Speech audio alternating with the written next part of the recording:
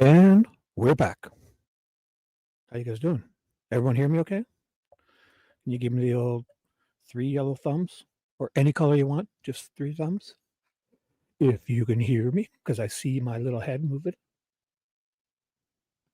That's always a good thing. Mute here. Mute here. Full screen. I'm getting good at this. Live chat. Everybody check off live chat. I'm also on a third alt account. I'm on StreamYard. I'm on my sweet dude Shibby. And I'm on my other not as secret as it used to be alt account, so I can spy on chat to make sure nobody's blocked me. But with Hebby here, there's no fear. Because Hebby's here. There's no fear. No fear. Hebby's here. Ooh, Hebby, my security blanket. Where's your Deb? What? Give me a good comment, Heb. Let me find you a good comment. Yeah, there we go. Shibs. I dig it. Well, you're like my little security blanket, Hebs. Ooh, I don't like this view. How about this one instead? Kaboom.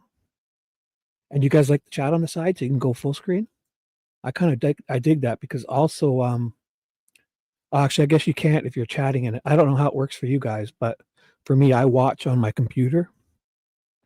So it's better for me. You know what I'm saying? I watch on my computer and I make it like full screen. I knock the regular chat down and I type on my own iPhone. So I kind of have it up a couple times. So, and when I download these and put them up, I can make them as videos and everyone still sees the chat.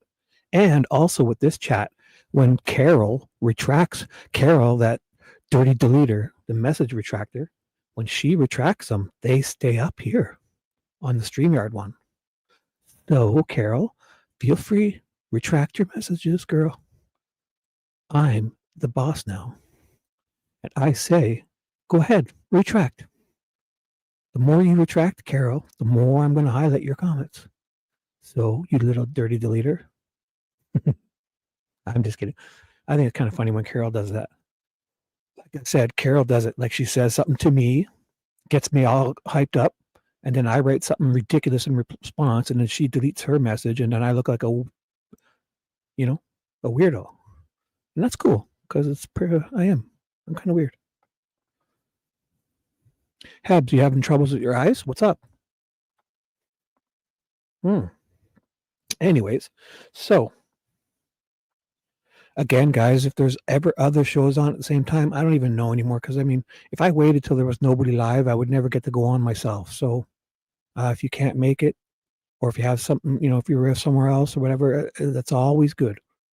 Because even for me, if there's 2 people on, if I wasn't actually running the show now, I would listen to one person on my laptop in my left ear and one person on my right ear on my desktop. Carol, go ahead. Try and delete that. I dare you. Come on, retract it. See what you got. Every message Carol retracts, I'm going to highlight for, at least a minute or 2. Go ahead, Carol. Make my day. Wow, I have all the power. Okay. Now what's going on here? Oh, okay, so I'm sharing this screen. No, wait, which screen am I sharing? Ooh. 1 second, guys. I have to unshare this and see what I'm doing here. Sorry, 1 sec. I shared the wrong screen, I think. Oh, was I just sharing my YouTube screen?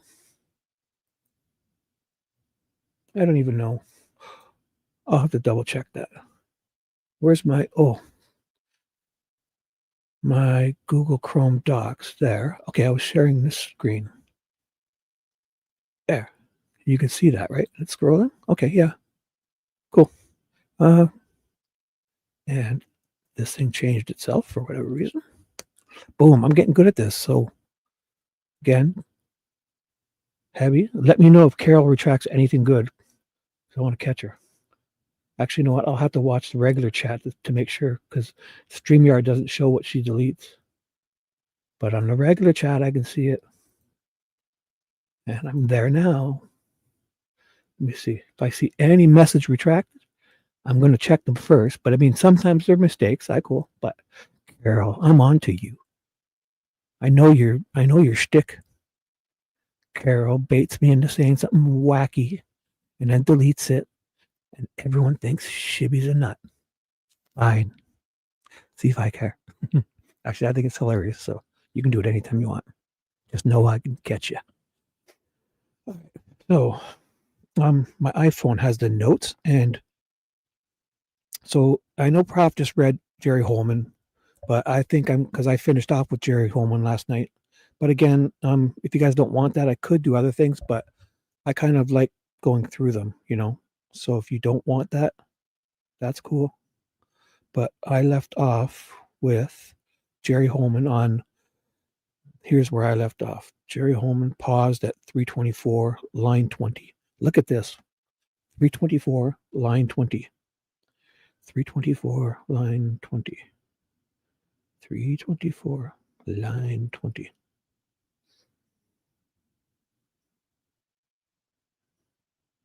I'm going to put it in chat for you guys too, in case you have that.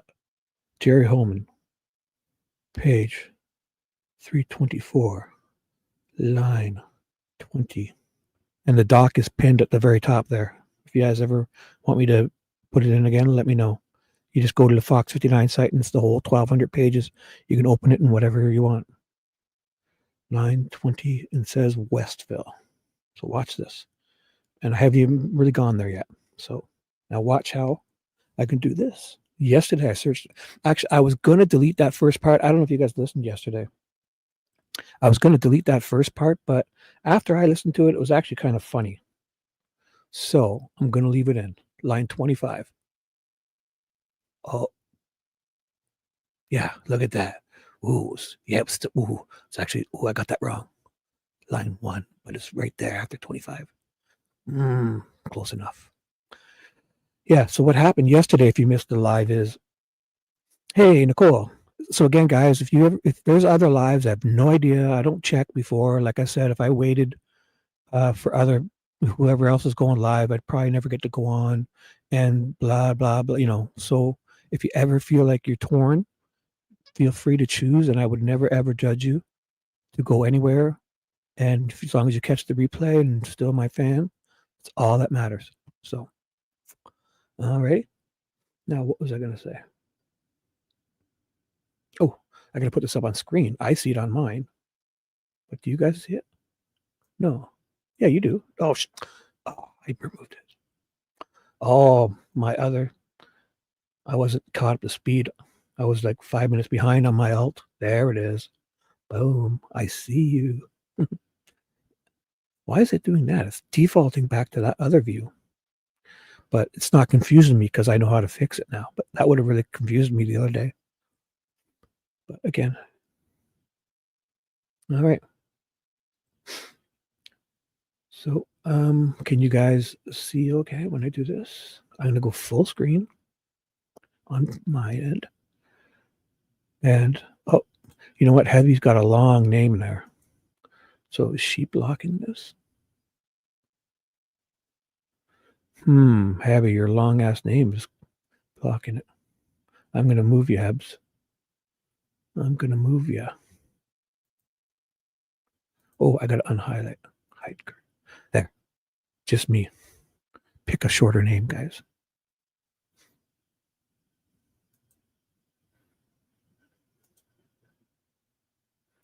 And so when you see me doing this on the screen, I'm doing that on a third screen.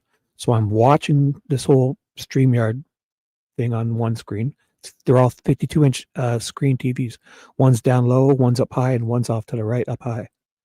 So when I'm scrolling, I'm actually on a top screen, a different screen that I'm sharing with you guys. And then on the regular screen, I'm doing all the screen. And on my other screen, I'm watching you guys in chat to catch Carol deleting her messages. Okay, guys? So what I'm doing here is continuing with Jerry Holeman's deposition, even though Prof kind of just read it. I'm not even exactly sure what part he read, or Jerry Holeman has a couple of them. I don't even know. if you ever want me to stop and address something in these documents, I'd like doing that. If you want to rip on something that Jerry says, just put a pause thingamajiggy, those animal paws, and if I see them, or if you have me, that yellow triangle always gets my attention too. Just don't abuse it. Oh yeah, what I was going to say was yesterday was funny, the beginning, because literally I think it was like 35, 40 minutes. I was looking for, I was prepared. I was prepared yesterday, and I ended up screwing up the whole first 35 minutes. So I got myself all prepared for hours, and I thought it was in my mind, boom, I had it all written down, but then I screwed up because I was looking at Ryan Winter's deposition, and I could have sworn he had an earlier one. So in my mind, I couldn't get it out of my mind if I was reading the first one twice, which would have really drove me bonkers, or it was actually a new one. And the weird part is, even if it was new, I was even more confused because Andrew Baldwin, I believe, even Rosie, they ask the same questions pretty much to everyone, so it kind of feels like you're, doing the same thing. So anyways. Oh, so what I was going to say was, Jerry Holeman's at deposition. We left off on page 325, actually 324, line 25, which I got wrong. But yesterday, when I was looking for the pages, a listener, I believe it was Nature Love 82.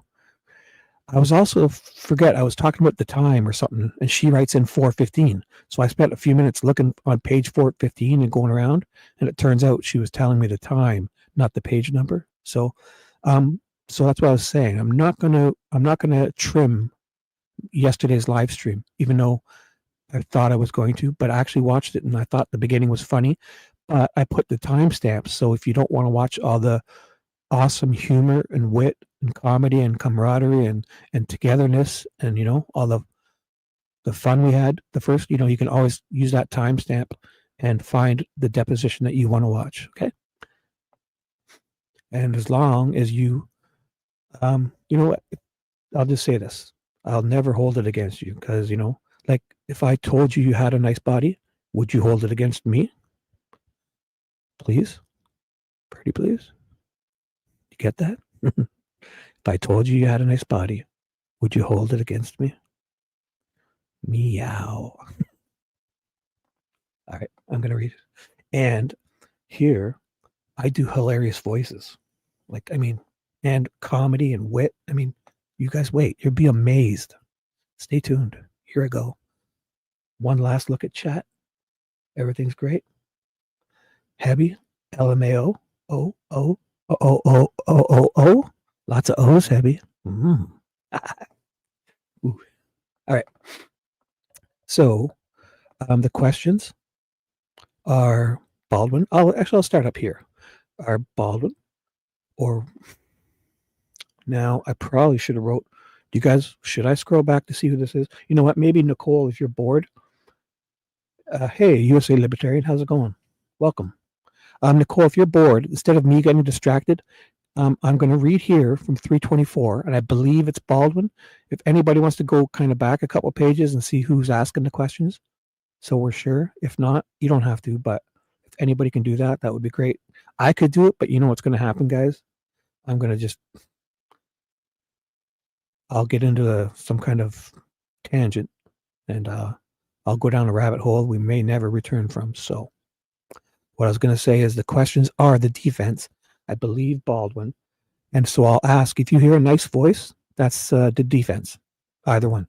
If you hear a gruff voice, that's a little bit dim-witted and slow maybe and dumb and uncharming, that'll be the law enforcement officers, okay? Which is, in this case, Jerry Holeman. Then when we get to Westville, we are familiar with the phone calls. I don't want to. I want to talk about it, but I don't want to get into the specific dates and times. But when generally, do you believe it was that Richard Allen made any incriminating statements at Westville? Just give me a time frame. Obviously, I'm going to say I'd have to look at my report. Sure. To get the accurate time, but it was probably March, April, May. So, how did those come to your attention? Since he was incarcerated, we were monitoring his communication other than with his attorneys. Obviously, we can't do that, but we have access for his phone calls, and they are recorded. And they say on there that they are, well, lots of that, there, them, this, that they're recorded. So from day one, we were listening to his communications with anyone, Unga Bunga, mostly just his wife, occasionally his mother and father, or stepfather, actually. Are you aware what they were actually monitoring his communication with his lawyers at one time, too? I was never told that, just from what you said. You learned that later? During the last hearing that went, you said they were doing. Did you ever call and see if that was true? Nope. And do you have any reason to disbelieve what I said? I have no reason to disbelieve you, no. So did you have some kind of, what was the process by which you were monitoring the phone calls? I personally was not. I have access to it, but I'm pretty busy. So we had detectives assigned to do that. Well, would be Dave Vito and Brian Harshman. And then they would report any significant communication, anything significant to the crime 280. I've seen that before, and I don't know what it means. Anything significant to the crime 280. If anyone knows what that means, feel free to drop it in chat. They would not listen to it every day. Oh, crime 280 is probably the way the system they use, like the Orion tip, probably the crime 280 like system. They would not listen to it every day, but so they can listen to the phone calls in the prison, I believe. But, again, they're busy too. So they would listen to it frequently. So he probably made that statement a couple of days, the initial statement a couple of days before we were able to monitor and hear him. So basically, you had a couple officers that were receiving these audio recordings, I assume from Westville, right? We have access to the company. Ooh, that's the company, probably Crime 280. Oh, ooh, yeah, we have access. We just go on there and it's on the computer. We have access to it. What's the name of the company? Ooh, maybe I'm wrong. Yeah, might be the system, and the company must be different. I don't even know. I knew you were going to ask me that. You don't know? There's different ones. Cass County uses a different one. White County uses a different one. DOC uses a different one. I don't know what the company is called. So basically, somebody is logging on a consistent basis and they're listening to the phone calls and they're reporting what they're hearing. Yes. And were you getting routine updates about that? Well, about what was being heard on those phone calls? Oh, I see some triangles. 1 second. Jerry needs to take a bathroom break, and Shibby's going to read some chat and get a drink of his perfectly warm, yummy coffee. 1 second.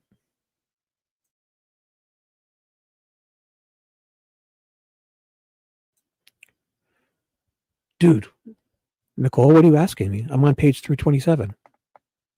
And I don't know. Because I'm not talking about going to the beginning of the deposition. I'm talking about just scrolling up to see who, because they switch back and forth the questions. So I should have wrote, you know what I'm saying? Like it could be, I'm not positive if it's Baldwin or Rosie. So you'll have to scan up until you see the last break, and it's not going to be a specific page. You get what I'm saying? No. What are you guys talking about? Wait. Slow down. So Nicole, everyone else, if I don't know what you're talking about, go talk amongst yourself. You can talk about anything you want. The weather, Dwight Yoakam, tight leather pants, Abby. Uh, uh, what's his name? Brett Michaels from Poison, giving you a dream date. Talk about whatever you guys want. You can even mute me and listen to your playlist of music and just enjoy the chat. But for Nicole, I was just talking about scanning up and just finding out which of the defense is asking this volley of questions, if you catch my drift. And Hebby, you just keep thinking about Dwight Yoakam in the leather pants, because I need you happy. Yes. Emojis, drop emojis. And if I wish we had some leather pant emojis, because I know that would be with a passionate heart and no shirt. So that was the question. If anybody could scan up and see who is asking Jerry Holeman these questions. So I'm on 327 now. So I guess I don't know when they took their last break, but it would be I could do it, but again, we're playing with fire. If I start scrolling around, boom. So I forgot to take a drink. Oh, hold one moment, please.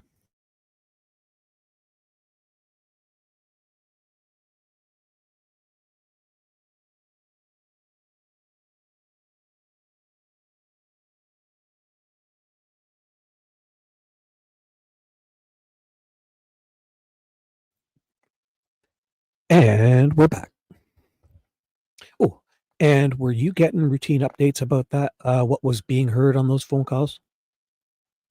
It was, and it should all be documented in the case report, which you may not have that yet because it's ongoing, fairly new. Yeah. So tell me how that gets documented in the case reports.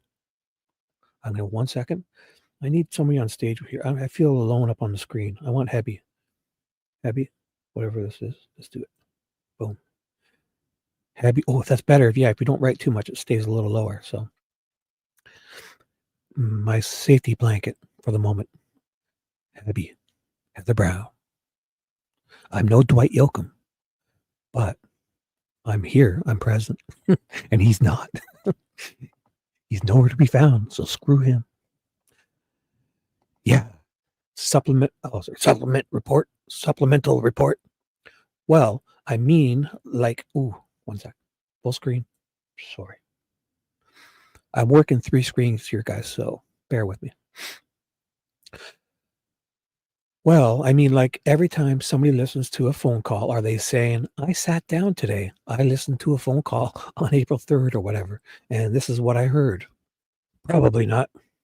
Like a log, I guess, is what I'm thinking. No, they just do a case report on any significant information to the case 280, probably system. I doubt they're saying in the report that they listen to every single phone call. So, for example, if Rick were communicating in a phone call that he hated that police and that if he hated that place, sorry, I'll start fresh. So, for example, if Rick were communicating in a phone call that he hated that place and that he wasn't going to make it or he couldn't stand to live there anymore, you might not document that. That would be documented. Absolutely. Oh, it would be. Yeah. Okay, good. What wouldn't be documented is him talking to his wife about selling the house, stuff like that. And so we'll hold here. So for him to even say that statement, it's so dumb because how would they know he's not talking about killing himself if they're not listening to everything? So he says they won't. What we wouldn't be documenting. Okay, yeah. So they're listening, just not documenting. As if, yeah, they got a separate one for that they don't show anybody. Those motherfucker liars, lying, liars, lying, laying down with their pants on fire. Liars. What wouldn't be documented is him talking to his wife about selling the house, stuff like that. Yeah, we wouldn't care about any of that cool stuff. We don't want to torture him. We want him to be safe, that's all. And happy. Tell her he loves her or whatever. Right, yeah, right. But if he was talking about something specific about his detention situation, you would document that? More than likely, it would be documented. I would have to look, but yes, I feel this is Rosie. But I'm not exactly sure. And let me see 1 second. You know what? I'm not getting distracted. Nope, nope, nope. Focus, Shibby. Where is that? Oh, it's getting stuffy in here. I turn all my damn fans off and I get no like circulation. I might have to get us some of that nose spray action. 1 second. I'm going to do that now. I'm very sorry. I can feel myself getting stuffy now because I turned off all my fans. I usually, because I got all these huge monitors and stuff that my computers are all warm and stuff. So I blow a huge fan into the room I'm in. And then I have 2 circulation fans up high, blowing it out to another room and kind of circulating around the whole floor, like in a kind of circle. And the heat also comes on too. I could put the central fan on, but I don't know. I don't like that as much. But it would be quieter. You know what? I should go do that. You know what? Could you guys hold a second? Because you won't hear that because it's the furnace is far away. But it'll blow it if I turn that central fan on. So if it needs heat, it'll just turn the heat on. But when it turns the heat off, it'll still blow the fan and circulate. That's what I should be doing. Wasn't even thinking of that. So honestly, guys, I'll be literally. It's like I could have been back by now, probably. So I'll just pause, and I'll be back in like 30 seconds. Okay, have no fear. Shibby's right here, girls, ladies.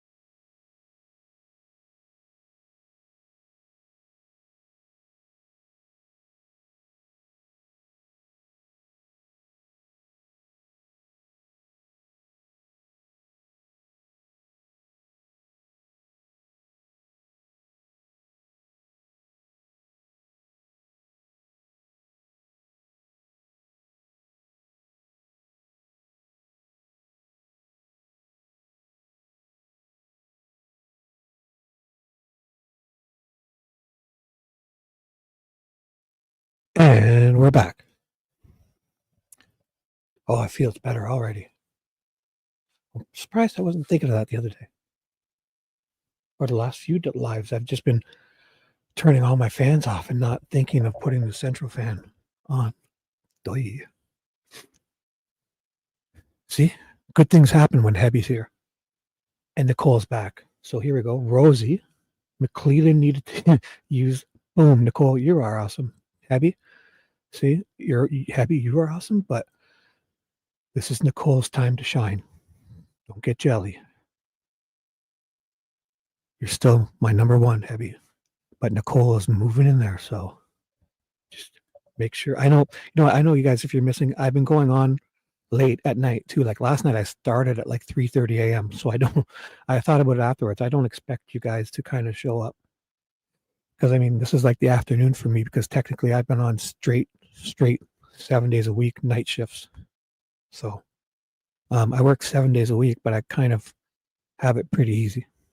Both of my jobs now are I'm my own boss sort of thing. So I have a really flexible hours or schedule.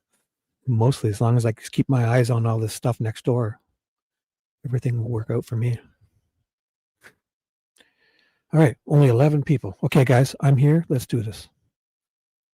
So let's read that. Rosie. So Rosie's asking the questions to Jerry Holeman, and McClellan needed to use the bathroom on a break. But they finished that, and McClellan went potty, and Jerry got some gummy bears, and Rosie did a dance in the hallway, all hot and sexy, and we're back. Ooh. Where is that case report? Is it in your wrong screen? Computer, basically? Yeah, yes. It's called RMS Report Management System through the state police. So I'm assuming you've listened to some of these recordings. I believe we're from roughly early April of 23, where he's making incriminating remarks. Yes. Okay. Have you heard any statements where Richard Allen was saying anything with any specificity regarding what happened on February 13th, 2017? Oh, sorry, guys. 1. Not heard, but was documented. Tell me what that was. I have not had an opportunity to interview that correctional officer yet, so we'll break that down. Still investigatory. Boom. Big words are going down. No problem. Hold on a minute. Let's go back. I'm talking about phone calls right now. Okay.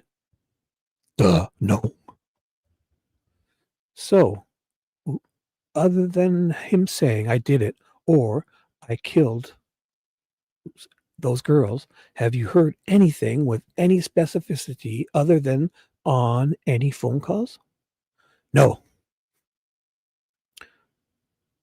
So then the next step is that you're aware that during his incarceration that he's communicated with people at the prison, whether they be officials or inmates or whatever, right? Yes. Where there's times when he's spoken word up there, right? Words. There's times when he's spoken words up there, right? Or there. Yes. Do you believe that there are people that are monitoring him on a consistent basis? Yes. Why is that happening? It's my knowledge that he's placed on different levels of suicide watch. Do you believe that they are monitoring when he's not placed on suicide watch? Somewhat. I believe he's monitored all the time on video. But as far as physically with correctional officers, I believe it's just when he's on some sort of suicide watch or companion. Suicide companion. Yeah, they're there. It's companions. And they're not allowed to talk to him. Yet they do talk to him. And Galapoo knew about it, but didn't do nothing about it. And they leave the lights on all night long, torture him. And they force Halidol injection, even though they say he's feigning. Right. It's for his own good. Safekeeping. Yeah. Are you familiar with this? I'll call it this companion program that they have employed at the prison. Very little. What do you know about it? I know that they have a program that inmates go through, and they're trained to set. Somebody's saying that, and it's driving me bonkers. I believe it must be the person because they do it with. It's either A, the vernacular of the area of Indiana, B, it's usually with Holeman, or C, it's the person that's whatever, they're transcribing this afterwards, maybe off of audio, or I don't even know. Because he says, instead of saying they're trained to sit or they would have sat with somebody, they always put set, S-E-T. It drives me bonkers, and I'm totally going to not let that bother me because I know I'm going to see it 10 more times. So bear with me. My mind has a mind of its own sometimes. So you take the good, you take the bad, you take them both, and there you have the facts of Shibby. All right, let's do this. I got a good sleep tonight, so I feel good. Man, I was like out cold. You know when you're just like out cold? Like, I don't even know how long I was out for, really. I was like all afternoon because on night shift, I couldn't get to sleep in the early morning. So I tried staying up, and then it got so super tired, I just was. Okay, so we're going to ignore the word set because I know it's through and they're trained to sit with prisoners. I know that they have a program that inmates go through and they're trained to set. I'm going to say it, but I'm not going to let it bother me. Okay. With prisoners that are contemplating suicide. So they only have the companions when they're dealing with suicidal prisoners.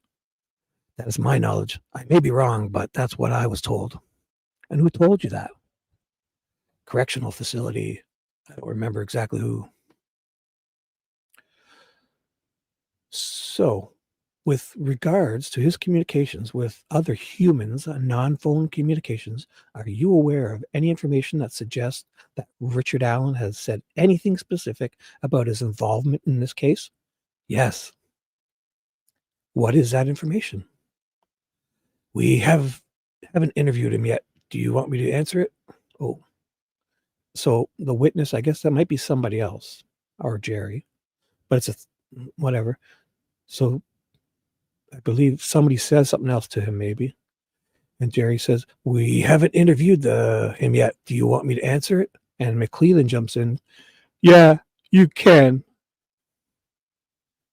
And Jerry says, it was documented that he stated he used a box knife to kill the girls and that he disposed of that box cutter at the CVS dumpster.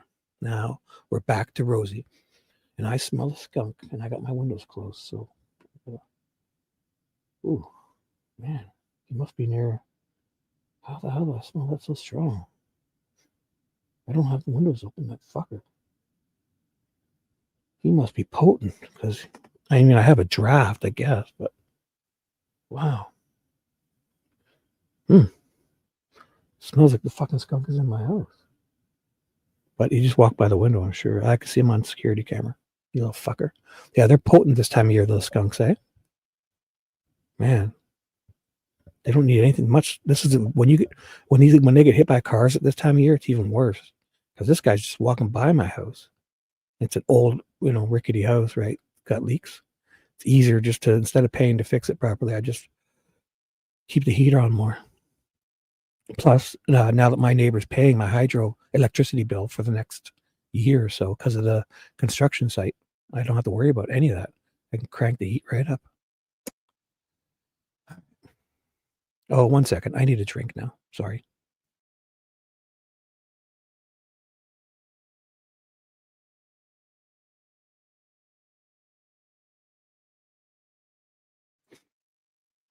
Hey, Charles. Charles in the house.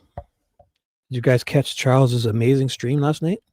Made better by the presence of sweet southern voice of Nicole. Who's looking for you, bud? Not a chance. Those companions. No one's looking for you, dude. Oh, you wrote LOL, so that's cool. Charles, he put LOL, so that's cool. He's probably farting around. Oh, his little owl eyes. The O.O. Anyways, if you get a chance, prof, blah. Don't you guys start. Shut up. Having fun tonight. Don't start talking about other people. Don't make me Abby. Oh, Abby's there. She has had 2 days off of wrestling, so she's ready. She'll body slam you if you guys keep it up. Trust me. Like Abby Brown is. Have you guys know she's 3 feet, 25 inches? She says 5'1", but I don't believe her. I think she's 3 feet, 25 inches, personally. So if you want to get body slammed, keep it up. She's like 115 pounds now, maybe 120 now, because with all that steroids she's been pumping. She's been working out at the gym. She's squatting like three plates a side. She squats, and bench presses like even more. So be careful. Anyways, you guys are having fun. I'm just kidding. Say what you want. Just kind of say what you want. Just don't let it go on forever. How's that? And do you know when this conversation took place? Not exact. Generally, probably the same time frame as we're talking about, March, April, May. So who is it that you believe this communication was made to? I don't know the correctional officer's name. Could have been an inmate too. It's that list that I told you about earlier. And we're in the process of, one thing I didn't do is we need to give, you know what, maybe I will, no, I'm going to give somebody a new, here, perfect timing. Deb is listening to the replay at work, but of course got interrupted. Well, have no fear, Deb, because you're on the screen now for me for at least 5 or 10 minutes until I remember to change it. So Deb, 731, you're my little safety blanket. So it's okay if you go away. You're always close to me for the next 10 minutes at least. So, alrighty then. Away we go. And, did I read that? Do you think? Yeah. Or I believe it was a correctional officer, but I would have to go back and look at the notes. And you think this statement occurred sometime in April, maybe? I'm going to say March, April, May, same time frame. Well, there hasn't been any real follow-up with it yet. We are working on it. Yeah. What takes so long to go talk to a correctional? Maybe I'm misunderstanding that. What you are? I had that same question. It takes some time because there are several different shifts. So it's not lack of cooperation. It's just lack of getting our schedule to meet their schedule. They have A, B, C, D, E, F, G, H, I, J, A shifts, day shifts, 6A to 6P, 6P to 6A. So we're in the process. We have to schedule meetings.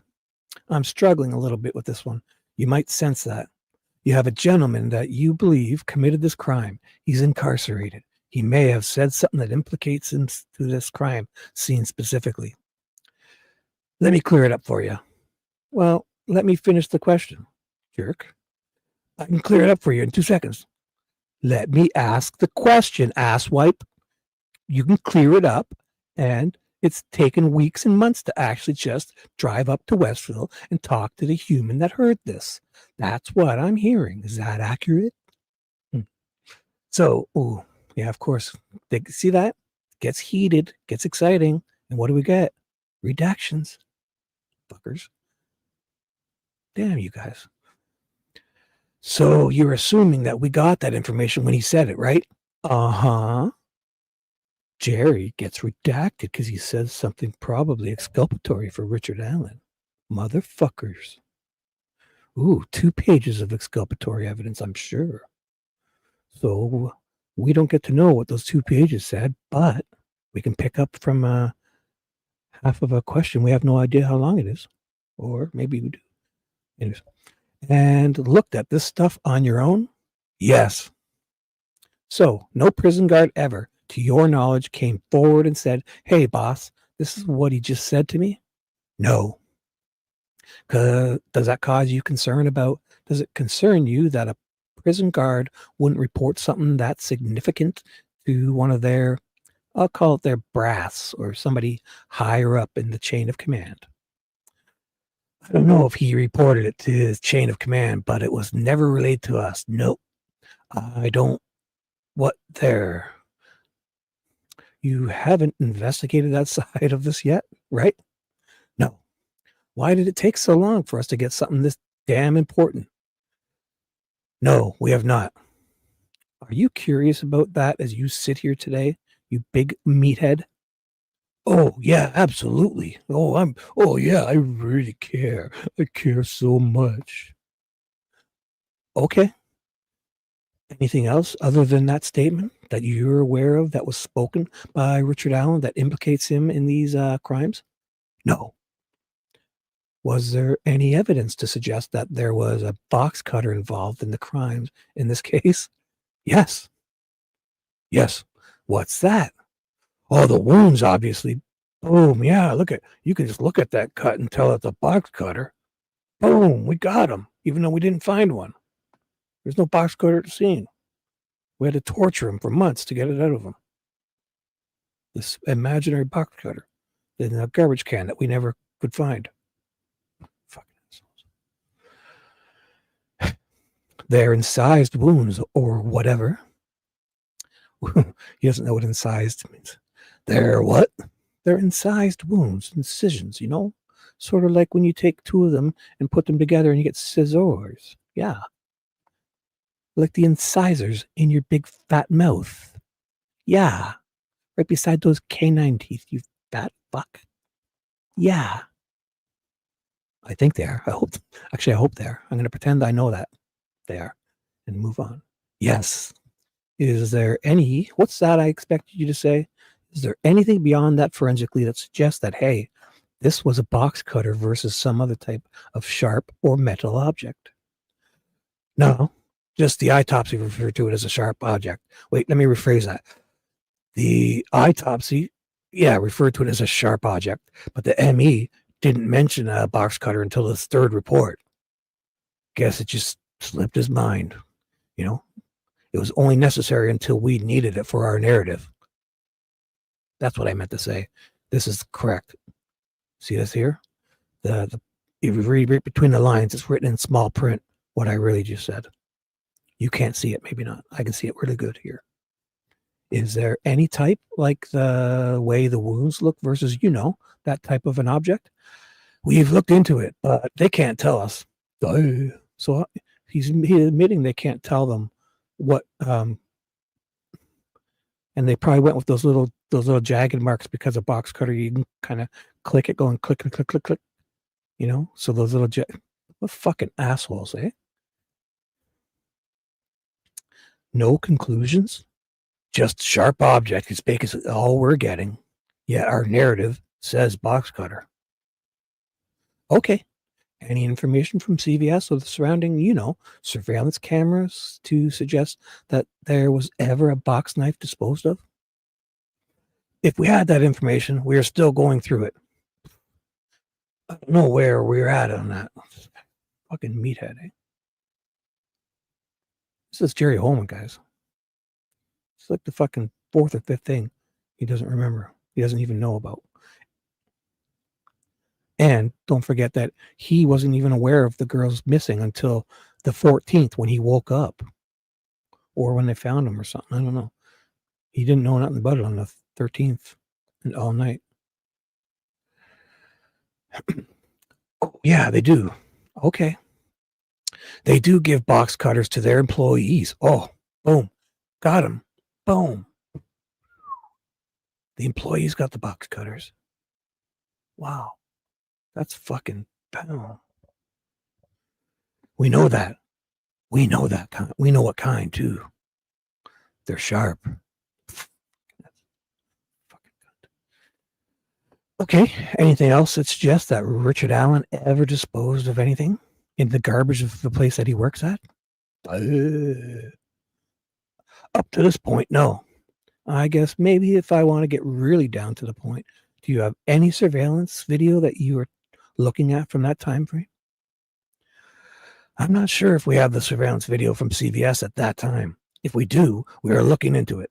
But I think we're trying to get it, and there might be some issues there if I remember correctly. And I'm going to take a quick pause, guys. Everyone having fun? USA Libertarian is retracting. Oop. Yeah, full time for sure. For sure. Yeah. Because I mean, how are they going to know if he's saying something bad if they don't hear it? So I think Jerry got by with the it was the what's that word called when you're playing semantics. Jerry said something about recording it, like as in writing it down or noting or whatever he said. So we only write it, we only record like as if, they hear everything. And if they hear something juicy that they're not supposed to write down, as if they're not noting it somewhere else. Like these guys are so dirty and full of shit. I would be better off if they said sometimes we make mistakes, or I don't know. Just like Jerry Holeman saying that he never told the family anything about the crime scene, like, come on, guys. Do you think Jerry Holeman didn't share with Mike and Becky Patty? And he rightfully should. I mean, they deserve to know. But to sit here and pretend like he's not, so disingenuous. I almost fall out of my lazy boy recliner I'm sitting in right now, my feet up. I was going to take a drink. 1 second.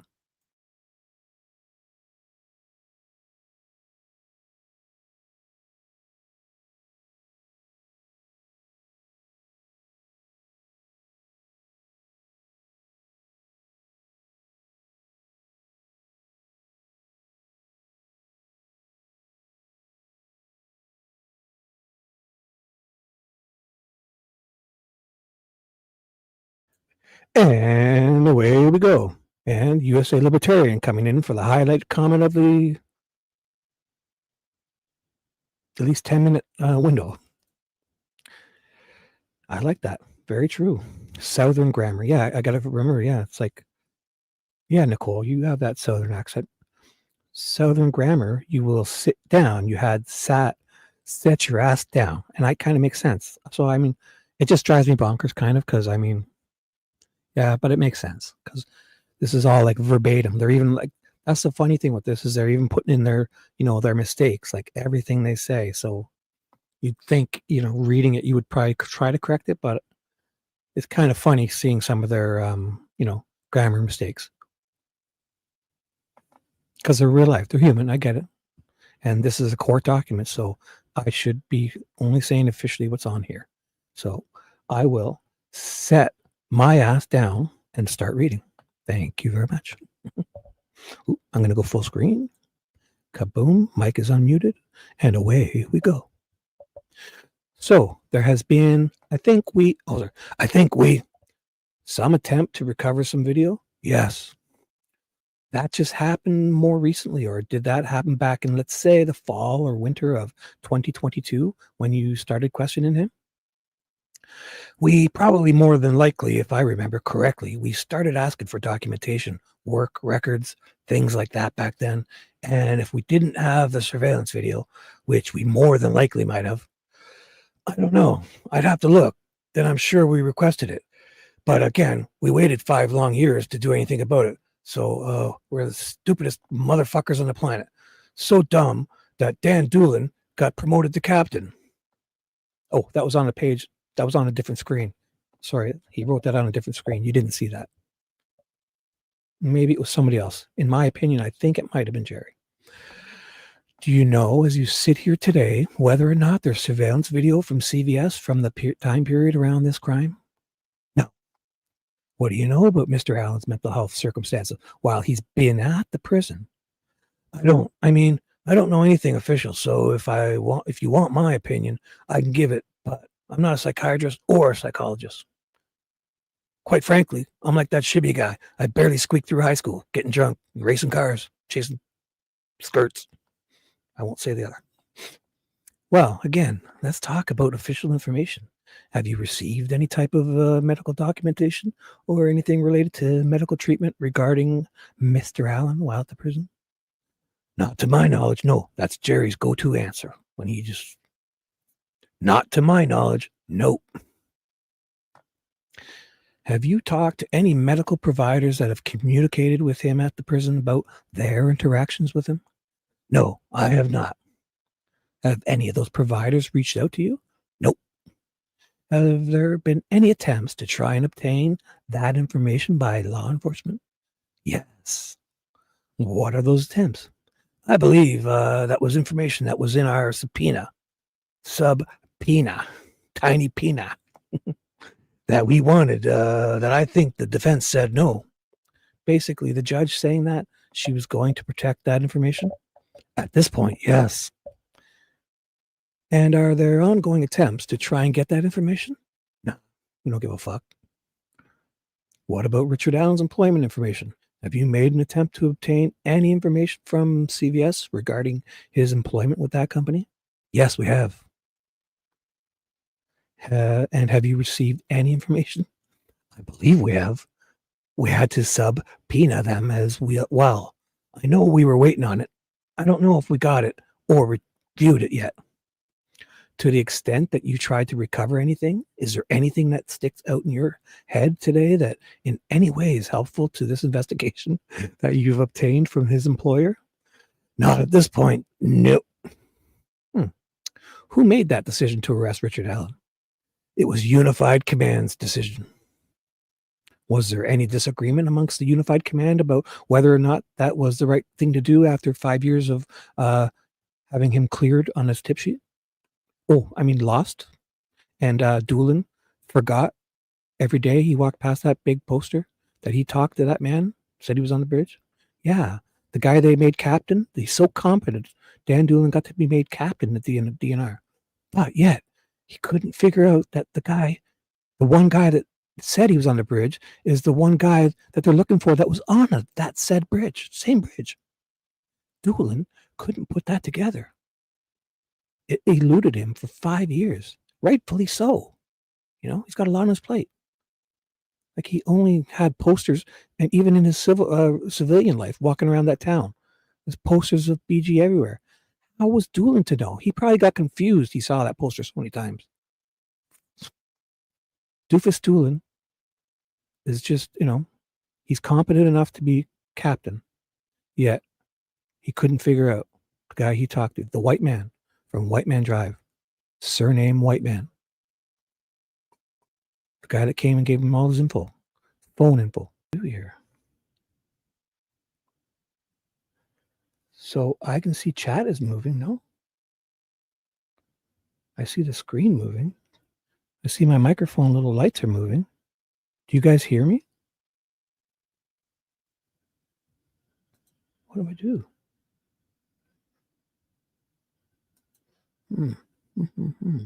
I reloaded my browser. Cable guy. So I guess I'm not seeing any are you guys not going to put some yellow thumbs in? Can you not hear me? I'm freaking out here and I don't see you getting any answers. Or are you responding to my typing? Ooh, I'm going to type that in.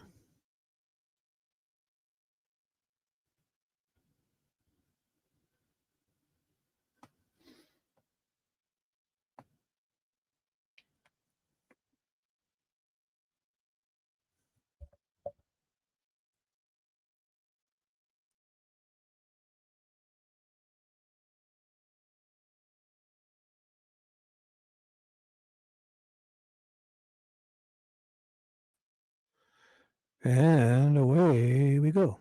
You must hear me now. I reloaded it. And I see my little guy moving, the circle thingy. So can I get the 3 thumbs if you hear my voice? And I'll put the thing back up and when I see it. Now what? I don't know if you're, I don't know. Can you hear my voice? You guys got to be explicit. You got to be, because I don't know if you're responding to my, yes, thank you. I don't know if you're responding to the typing of me or this. So we need, not your fault, guys. I reloaded. And Charles is probably fucking around. Nicole, if you can hear my voice, Nicole, can you put 4 thumbs in? Any color you want. Pasty white, whatever. Nicole, my trusted Nicole, if you can hear me, put 4 pasty white thumbs. Boom. 1, 2, 3, 4. Charles, you're going to get the spanking. You bad boy, you. Okay, guys. So, I got to, it might have been that Google's Doc because I have to redo that screen share thing, which is no problem. Windows, no audio. It's a different spot, but no problem. Share, and add to stage, kaboom, and change the window to how I like it. Look at this professional here. And Nicole is going to get the 4 thumbs up security blanket position to hang out with Shibby. And away we go. Charles, you're in trouble, Charles. You're not in charge here, Charles. Shibby's in charge. Charles not in charge. He's a shithead. That's funny. All right. So, okay. The other one was in another hospital down in Indy. He's being treated for a mental illness. Yes, Charles is getting a whooping. And who would have been the point guard, law enforcement wise, that would have dealt with these things? It's funny, guys. As long as it's funny, I don't care. Witty or funny, do what you want. Say what you want. Talk about what you want. Put me on mute. Just have fun with everyone else, and I'm good with that. Alrighty then. Jay Harper, I believe. Because I got Nicole and Hebby here. Nicole will help me with the docs, and Hebby's she's like the muscle. She's like the bouncer. Yes, we can hear you. See, I hear you, Shibby. Thank you, Mimi. Charles is getting a whipping. Yes, we can hear you. All caps, Hebby. Charles is always in charge, except here on Shibby's channel. Don't you make me. We had such a good Flora stream. I'm just kidding. Yeah, you guys, you got to watch that Flora stream. Honestly, it started out like a train wreck because basically Charles and Nicole are like the professionals, and technically the 21st, which is probably over now, but it's the anniversary of the Flora 4. So Charles wanted to do a live stream, and we did, and it was great. It started out with both of them having mic problems, and both of them were the ones knowledgeable in that Flora 4. Yet my mic was working perfectly, so I took over the whole IT of it and shared my screen and ran everything. And it really turned out good. They both, by the time we played the first video, like 5-10 minutes later, they got both of their mics worked out. Nicole's sweet Southern voice, which I've never heard before except last night, was amazing. She prepared for weeks, sending notes and studying up on, learning about Flora more. And Nicole and Charles killed it. And if you watch all the stuff, I'm running the show. I'm sharing my screens and finding videos all the way up to the end. And Charles and I let sweet Nicole's Southern sweet voice lead us into a memorial video from Meow Zedong's channel. And it was so amazing. The guy, I'm not sure who it was, maybe if one of the fathers, or I don't know, maybe her father. If you watch even to the end of it, Meow Zedong's, I decided to put a video in, and I didn't even watch it before, or I thought. And luckily, it was so amazing. And it wasn't about, like the bad stuff. It was about the girls and the memorializing them. And then we ended it after like 3 hours. So if you guys want, if anybody wants to put that in chat, Charles hit a home run, especially picking Nicole and me. And got lucky because I did the IT and Nicole's sweet voice, which I'd never heard before. I've been talking to Nicole for like 6 months on Discord, or maybe 3 or 4 anyways. I don't know. She, anytime her husband's out of town, I'm her backup. Right, Nicole? And she's awesome. But I just didn't, I guess I should have known she had that cool voice, but she sounds like just like one of those ladies on Dallas, like a really pretty sweet Southern lady. I wasn't expecting that, but I enjoyed it. And her hubby's super cool. He likes me enough to not want to kick my butt. And considering I'm about 2,000 miles away up north here in Canada, he's not worried about me at all. So he kind of finds me humorous. So they're both awesome. Anyways, where was I? What am I doing? Is he retired? Not yet. Oh yeah, I was telling you to go to Charles, put the link, Charles, of your Flora thing. It was so good. I mean, I'm surprised. I even was involved with it. Turned out Charles and me with Nicole, it was an amazing stream.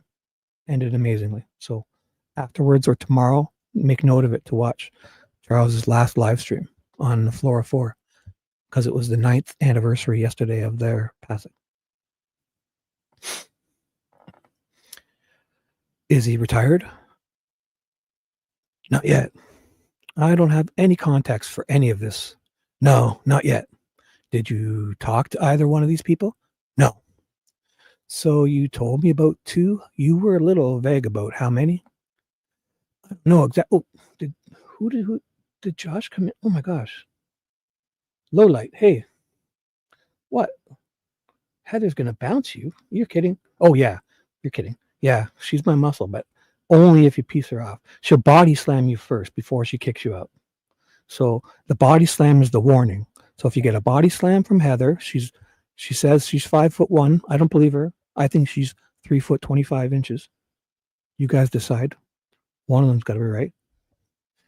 So if you get a body slam, maybe she'll give you a smack across the chops, but she won't bounce you right away. She'll give you a chance. And just don't touch her garden gnome in her front garden. That's what's off limits. If you touch that garden gnome in her front garden, you'll end up like her neighbor, naked, rolling around in the garden with her on dash cam with the police. Oh boy, that didn't really happen, but it did, but not that way. Any other? Sorry, I cut you off. Those are the ones I kind of partially recall from off the top of my head. Any other confessions by anyone that you can think of outside of these VA hospitals or institutionalized people? Just what we talked about with Keegan Decline, not confessing to killing girls, but just being in communication with them and setting up meetings. So the idea is that because he kind of implicated himself partially, that he is responsible in some respect. I would agree with that. Am I articulating that what you're trying to communicate? Yes. Anyone else that comes to mind that you're aware of? No. What about are you aware of any reports of anybody confessing their responsibility for these crimes to non-law enforcement people? There are probably a few, but again, the details that they would give to that person were not correct, I guess, for lack of better terms. Let me understand the question. You're asking me if Joe Schmo said that Brad Rosie confessed to killing girls. Is that what you're asking me? That's exactly what I'm asking you. Way to go. Good boy. Good boy. You want a cracker?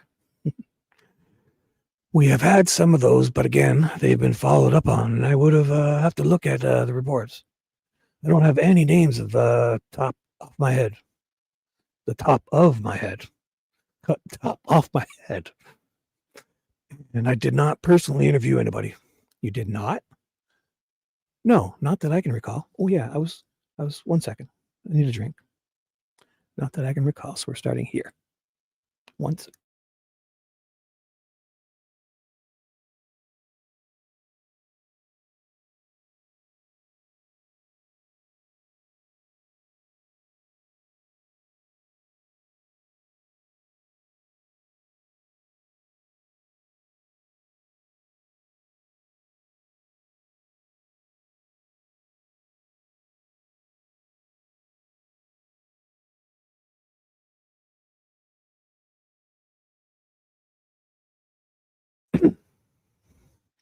And we're back.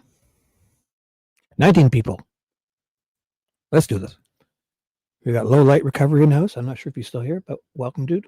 You're always welcome. And if you're still here, that means you didn't piss Heather off. So that's always good. Because we know how what is that? Like Abby has a short fuse. Everyone knows. Everyone knows. She pretends she's super sweet and super nice and like the sweetest, nicest, kindest person you've ever met. But that's all an act, guys. You piss her off, you're in trouble. Just trust me on that. So everyone, welcome Low Light Recovery, and let's move on. Sorry. Do you recall or do you know who would have been involved in those? I would have to look. Just depended at the time. Just depended at the time? Right. You didn't have somebody specifically assigned to these types of things? No, I did not. No. Oh, also what I wanted to say is at any time, if you guys want to really, really talk about something that we go over here, or maybe we'll wait to the end. You know what you can do? Remember, if you guys ever want to go back to something, kind of write down, because here's the page number. So if you ever write down, like say it's this question you want to remember, just remember page 345 of the 1201. This is Jerry being asked by, I think, Rosie. So say, remember page 345, question, say 15 or say 16. You know, if you ever want to go back in the future, write that down. And then when we're done, I'll gladly go over it. Or if there's no stuff, we'll maybe read more, because I think 7 or 8 hours of REM sleep today. So and I work night shift, so I'm in the East time zone, but I got a huge coffee here and a drink, and I'm feeling it. So I'm good for a couple more hours. So let's do this. Ooh, where was I? See, now the one thing you got to do when you start scrolling out like that is remember where you were. And I don't, motherfucker. I do this to myself. Do you recall? Did I? Okay, you were. Let's just start here. Okay. Are you aware of any, I'm going to use that word loosely, confessions of this type of and nature and from anybody around here locally? Nope. Somebody that might have been like, ooh, that's what I always wanted to ask you, Josh. Is he still here? If anybody, oh yeah, who's that photo of? That's not you, right? Like that's like a actor or something, or like Gordon Lightfoot, or who is that? Gordon Lightfoot, or like some actor? Who's your avatar photo? I always want to ask you that, but I keep forgetting. You're at work too? Yeah, me too. I work from home. I do have my own. I play with RC cars. That's all I'll tell you. I have an RC car business, so I build RC cars. I buy and sell them. I flip them. I uh, assemble them for people. I paint bodies. I race them. I uh, repair them, and I would be doing it all night anyways. So to get paid for it is pretty cool because like on eBay I can buy one for or a couple of them for like $50 or $100. The old ones from the 80s and 90s you can't get parts for, and then I make one wicked one and I like bring it like to brand new specs, and especially trying to get a hold of the parts. And I have tons of them. I've been collecting RC cars since I was 1986, so probably around 12 or 13 when my dad bought me one. And I got hundreds of them, parts everywhere, and that's what I do all night as a job. And then I even for missing parts, I go 3D print parts, and you know, so and I'm doing security technically for my neighbor who lives next door. He's got 2 huge homes. You guys want to see that again? Did you guys like that? Do you want me to show you my security cameras of what I'm guarding? That's always funny. Here, see if I can do that. I wonder if, oh yeah, I can probably do it right here. It's showing you. Well, it won't show my password. Oh, no, this is not a good idea, dude, because you'll see my real email. Good thing I did that. I'll do it on another screen. My login. OMG. Oh, would have showed my super secret other email address that I've been using for like 30 years that I only give to family. That was close. Okay. Here we go. Here's my security cameras. And this is what I'm doing. So here's my backyard, just tree. My dad planted it, and my mom and dad, he passed away. It's a birch tree. That's what I created that day.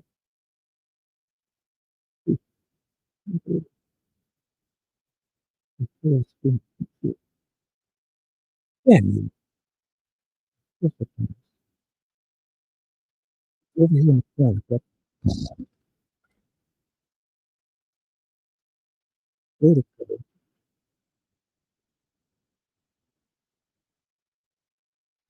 Yeah. Mm, here's my tree.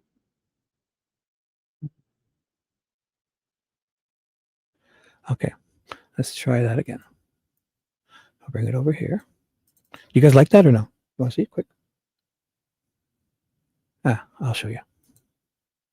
So I'll do that quickly again. I won't go full screen like that because what it is the aspect ratio on my top monitor. It hides the full screen thing down in the bottom corner, but it's off the screen almost. So let's do this again. There. So this one up here in the top corner. You know what? And here's my front lawn, my Camaro, my other cars, and the parking lot next door where so basically it's every angle to get on my property. So next door, these top 3 are the ones I'm watching. That's to the right of me. So this is the house beside me. I've installed cameras for him, and he's using my 2 outside electrical plugs, and he's paying my hydro bill all month too because he's using electricity. And all this wood here is like so expensive. So basically they knocked down one small house and put up 2 really nice ones. And here's the backyard of it, the very back of it, way down the end of my backyard.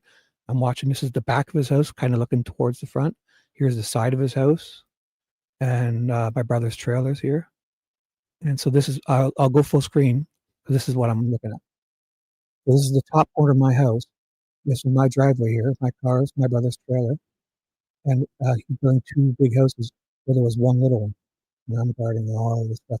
This gate here is not even locked. So, and there's other things, there's other tools and I believe at the back there's a little bobcat. And those little bobcats, which is really expensive. And he's giving me some good bucks just because, especially the electricity. For him to get construction site electricity hooked up, it would be like $6 or $7 grand, and then he'd have to pay the monthly bill. So he's just paying my bill every month for next year, and using 2 outlets. So that's good. And let's do this. That's cool. Did you guys see that? I wasn't even looking. You guys saw that, right?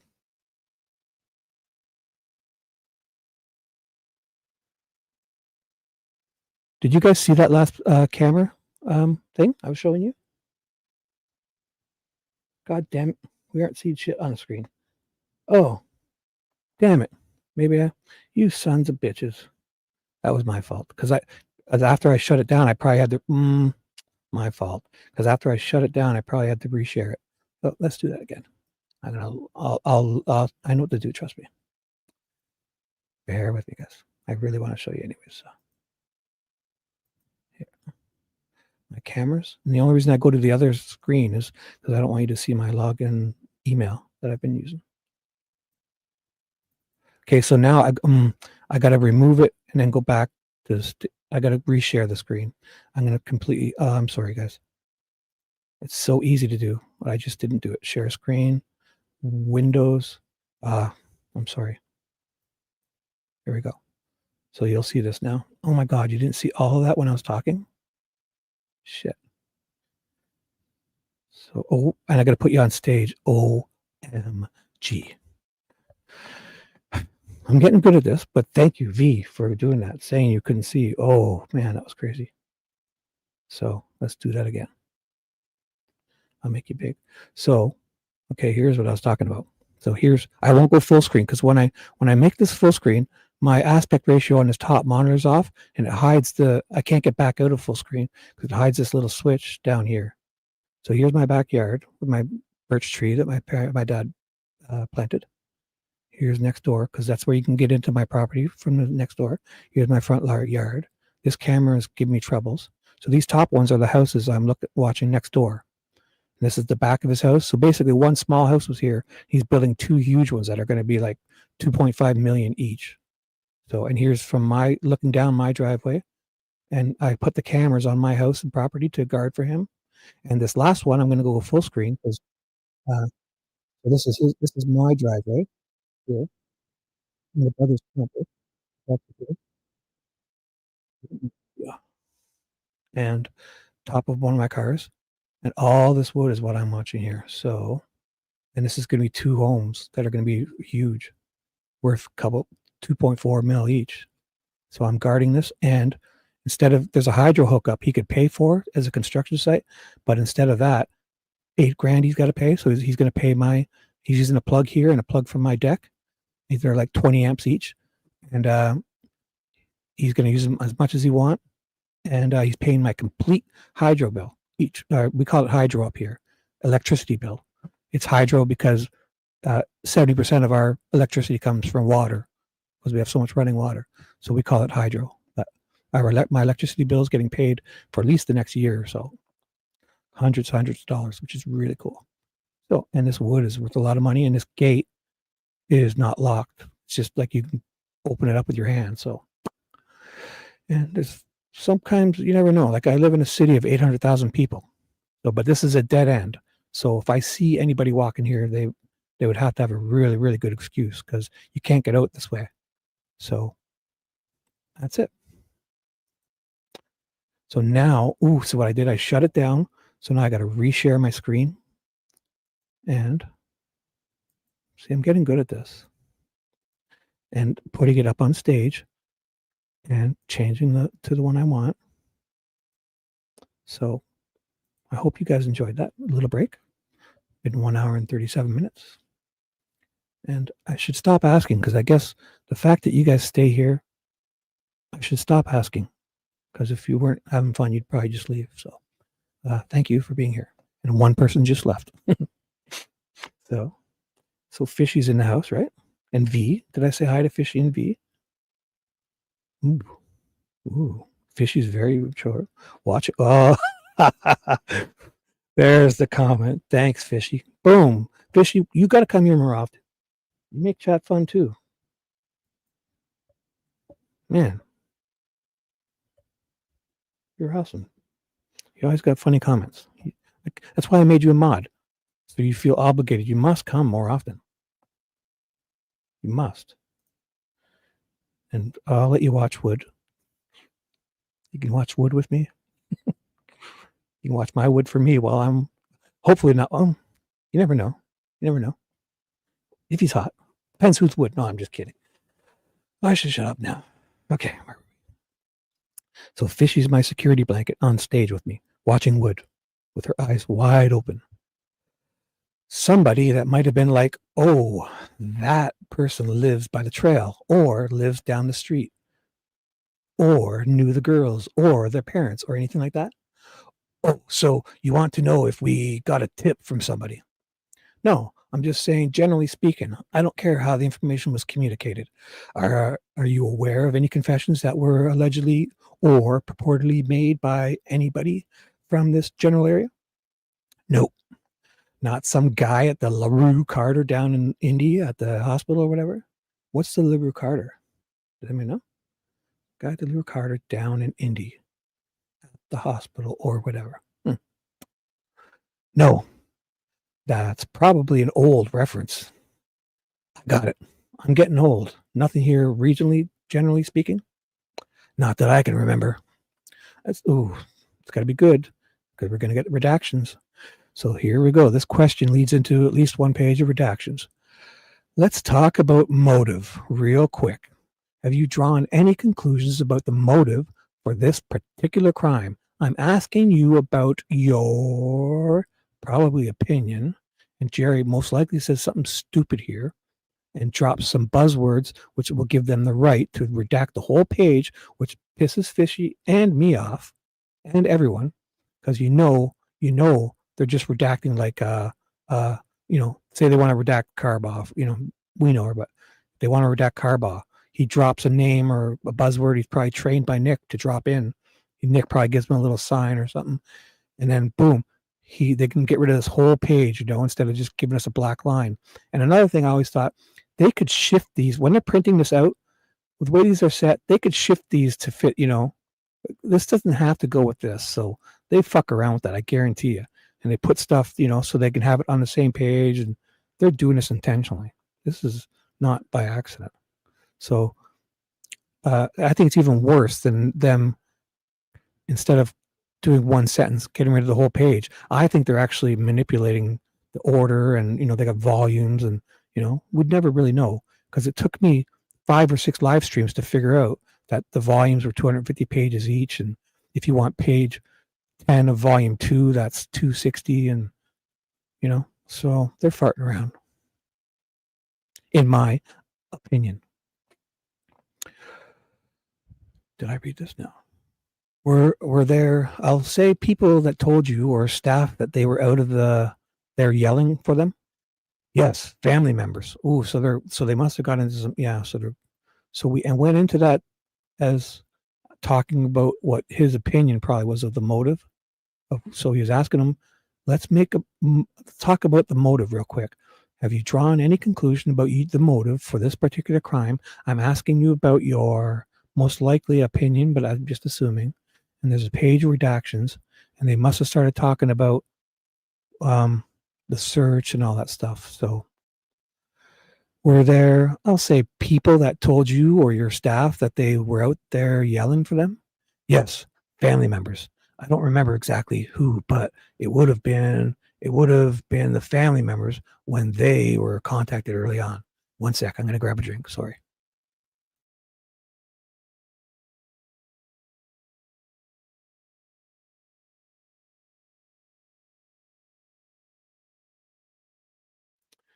Hey, we're back.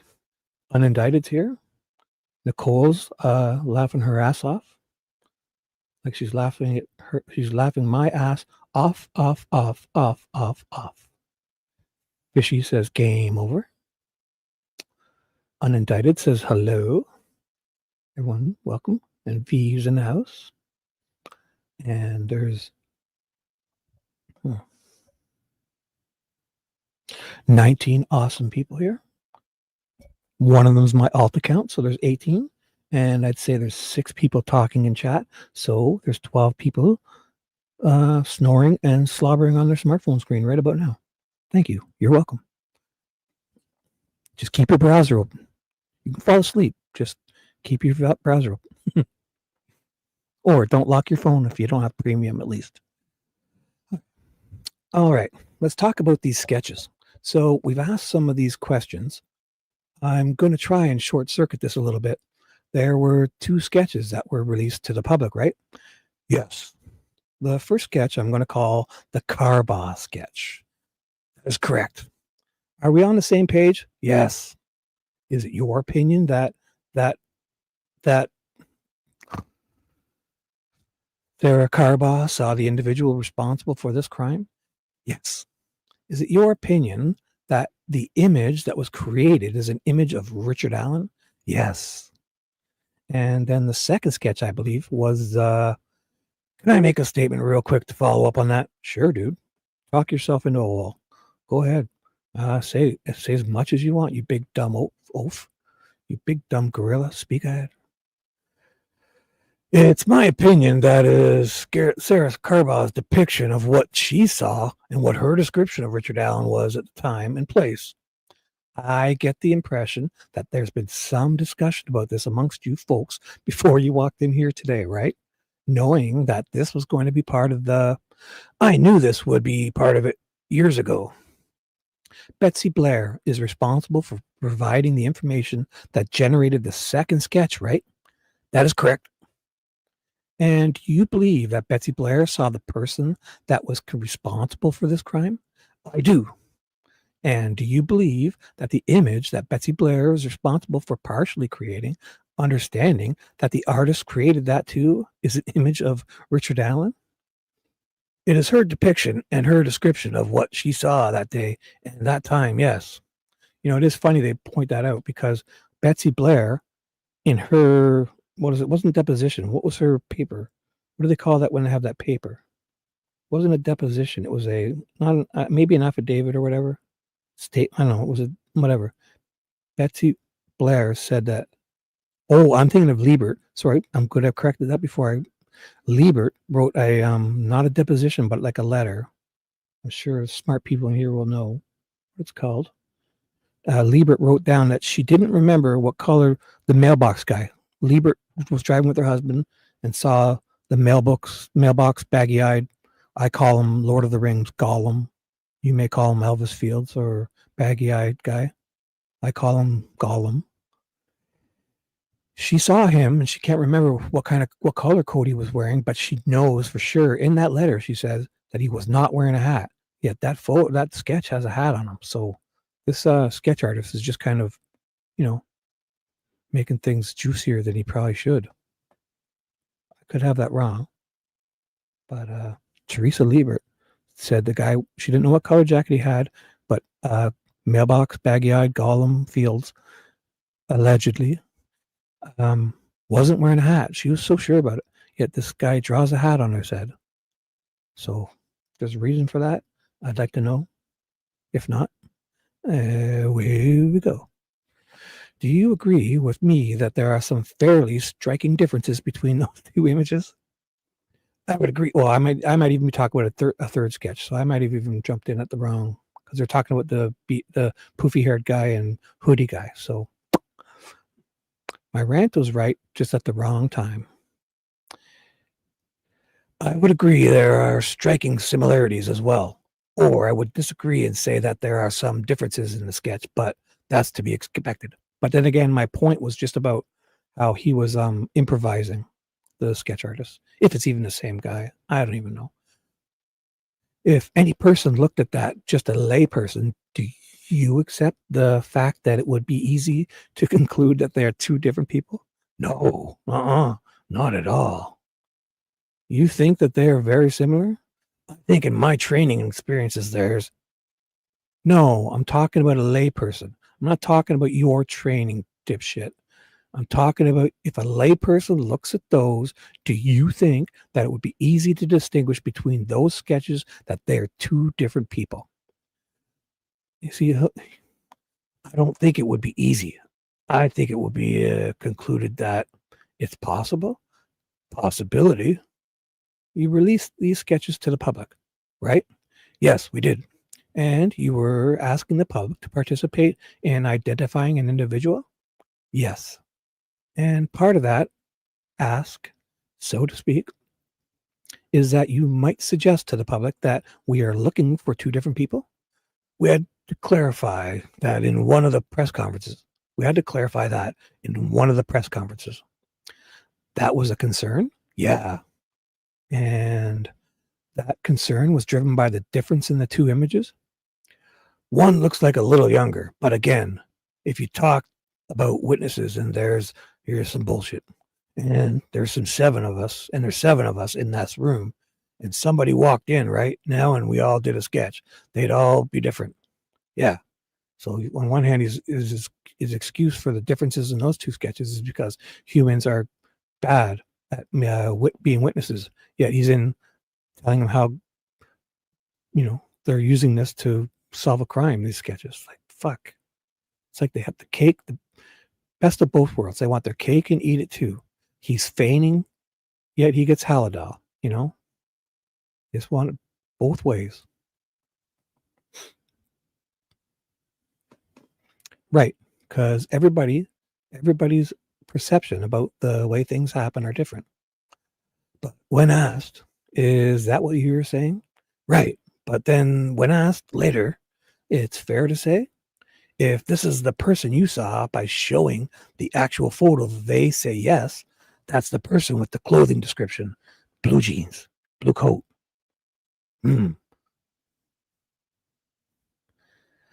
That's the person I saw. That's not the sketch artist's fault or the person's fault that they might not look exactly like the actual photo. What are the similarities between the two, in your opinion? Both are white males. Both had similar, well, the sketches, both white males. They're both close in age. One looks a little older. One of the statements by Betsy Blair was he looked younger, but he was older. And that's another thing, to try to throw that in there, like, because Betsy Blair is an older person, and it's all the semantics bullshit. Like, as if Betsy Blair's a dope, or these young girls. Like, I mean, obviously a young girl, any man is going to be older, but then if a 25-year-old guy they're going to know the difference. 50 guys older like me, as nice as we can be, and we look creepy. We wave or say hi. I got kids and grandkids, and I'm walking on pathways, and I say hi to people. My dad did it. I do it. And if that's creepy, well, fuck you. Because I always told my son to acknowledge people and say hi and be nice. Because they're probably nice, and you'll ease. You're walking by. I'm not like groping or hugging. I'm just saying hello. Like, I nod my head and nice day, whatever. And if they're up to something, they'll know. I told my son this growing up, and my daughter, that you acknowledge them, you're aware of them. So if somebody's up to no good, they want people who are oblivious, who aren't paying attention. So they'll most likely move on to somebody else and make them a victim more than likely than choose you. It's my opinion, but again, mostly because it's nice. Like, you're driving down an old country road, you've never seen the car before, you'll probably never see him again. You nod, you wave. The fuck. But again, as a 52-year-old guy, I understand that may appear creepy. If Abby would quit cutting my bangs so short, I might get more hellos back. Both white males, both had similar, the sketches, both white males, they're both close in age. One looks a little older. One of the statements by Betsy Blair was he looked younger, but he was older. And she's older, saying he's younger. So she had him saying he could have been older, but he looked a little bit longer. And then, look under this shell while I do this one. Here, look at my left hand while I steal your watch on your right hand. That was her opinion. So he was skinny, but he was fat? Pretty much, yeah. I guess, you can say that. He was tall, he was short.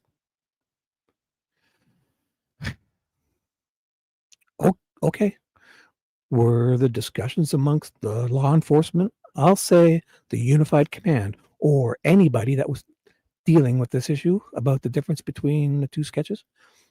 Absolutely. So I always like to say, if any single person, even if it was a short person or a tall person, saw Richard Allen in real life, anywhere from 100, from a football field to beside themselves, or half a football field, the width of a football field, you would say he's short. You would say he's short.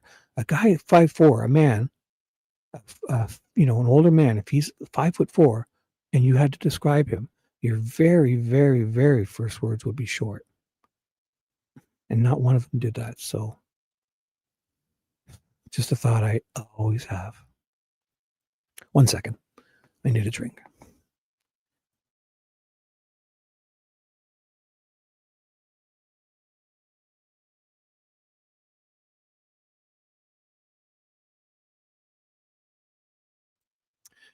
And we're back. Oh, hey, free speech. Well, that don't help me on Untitled. Are you friend or foe? Welcome, Mr. Mrs. Free Speech. Everyone say hi to the free speech. Anybody else I miss? USA Libertarian. What's up? Yes. Trust nobody. Question everything. Alrighty. Anybody I missed? Ooh, you guys are yucking it up. Everyone having fun in chat? Again, you can talk about anything you want. Doesn't have to be the case. Talk about your weather. And like Hebby, she likes to talk about Dwight Yoakam's leather pants every chance she gets to talk. So don't feel free to ask Hebby about Dwight Yoakam or Brett Michaels. She loves to talk about them too. And you're neutral. That's cool.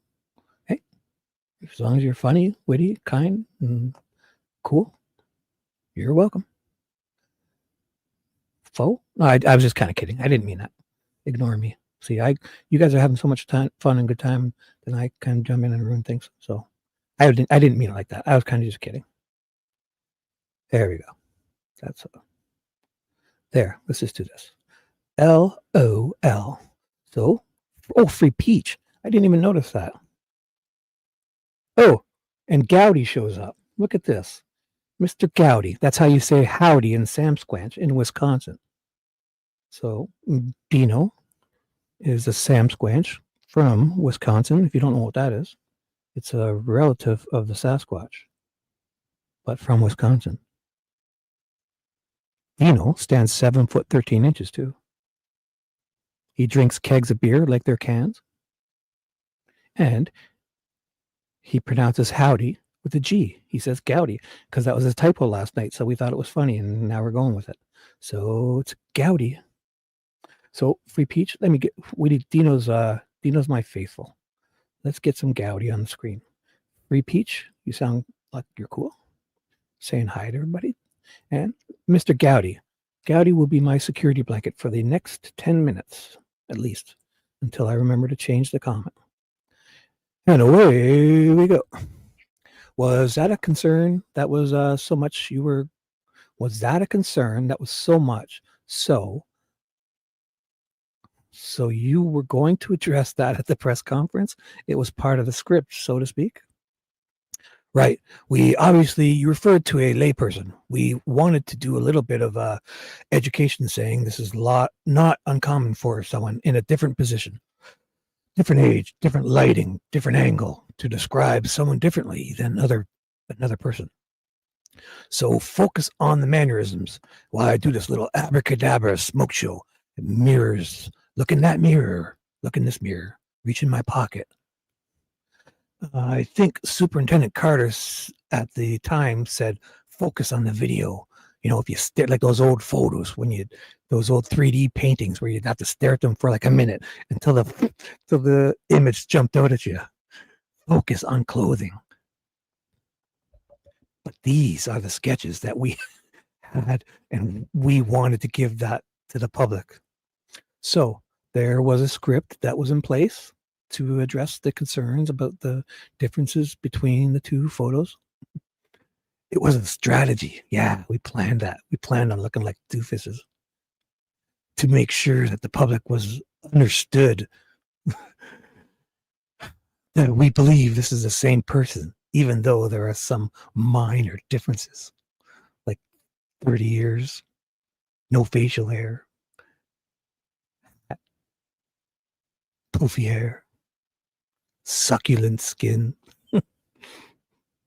In your opinion, they're only minor? In my opinion, have you talked to anybody else that thinks that some of those differences are more than just minor? Other than you and I? No, no, no. Anybody in the community? No. You think everybody you've talked to agrees with you? I think if they don't, I could explain what I just explained to you. I could confuse them enough into just saying yes, right? And they'll be, then I'd spin them, I blindfold them, I spin them around 5 times, and then I just kick them in the butt and tell them, pick a sketch, put this thumbtack on a sketch. What is that game called? Where you blindfold somebody. What was that? You know, you'd spin them around and get them to pin the tail on the donkey. Boom.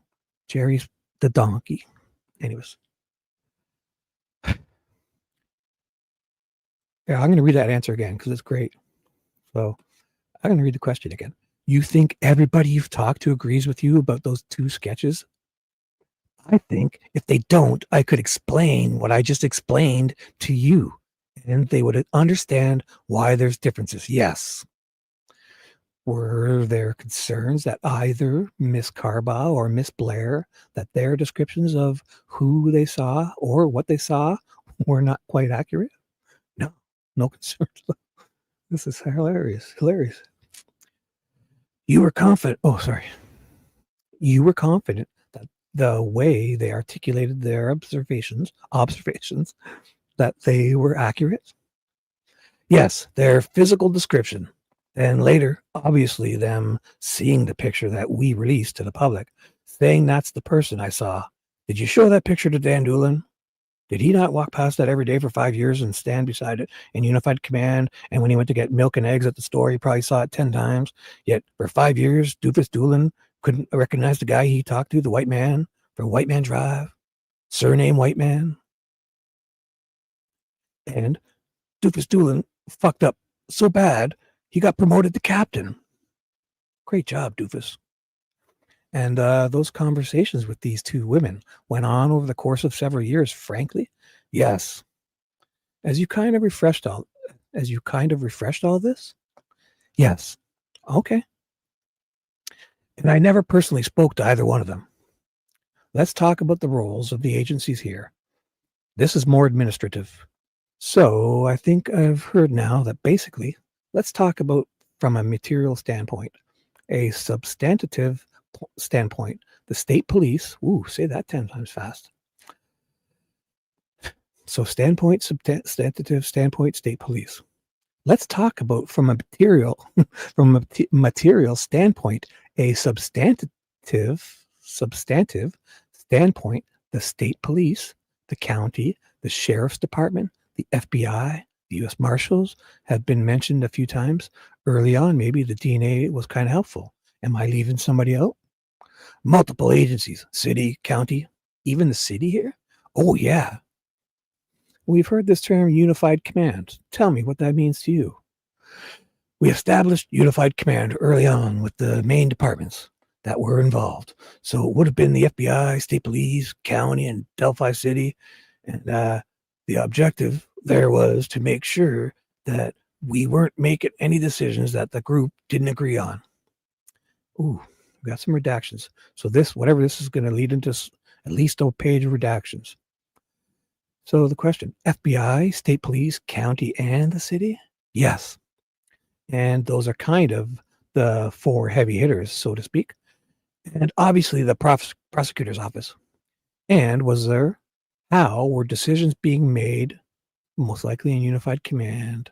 We've got 1 page redacted. Oh, and they go into the rest of Holeman's answer. So if you're just showing up, this is Rosie, the defense, asking Jerry Holeman, Dick Jerry Holeman, and that's his official title. He's some kind of detective in internal something with a C. One of his titles is actually DIC. So as I call him Dick Holeman, it's an official title. Dick Holeman enters into an answer here. is halfway through one. So he's saying, we don't know what it is. It was redacted. So do it. We would talk about it and discuss pros and cons. And if that person changed their mind and said, you know what? I thought about it. You're right. The pros outweigh the cons. This is for the better. The investigation. Let's do it. And that's how we'd make our decisions. I'm assuming you've been involved in other investigations where there's multiple agencies? Yes. So have there been circumstances in the past where you've been involved where agencies are making decisions just based on what's in their best interest? Yes. Has that been not helpful to investigations because of that? Very detrimental to the investigation, yes. Did that ever happen in this case? No. Decision making, no. Were there any conflicts between the different agencies about how to proceed with the investigation? Not just one cop, another cop. I'm talking about, you guys taking your dicks out and swinging them. Whose dick was longer? Did you guys have a sword fight? Did you cross streams? Yeah, I understand your question there. Yes, there was. Tell me about those conflicts. At some point later in the investigation, the FBI, Rich Davies. Oh, I got to remember that name. He's the guy with the beard, the dark brown beard or dark black beard. He might be the other guy. Which one was the guy that was always in the news?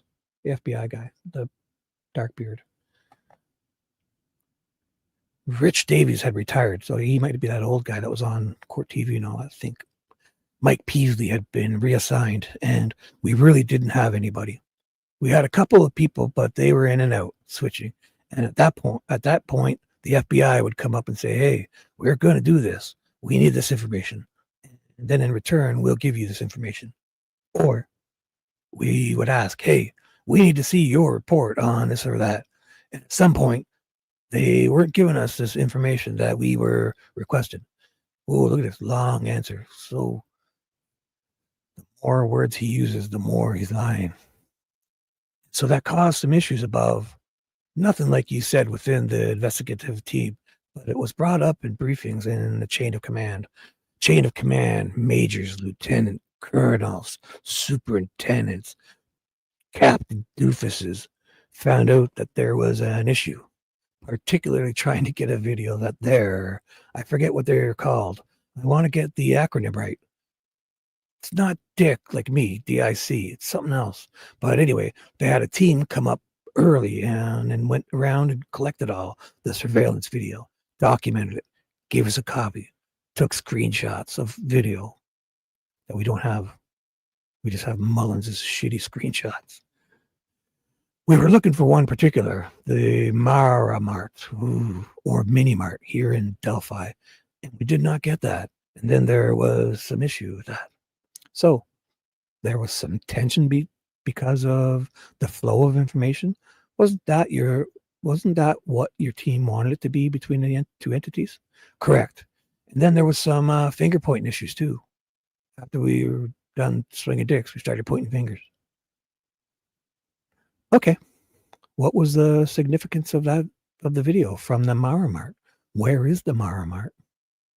Do they have do you like the hot dogs at the Mara Mart? Is that where you get your super big gulps from? Your Slurpees? So the witness, was it Mara Mart or Mini Mart, Prosecutor McLennan? Mr. McLennan, I think it's out by Monocles, isn't it? I think it's out by Monocles, isn't it? And the witness says, yeah, I think so. And Rosie says, oh, I know what you're talking about. That little gas station out there on the right as you go up the hill. The significance? And now we start Rosie, fresh questioning. And I'm going to take a drink. 1 second. Stay tuned, folks.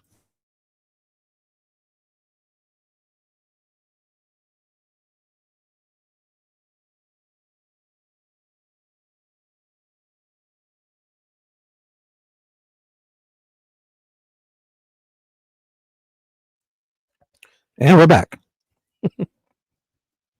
Oh my God, I'm such an idiot. You guys are still here. You're crazy. Crazy. Fishy's getting a lot of fishies. I thought we spelled it Fushy, Dino. Fushy. It's Fushy. I thought that's how the Sam Squanch spelled fishy. Fushy. Anybody new I should be saying hi to? Just the regulars. My regulars. Little DTF action happening in chat. Nice, guys. You're having fun? Good. I won't disrupt you. Because I'll probably fuck things up. So, let's get this hairy fucker off the screen. So we've had Fishy. Holeman leaves. So yes, Holeman leaves the office. That's good. He also bullies people into it. Yeah, that's. I would put that up, but it's a little long. But yeah, I totally agree. Yeah, he and fuckface doofus Doolin, the guy who fucked up royally for 5 years, got promoted to captain. He, before all this, was involved with the Jesse Snyder situation. The guy those guys were playing paintball in the barn or whatever is his shed or whatever it was, and they fucking came in and they were throwing firecrackers to start the paintball, and they ended up ruining the guy's life, and then he supposedly committed suicide in quite suspicious circumstances. So if you haven't seen the Jesse Snyder thing, I believe it probably still on the R&M page. I'm not even sure. Go look up Jesse Snyder. You'll see all these same guys, and it's way before this all happened. It totally fucked his life right up. Ooh. I was looking for a cool comment. V hasn't been up. V hasn't been up for a while. Come on, V. Come through. Come on, V. Not too long, not too short. Kind of funny. Come on, V. Let me see where you think you are now, Fishy. No. I may have misremembered it. No.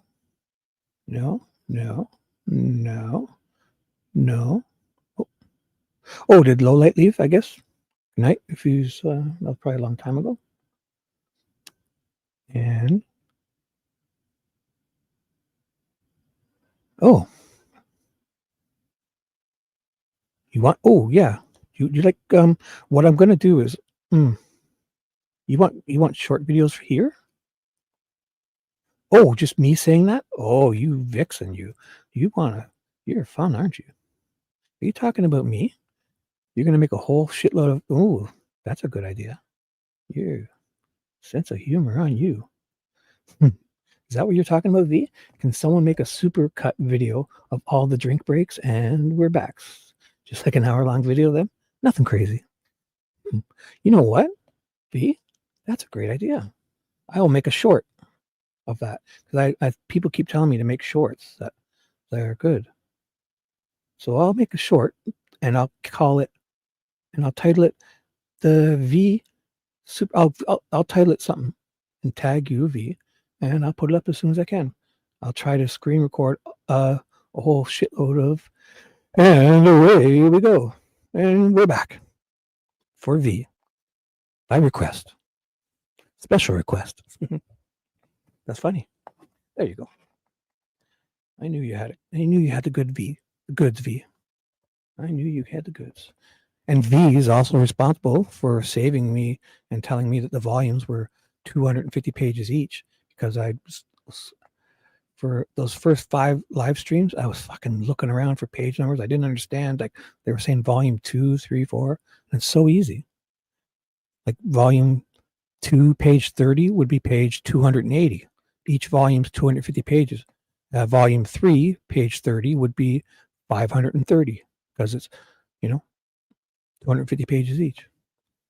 And that's it.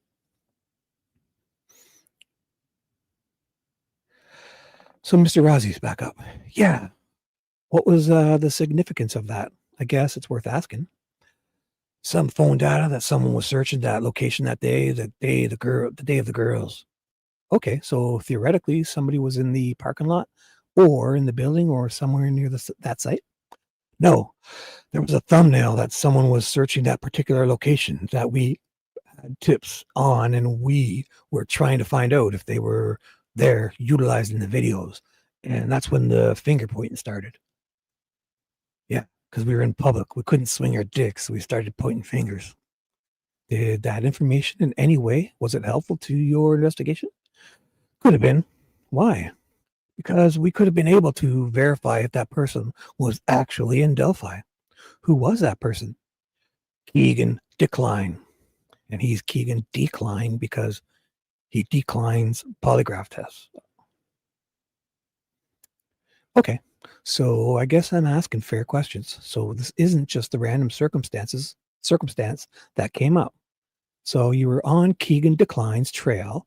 You were wanting to follow up with that, and the FBI wouldn't or couldn't or didn't offer up the information that you were wanting, and it caused tensions between the two agencies. Is that a fair summary?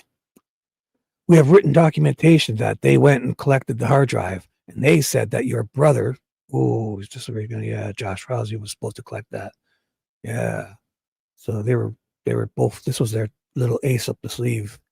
Him busted him, but the dick swinging and the hard drive, and then him throwing his brother into the mix. I knew that was going to happen at some point. Oops, sorry. I feel bad about it, but I'm really sorry. No, it's okay. It's just a story of my life. So they say that Josh Rosie was supposed to collect that, but Josh Rosie's role was not going out and collecting video. His role was early on, but people would bring phones to him at the command center, and he's a DMRS certified. So when the superintendent found out they were trying to finger point the state police, and particularly Josh Rosie, that struck a nerve with him. And we thought that was very pertinent to the investigation. And when they said that they weren't the ones that went and got it, that we were, and then that caused some issues. And Superintendent Carter stepped in and took care of those issues. To the best of your knowledge, did he basically tell them you didn't need their assistant anymore? So the whole thing is, they're sitting there saying, so the FBI says that these guys, they got it, the hard drive, and these guys say it's gone or something. You guys remember? Because I do, and I know it sounds familiar.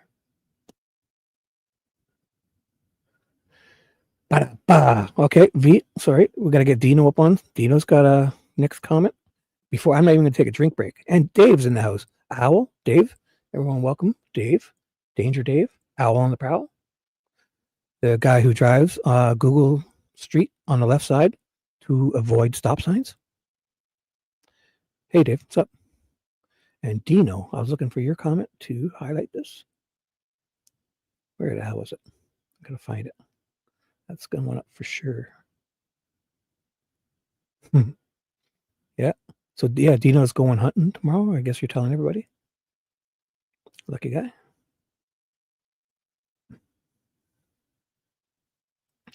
UCC. That was one of my ex's names. Where's that funny comment? Damn. I must have missed it. Yeah, there we go. Dino gets the highlight. And I'll full screen so I can read it. It says, Shibby, you should be good at shorts. Your ex said so. All right. Josh Rosie, that struck a nerve with him, and we thought that was very pertinent. Did I read all this? I'll read it again.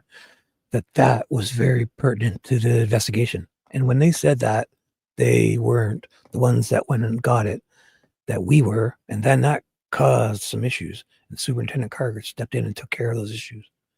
Yeah. To the best of your knowledge, did he basically tell them you didn't need their assistance anymore? I think you'd have to ask him, but I think his statement was there's no federal nexus in this. Please turn over all your information to the state police and we'll take care of it from there.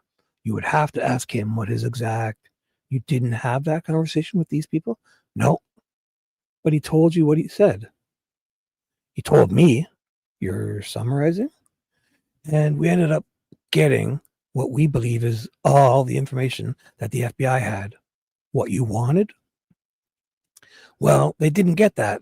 Okay, forgive me for being this is getting a little convoluted for me. I know. I understand. So you never did obtain the information that really started this whole conflagration? Conflagration? I know that word. Conflagration. No. Oh, no. Okay. We attempted to go back, but obviously years later. Yeah. When you wait 5 years to get the guy to come talk to you after 2 days, you kind of run into some difficulties collecting evidence, like videos, especially the ones we lost ourselves. Okay, I see. So basically, he could speak for himself, but he kind of fired the FBI in a way. I mean, they're not working on your case anymore. Well, they shouldn't be. If they aren't giving us information. You're not communicating with any FBI officers about this case? I communicate with them. Occasionally, they'll send us tips that they receive. So I'm assuming if they are sending us those tips, that they are not involved in the case. When did this all happen? Just give me a time frame. Right around COVID, so 2021. And you're not part. They haven't been part of Unified Command since then, I guess, is maybe a better way of putting it. No, and they hadn't been part of Unified Command since Rich Davies retired and Mike Peasley left. I don't know when that was. That would have been 1920, somewhere in there. Were there ever any discussions amongst the Unified Command or extension of that group about concerns about how the FBI handled the investigation when they were initially involved? We had concerns that we weren't getting information. It was like pulling teeth to get a report. They're 302s, I think they're called, but there was concern that we weren't getting information that we needed to help, I guess. But as far as the investigation, I think they did a fine job. It's just sharing the information we were having issues with. So some of this incident or circumstance which prompted Superintendent Carter to pull the plug was also precipitated by some other smaller or less significant issues. Yes, there were kind of similar. So they were kind of similar, frankly. Flow of information. They were kind of similar, frankly. Flow of information. Yes. Okay. Were any of those problems related to the processing of the statement Richard Allen gave to Lieutenant Captain Doofus Doolin? No. See, yeah, they are writing. This was the one I was having funny with. They kept putting. She might have whatever. She puts OO, or whoever's writing it puts OO, or if they're hearing it, they're spelling it OO, and they do it all the rest of this thing. And it's funny because every time whenever I write in chat for the last 2 years, I would write Doofus Doolin, not DOOFUS, and I would DOOLIN. So it looks funny seeing it like that. Captain Doofus Doolin. No. Doug Carter, what role did he play in all of this? What's that? What role did Doug Carter have in this investigation? Superintendent of the State Police. I mean, he was in front of every camera, and that's okay. It's a job. He's very passionate. He's kind of quirky, too. He's a little reptilian with that tongue, but I'm sure he's a great guy, other than all the sketchy movements he makes. What role did he play in the investigation itself? Kind of the nuts and bolts? Zero in actually, I would bet he's a good guy. I don't know. There's just a lot of, even if they were just covering up for their own incompetence, still a little bit annoying because they lost a whole lot of shit. What role did he play in the investigation itself? Kind of the nuts and bolts? Zero in the actual investigation. His role as superintendent to give the manpower, he was like the David Copperfield. He would make the Statue of Liberty disappear and a train disappear and, end up in Las Vegas on the Strip and then do a little bit of abracadabra, make 2 sketches 1. Resources and funding that we need to conduct, tentacles in the investigations. Now he's very passionate. It's not uncommon for him to show up at major crime scenes. Or was it Oprah Winfrey? Where did they go again? Or Dr. Phil? Or a cruise ship? or CrimeCon, or the casino, or Mickey D's, officer involved shooting, anything like that. He's showing up at ones that we've worked, just shows up, just pops up like a puff of smoke. There's a tentacles, a reptilian Doug Carter. Hey, what do you need? And then he disappears. So it's not uncommon for him. He's very passionate about it. But his role as far as the investigation is zero. He's not an investigator. His role as the superintendent is the magician obfuscator. He makes sure that people are so fucking confused they have no idea what he's saying. The state police is providing the necessary resources, manpower.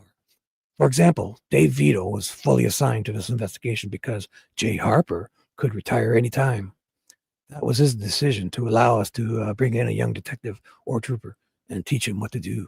Yeah, we'd train him how to say yes. So you use the word passionate. He strikes me as he's also kind of very involved, superintendent. Yes, very.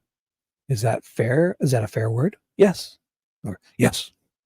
And maybe he's even a little bit controlling of a superintendent, more so than maybe what you've dealt with in the past. No, I wouldn't say he's controlling. I've told him no, and he's understood. No means no. That hurts. Don't touch me there. Don't touch my naughty spot. Show me on this teddy bear where he touched you. The state police has an information officer that typically stands in front of the microphone and is trained to speak to the public, right? Yes, we do. And I noticed that he took on the role in this case, in some respects, in a more extensive fashion than the press officer. Would you generally agree with that? We had some issues with the sheriff and the superintendent, and we discussed those. And I think if you looked at the case as it went on, there was less people talking about it. Yeah. We waited 5 years, fuckface. There were some concerns about how information was getting to the public, and you think he was part of cleaning that up? Yeah, he wanted one person. We wanted one voice. We didn't want multiple people talking because obviously that's when discrepancies may occur. So because he's passionate and well-spoken, we did ask him to do a couple of the press conferences, and he agreed to do so. But the information that he released was, I want to say, approved, but reviewed by a unified command. Scripted? There were some things that maybe we didn't want him to say, and he didn't. And there's also a whole bunch of shit he did say that we didn't want to say. And I'm going to take a quick break, get a drink. Ooh, that stopped perfectly. One sec, guys. I'll be right back.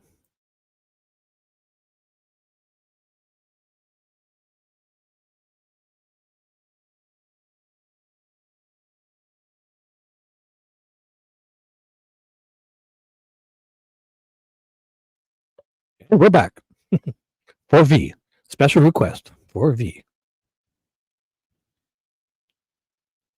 Here's I Wear My Sunglasses by Corey Hart. All right. What are we doing here? Anyone new to say hi to? Dave? Are you driving on the left side of the road still? Hebby? Oh, who's leaving? Dino left? Oh, good night, Dino. Good luck tomorrow hunting. Stay safe. Don't shoot your toe off. Be careful. Point the gun that way. Catch yourself that buck you showed me a photo of. Take him, get him chopped up into some venison, and enjoy. Alrighty. May your aim be true. Hilarious for a woman with no kids.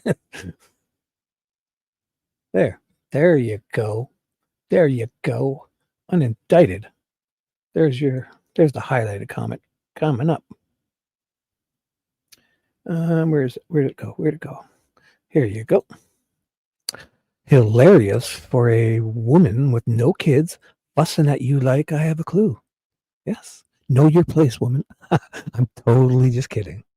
Totally kidding. I'm the least misogynistic guy you'll ever know. But hey, don't trust what you hear from people. Trust what you hear from my own mouth. I joke, I say stupid shit, but my actions are nothing like what I say. All right, before I get in trouble.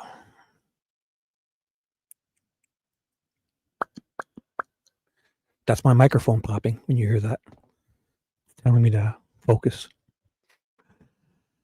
Let me get back. Just one thing I kind of forgot to ask you about with the second sketch that was released. I think in 2019, Superintendent Carter mentioned in that press conference that, this person could be right in this room.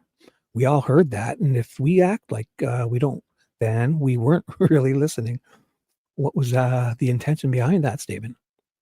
We had talked about Pasapoli and the other. Thank God this new mic I have has one of those, I guess, what do they call them? Pop screens or something?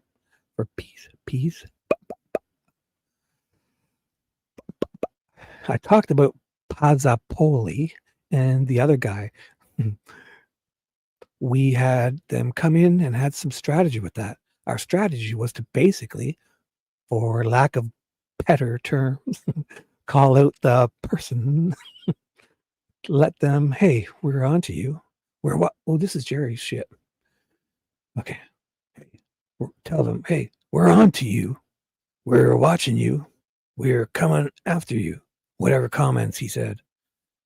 But it was strategically pointed toward, I don't pop as good as Jerry, pointed towards that person to see if we could generate more information or maybe get him active again and maybe make mistakes. And we would be able to flush a rabbit out of the bush. Yeah, there you go. Okay. But at no time was there any suspicion that the person who committed this was right in that room, like from a literal standpoint. Literally, no. So the information that was provided was not done because of the accuracy of it. It wasn't a genuine statement. It was meant for other purposes. It was genuine, but it was strategically planned, Yeah, yes, we were just bullshitting her because we had nothing. It wasn't accurate. We didn't know that the person was in the room. Some people could have surmised that maybe it's the arsonist, right? That likes to watch the fire. But that was not the case here. Like that chief in California for how many years? He would light fires and then kind of show up on the scene and solve them. Or even in different counties, he would light fires and then come back. And when they couldn't solve it, he would solve them. And he was right. And we're like, holy fuck, this guy's like a fire whisperer. And then he got busted. He was like a fire chief or something, or fire chief investigator. And he was the fire bug. No. At that time, did you have any suspicions at all as to who you were talking to? As to who he was talking to would be more, we had suspicions on it, yeah. We had a description. The white guy between 25 and 65 wearing blue jeans, 5'4" to 6'2", wearing a blue coat, a white male. We rounded it down to 80% of the men in that town. Was one of them Rick Allen? Not at the time, no. He was cleared. All right, polygraph exams. We kind of talked about this yesterday. Can you tell me real quick who it is that conducted polygraph exams in this case? Just the ones that you're aware of? Steph Thompson, who's deceased now. I can't think of the Peru guy, Matt Collins. I believe Steve Mullen. Ooh, I had a name for him. Someone suggested I call him Moon Mullen instead of Steve Mullen because it sounded funnier. So I'm going to try that. And if it annoys you guys, tell me to stop. But I insist using nicknames because they're funny. Matt Collins. I believe Moon Mullen did a couple early. Is Mr. Collins out of Peru? Well, he covers Peru, but I don't think he's out of Peru. I don't think Peru has, he's one of your guys. Yeah, Steve is. Who is? Moon Mullins, you said? I thought Steve, I'll get this, guys. I thought Moon Mullins may have done a couple early on. He's a polygrapher, but I may be wrong on that, but I know he did. Wow. So Mullins also did polygraph tests. Another thing for him to not understand. I'm cutting you off because I'm a little impatient in life. Not with you at this point. No, you're good. Anybody else you can think of? There was other agencies. John Eager, I believe, from West Lafayette PD. Don or John? John. Jon. No need for an H. Oh, sorry. John. Jon. Eager? Okay. Off the top of my head, I know Steph and Matt did the majority of them. You use polygraphs in the course of your profession all the time, right? Yes. And I think now we are kind of talking about things that you and I have some common familiarity with. In my experience, and correct me if I'm wrong, one of the most common uses of them is in like sex cases where you've got allegations of molest and things like that. Is that a fair assessment? Yeah, it's a fair assessment. I seem to see the trend more than residential entry cases or burglary cases. Yes. Let me put it this way. Do you agree that you use those exams in cases of significance, high crimes? Yes. On a consistent basis? Yes. And one of the reasons why you use those exams is because you're trying to determine whether or not somebody is being truthful or dishonest with you? Yes. And when you rely on those, you rely on those to the extent that you believe that the accuracy of those, or I should say the result of those, are reliable in a courtroom? Yes. I mean, in other words, you're willing to administer a polygraph to somebody, take that result, walk into a courtroom, and have your prosecutor offer it up to a jury? I mean, only if it only if it's not exculpatory in the direction we want. If it's did that even make sense? Only if it's not exculpatory. Yeah. Only if it supports our narrative, I should have said. Scratch that. If it's stipulated, yes. And your confidence in that process is so much so that you're willing to support that approach. My opinion is polygraph is a tool that we use for, like you said, to determine if the polygrapher is going to tell us whether they detect deception. But we still use it as a tool to go back and interview and re-interview to let the person know that they're being deceptive, and the tests show that. Maybe kind of use it in like the read process, right? Right. It's a tool. I have thought about that. It's a tool. I'm going to take a quick pause. Talk amongst yourself, kids.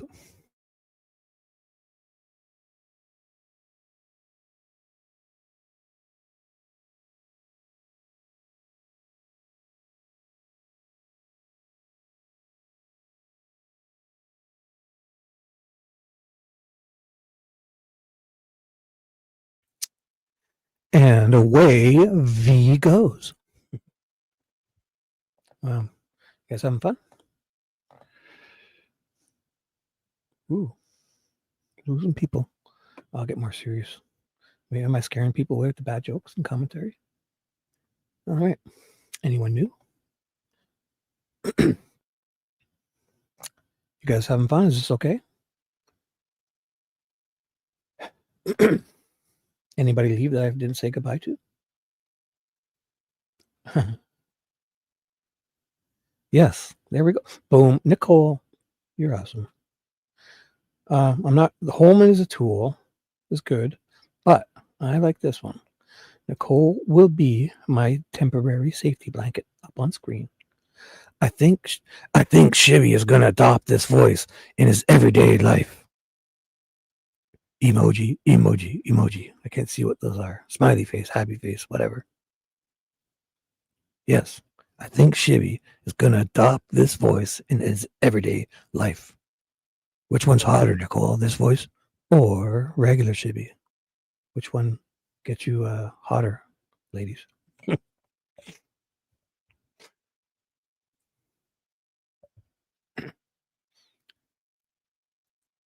All right.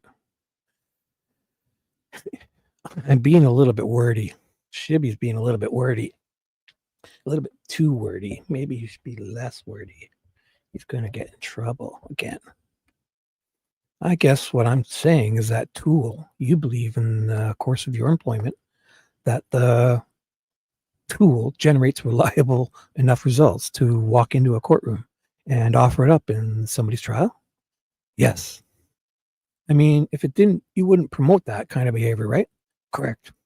So in this case, we're not going to get into all this. Every person you've polygraphed. It's funny how it's polygraphed, but when it's not polygrapher, it's polygrapher. So should I say polygraphed? Polygraphed? Polygrapher? Polygrapher. Excuse me. I should have hit the mute button when I did that, but I didn't. That's not the point. That's not the point of today. Were you specifically involved in any polygraph examinations where you were sitting there kind of watching, observing, and sharing information in that context? One. Tell me who that was. Tony Klein. Where did that occur? Peru. And was this, give me some general time frame? Pre-COVID? During COVID? I'd have to look at the report to tell you. A couple years ago? Oh, yeah. Okay. Was this around the time that I believe it was Trooper Vito, excuse me, and there was a female officer that were kind of working the Keegan decline angle? Keegan decline angle? Say it twice. What's the saying? Say it twice. Whatever. Two separate investigations. The female worked at 2017, and then Vito picked it up in 2019. So it would have been after Keegan decline was polygraphed earlier in 2017. Tony wasn't polygraphed until later. The only humor I've gotten out of this case in its truest sense is Keegan's first name. Oh yeah, here's the part where he asks him, where's dad? Where's dad got Keegan's name from? Do you know how he got that first name? It's irrelevant, but do you know? Do you want me to answer it? I'm just asking. It's a waste of time and money and the taxpayers, but yeah, I know. Okay. If you'd like me to answer it, I didn't know if there was any truth to that. I didn't know either. It's kind of interesting. It's weird. It is weird. So, with the polygraph exams, do they not talk about it? Because what it is he's named after like a bar or some kind of strip joint or something. Does anybody remember?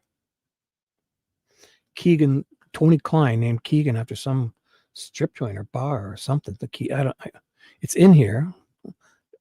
He says it, or somebody says it in a different deposition or page or whatever. Or maybe hey, read on, dude. Maybe they will say it soon.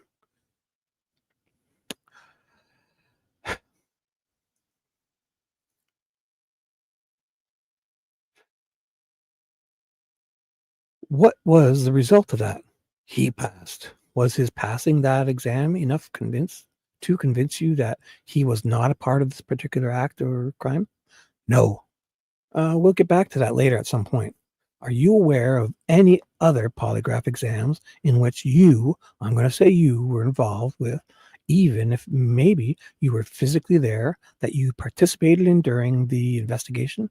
You watched them, you had meetings about them? I mean, as a supervisory capacity, it was told about a lot and updated about a lot of polygraphs. So I'm aware there were multiple. It's probably not that great of a question. Let me try and rephrase it.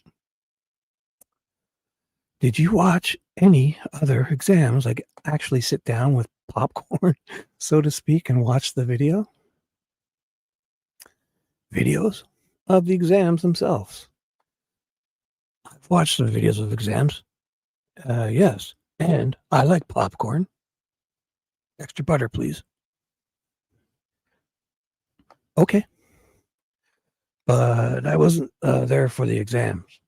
I was there for the popcorn and the super big gulp. Yeah, I understand that. Do you remember which ones that you watched in particular? Keegan Decline's first polygraph in 2017. I think that's the only one I've watched. Others were just, they would tell me about it. They didn't have popcorn, so I didn't bother going. Just getting reports? Mm-hmm. You're shaking your head. Yes. Yes. Were there any times during this investigation where you had recommended seeking an arrest warrant for someone other than Richard Allen? No, I don't think so.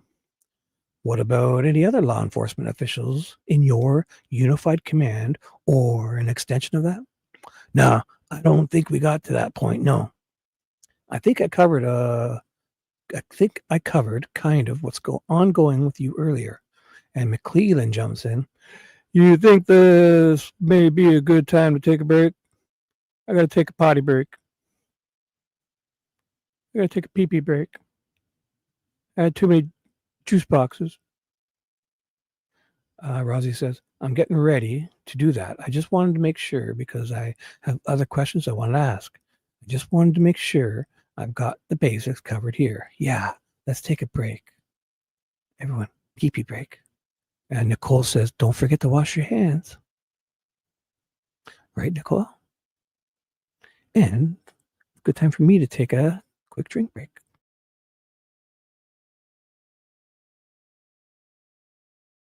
Ooh, did somebody leave? Who's leaving? Who's leaving? Are you leaving, Hebby? Hebby? You going? Who's going home? Who's going night nights? Good night, Hebby. Thanks for being here. You're awesome.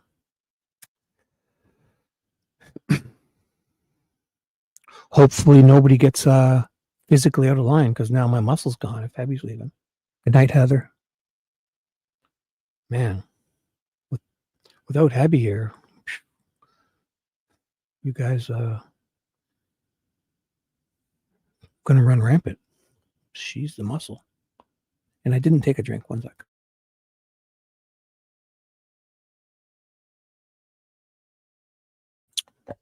And we're back.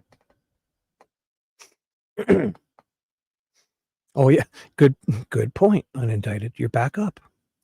Great point. Great point. Nick McClellan, unindicted, said somebody needs to powder their nose for sure. Yeah, coke doesn't last that long. Hopefully he's got some heroin shit lasts longer or something. I'll probably pop a couple pills too, because coke wouldn't last this long. Maybe he's got one of those.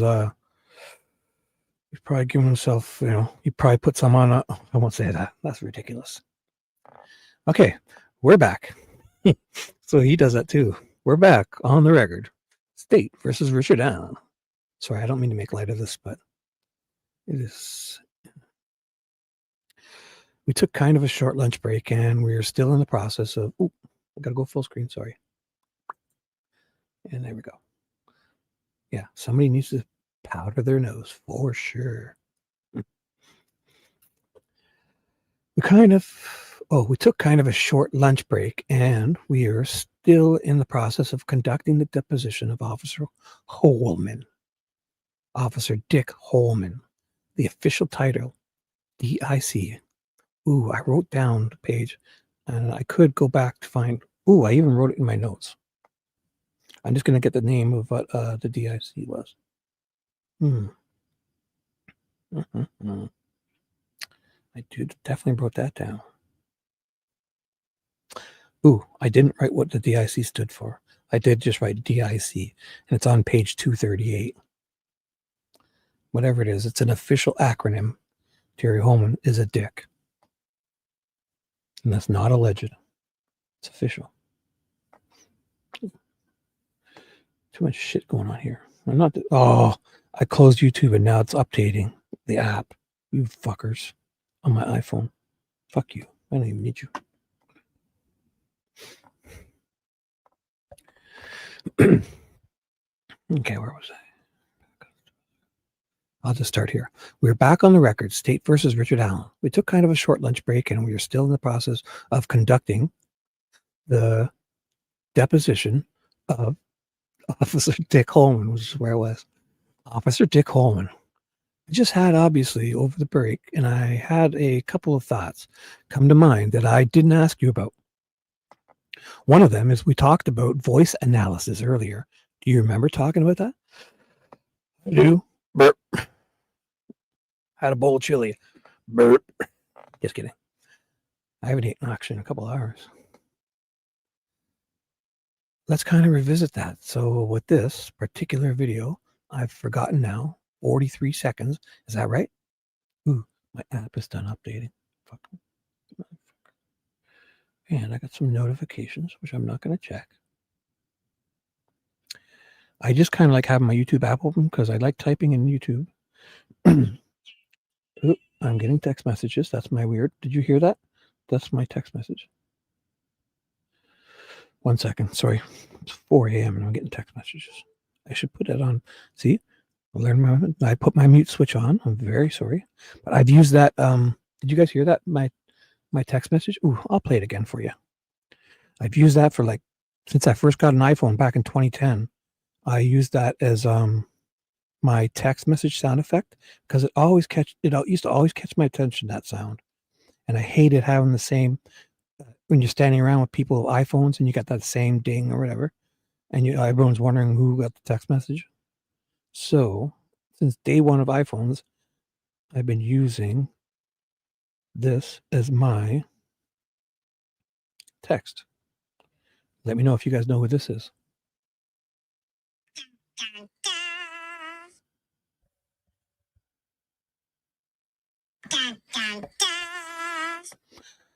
It says ta ta ta from the Croods.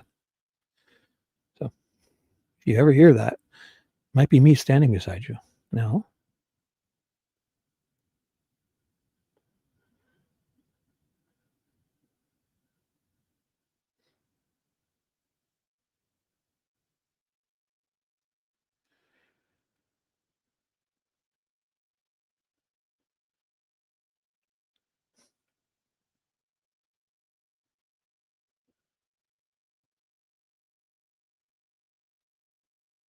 Sorry.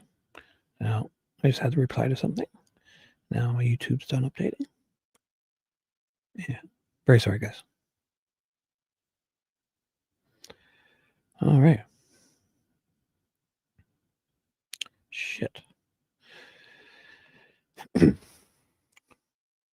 17 crazy people still here. Thank you very much. Down to 15. Plus I'm 1, so that's 14. Oh, shit. Okay, let's go back on track. We are all talking about the same video from the high bridge? Yes. Is that the only video that you are aware that exists? Yes. And is that the totality of the video? Yes. In that video, that were some words that were spoken down the hill. Were kind of the most notable ones. Mm-hmm. You're generally familiar with that. I am. Was there ever any conclusions drawn about who it was that was speaking those words? The words that you mentioned? Yes. About, hey, girls, down the hill. Yeah. The person on the bridge that they encountered, which we believe is Richard Allen. And do you agree with me that when you watch that video that there's really no way to tell if the person on the bridge is actually speaking words from a movement standpoint? On that video. Yeah, that's correct. I mean, just to make sure we agree generally on the facts, like you can't see his mouth moving or the person's mouth moving or whatever, right? That's correct. When he talks, the video is pointing towards the ground. Was there ever any discussion about the possibility that the sound could have come from somebody else? Nope. Nope. We ruled that out. With no proof? Nope. So you were just making the assumption. Ooh, these fucking guys. Is it just me or is it? When Whenever they're about to say something dumb, it's like a redaction. So you were just making the assumption that the sound came from that particular individual? Here's where I say something really stupid we have to redact. I think a realistic view would be the person that encountered them during that. Like you said, it was only 43 seconds. So there was no other redaction. Just one page of redaction. And we're heading into a question. Was Ron Logan a suspect in this case? Yes. And is it fair to say that there was a collective approach to investigating him as a suspect? In other words, all the agencies were participating in that? Yes. Yes. He was garnering that much interest, basically. What you were kind of throwing all your resources at that? Yes. Was there a point in time when Ron Logan was definitively excluded as a suspect in this case? I believe so, yes. When did that occur? I don't know the exact time, but he obviously becomes a prime suspect when we find 2 homicide victims on your property. Yeah, because every hardened criminal in their 60s who's probably done a whole lot of illegal shit his whole life would just leave 2 girls he killed on his own property just laying there. He wouldn't go rent an excavator and bury them. He wouldn't put them underneath a cemented in deck. He would just leave them laying right there. So therefore, we started looking into Ron Logan, a collective. And again, this is me as a supervisor. I did not interview him. I may remember some people that did. I don't participate in the search warrant. Although I went there to... Oh, fuck. Stop texting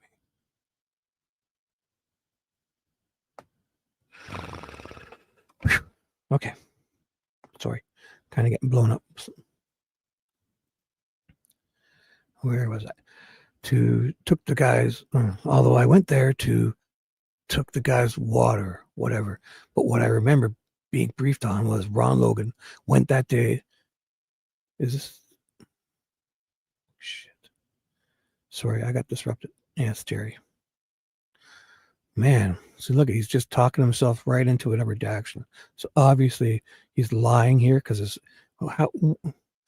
when have you seen him answer this long? He doesn't even answer this long. And that's half a page. So he goes into the rest of his answer. Logan went that morning of around 11:53ish to drop off trash at what they call the transfer station. It's probably about the timestamps that they lied about. Or that were, just trust us, bro. You see the timestamp? It's actually a different time, which is the dump. And he was there about 5-10 minutes, went back to his house around 12, we believe. Later on, I'm unclear if he actually called a cousin or the cousin actually came over, but a cousin. I don't remember his name off the top of my head, but because Ron Logan was, I believe, HTB or driving while suspended. He was on probation. He would drive anyway, and everybody did. And we don't give a fuck as long as it's someone we like. We only apply those laws to people we don't like the jaywalking. If you're jaywalking and we like you, we don't care. If you're jaywalking and we don't like you, well, we'll ham you up. Probable cause. Lock you up. And take your teeth away on Taco Tuesday. And he ended up going to a fish store in Lafayette where they have him buying some fish. And I think the time was off. I think it was 4:44 was the time of the receipt or whatever. It might have been that they didn't change the clocks. Yeah, make excuses. So it might have been closer to 5:55. Well, wouldn't it be 5:45, 44? If it didn't change the clocks, you fuckface. Yeah, they didn't change the clocks. They didn't add every daylight savings, the 1 hour and 11 minutes. No, yeah, yes. They didn't add their 1 hour and 11 minutes for daylight savings time. Suspicious. But then he went back home, made some comments on his phone dump we see that he is telling people that he got new fish and put them in the aquarium and letting them acclimate. So with all of that, it would have been very difficult with the time frame for him to be able to, go out there and do. Now this goes into redactions, but I can prove to you this is a liar of an answer, because as if Jerry knows acclimate. I bet you that's a Nick McClellan verbiage. He's just spouting off. I picture some of these guys with like earpieces, just reading what's being Judge Gull or somebody's whispering in their ear. Just a thought, hypothesis, an opinion. If anything, allegedly, just spitballing here. So he walks himself into some redactions. We don't know if there was a question in between, but for the sake of this, I would like to believe he just babbled on long, kept babbling and babbling, and said something so dumb that they chose a word on this page to redact the whole fucking page to save his ass. Hopefully the defense knows what was on page 132 of, I guess, volume 2. So that would be page 382. Yeah, that's right, 382. Look at that. Day and no evidence. I need a drink. One sec.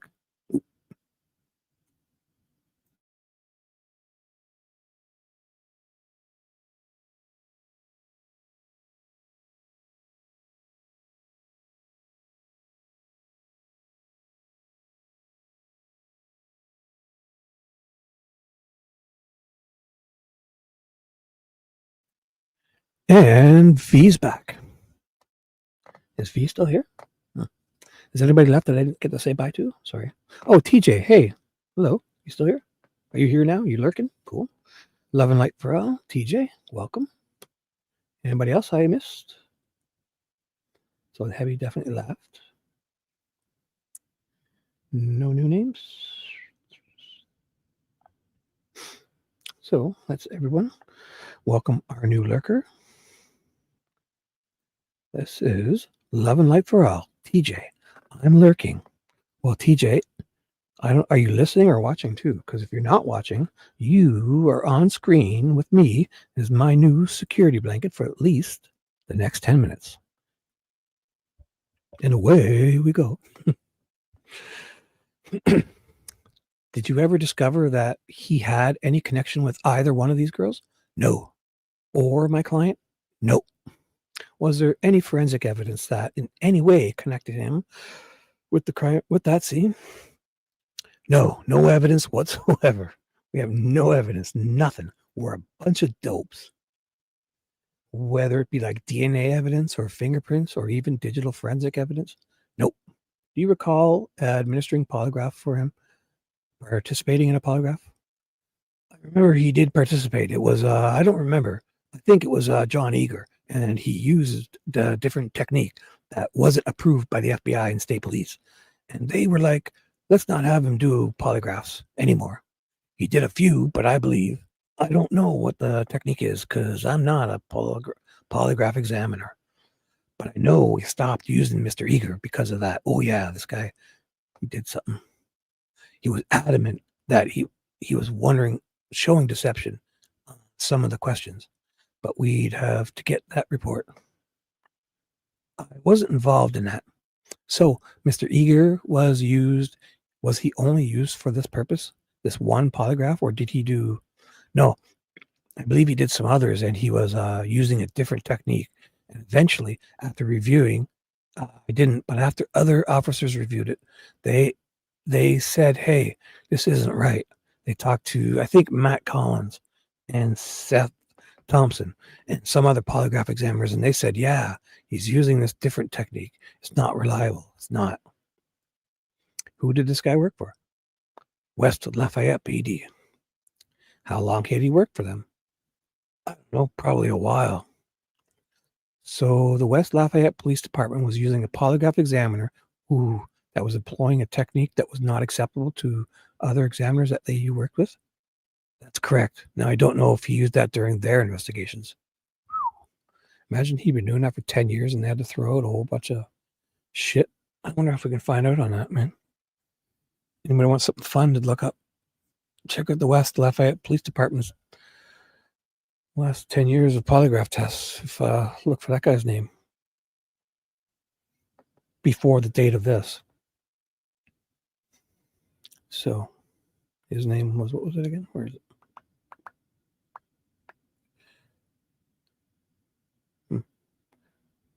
Mr. Eager from the West Lafayette PD. Yeah, West Lafayette PD, Mr. Eager. Is he still working there? Mm-hmm. Yes. Yes. You'll never use him again, right? No. We try to use because of what you learned about this circumstance. Right. We try to use our own. It's just more convenient. And McClellan jumps in. Is it okay if we take another potty break for a minute? Yeah. Rosie says, yeah. Then they have a discussion. Ooh. I bet you he went and have a potty. Yeah. He went to powder his nose, right? He's disguising his discussion, but we know he's powdering his nose. Possibly powdering his nose. Sorry, guys. I need another drink.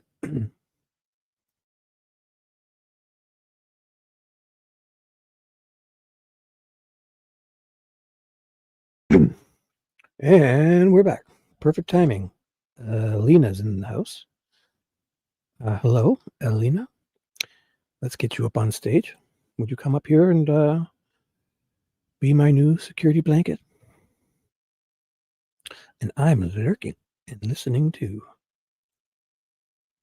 Alina Salmela, come on down. Be my security blanket on highlighted comment is right. All right. Let's check how many weirdos are still here. Ooh, losing numbers, guys. Oh, damn. 12. Uh-oh. We're losing them, folks.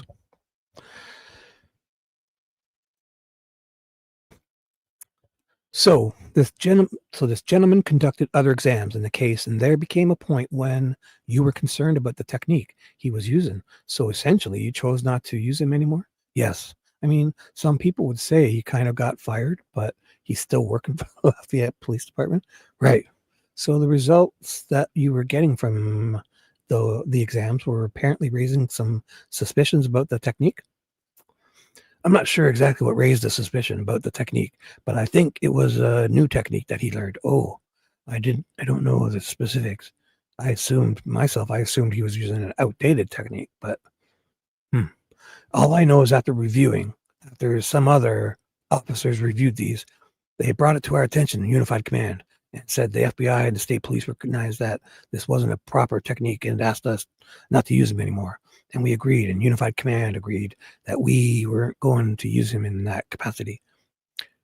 I don't know if he did a couple after that or before. I don't know how many he did, but we could definitely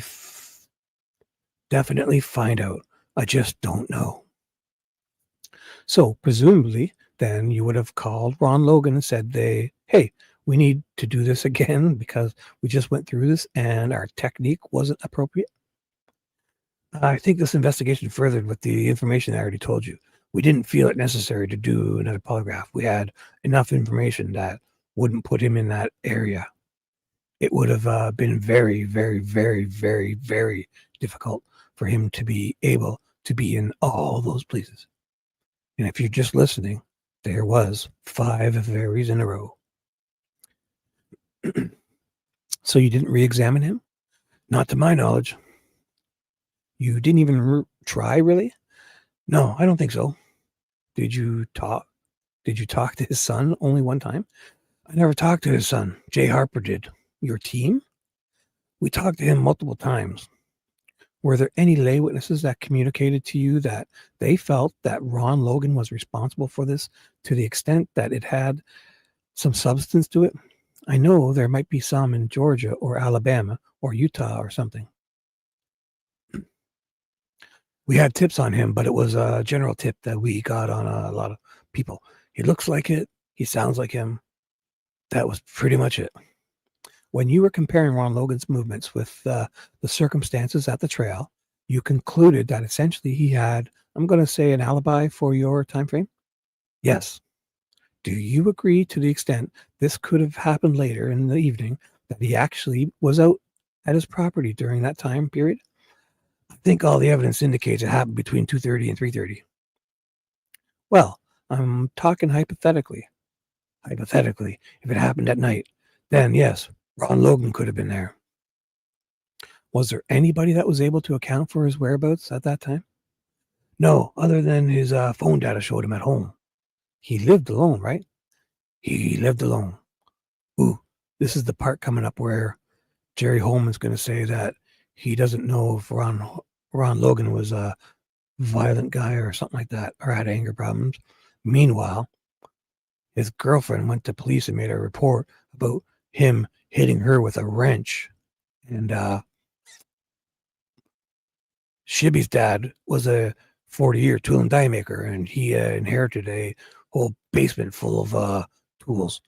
And if you pick up any one of those wrenches and try to hit someone in the head with it, that's basically attempted murder, in my opinion. Some much worse than others, but nonetheless, these wrenches, if you're going to hit somebody in the head with a wrench, more than likely it's like an adjustable wrench or whatever. And that's like attempted murder. But Mr. Jerry Holeman's going to say that he's not sure if Ron Logan had violence in him or something, violent streak. Soon. So he didn't have a wife that said, oh, we were watching him, some sitcom or Netflix or anything. No, he didn't. Did anyone that either knew Ron Logan or was a family member of Ron Logan tell you or your team that he was a violent man, that he had a violent tendencies?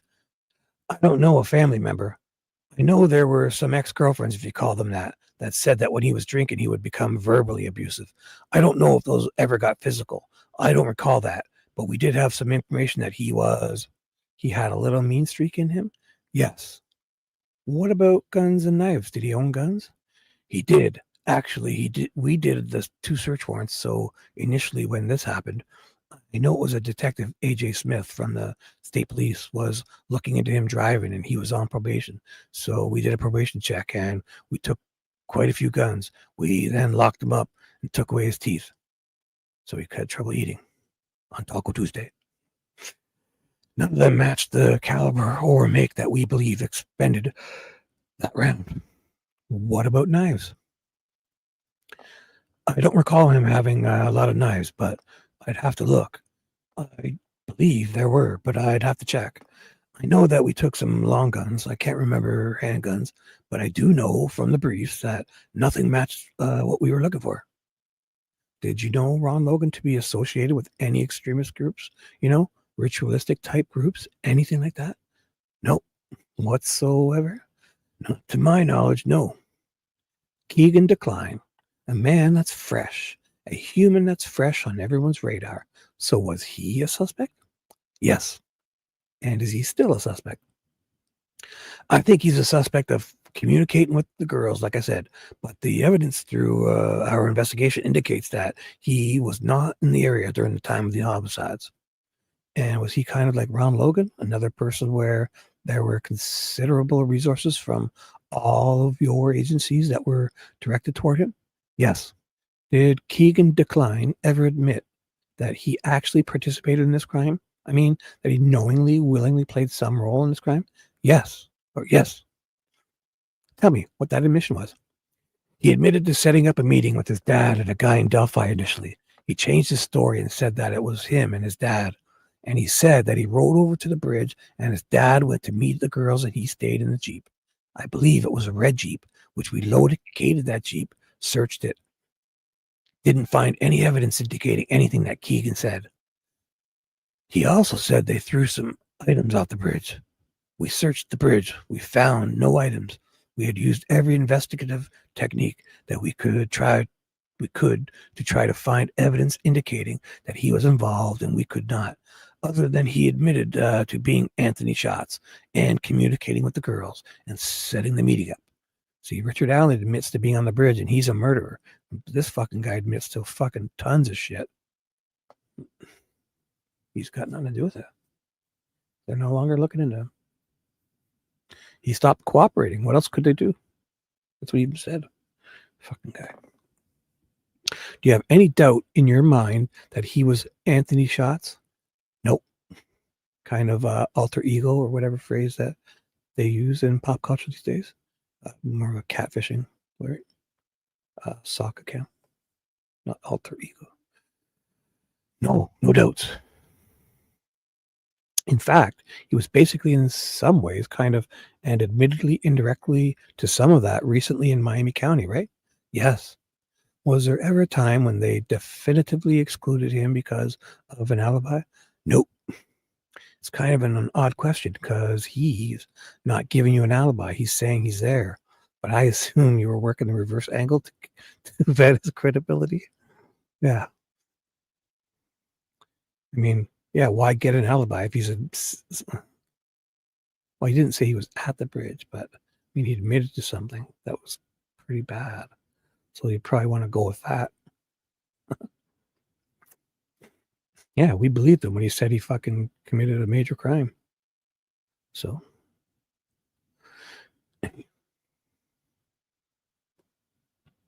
Right.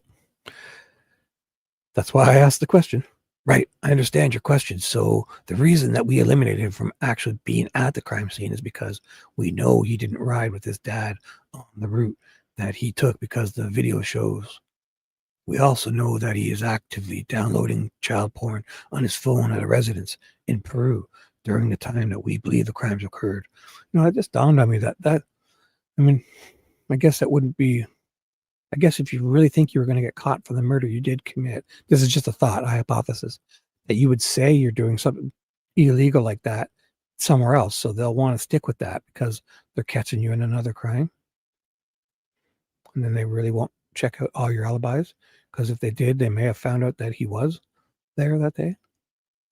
That's just a thought, hypothesis. I'm not alleging anything. So you have some digital forensic evidence that he was active on the computer or his phone, you said, at the time that you believe these things occurred? During the time frame that we believe these crimes occurred, yes, he was actively using his phone. Do you know the location of the phone when it was being used? Yes. Is this through the geofencing technique? Forgive me if I'm misunderstanding you. The question is, do you know the location of the phone? Yes. When was he actively using it? Yes. Oh, sorry. When he was actively using it? Yes. Where? It was at his residence in Peru. How do you know that? Through the forensic evidence, I was told that they could find out through the phone records that it was being actively used in that area with that data. I can't explain geofence data dump. I know I was given a report orally, not a written report. There is one, but I was told that he was on his phone in Peru at his residence. Probably because he was at his IP address and his Wi-Fi. Did you go back to Keegan Decline after you learned this information and have another communication meeting with him? Yes, we did. What was his explanation for your findings? He had no explanation for it. Did he continue to acknowledge his responsibility for part of this?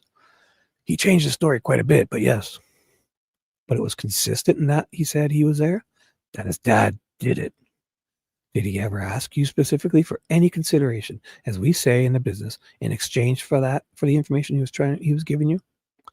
He wanted to be put into witness protection program. He never asked for any consideration like you were talking about, like as far as like plea bargains. I think there were some discussed, but he didn't give us any information that we could verify. But he was wanting basically to give this information to get put on a witness protection program.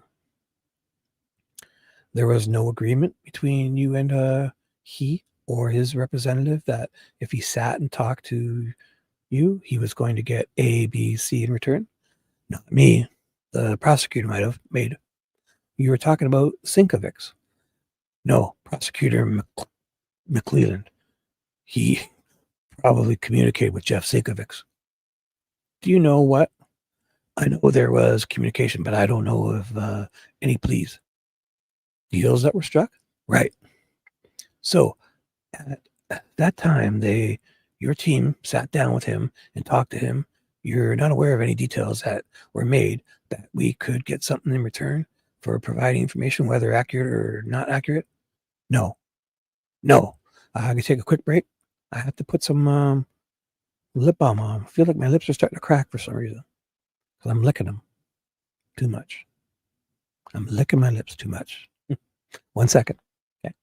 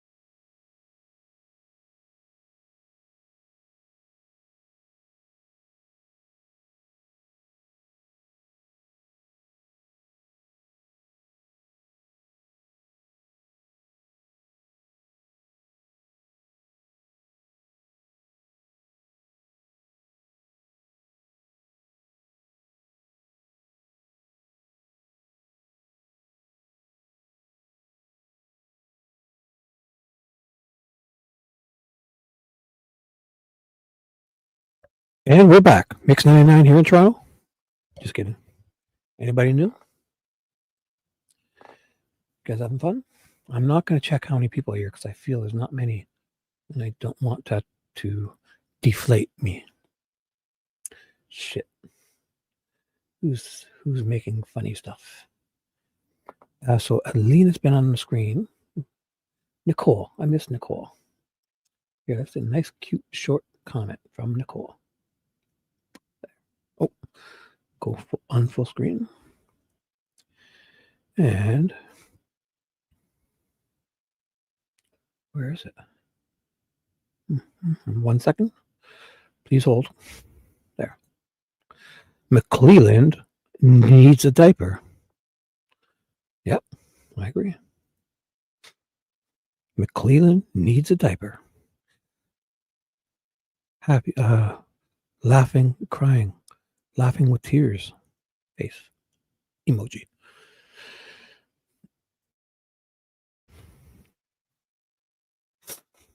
Oh, sorry. I unmuted before I did that. All right. Let's go. Focus. Oh, 1 sec. Sorry.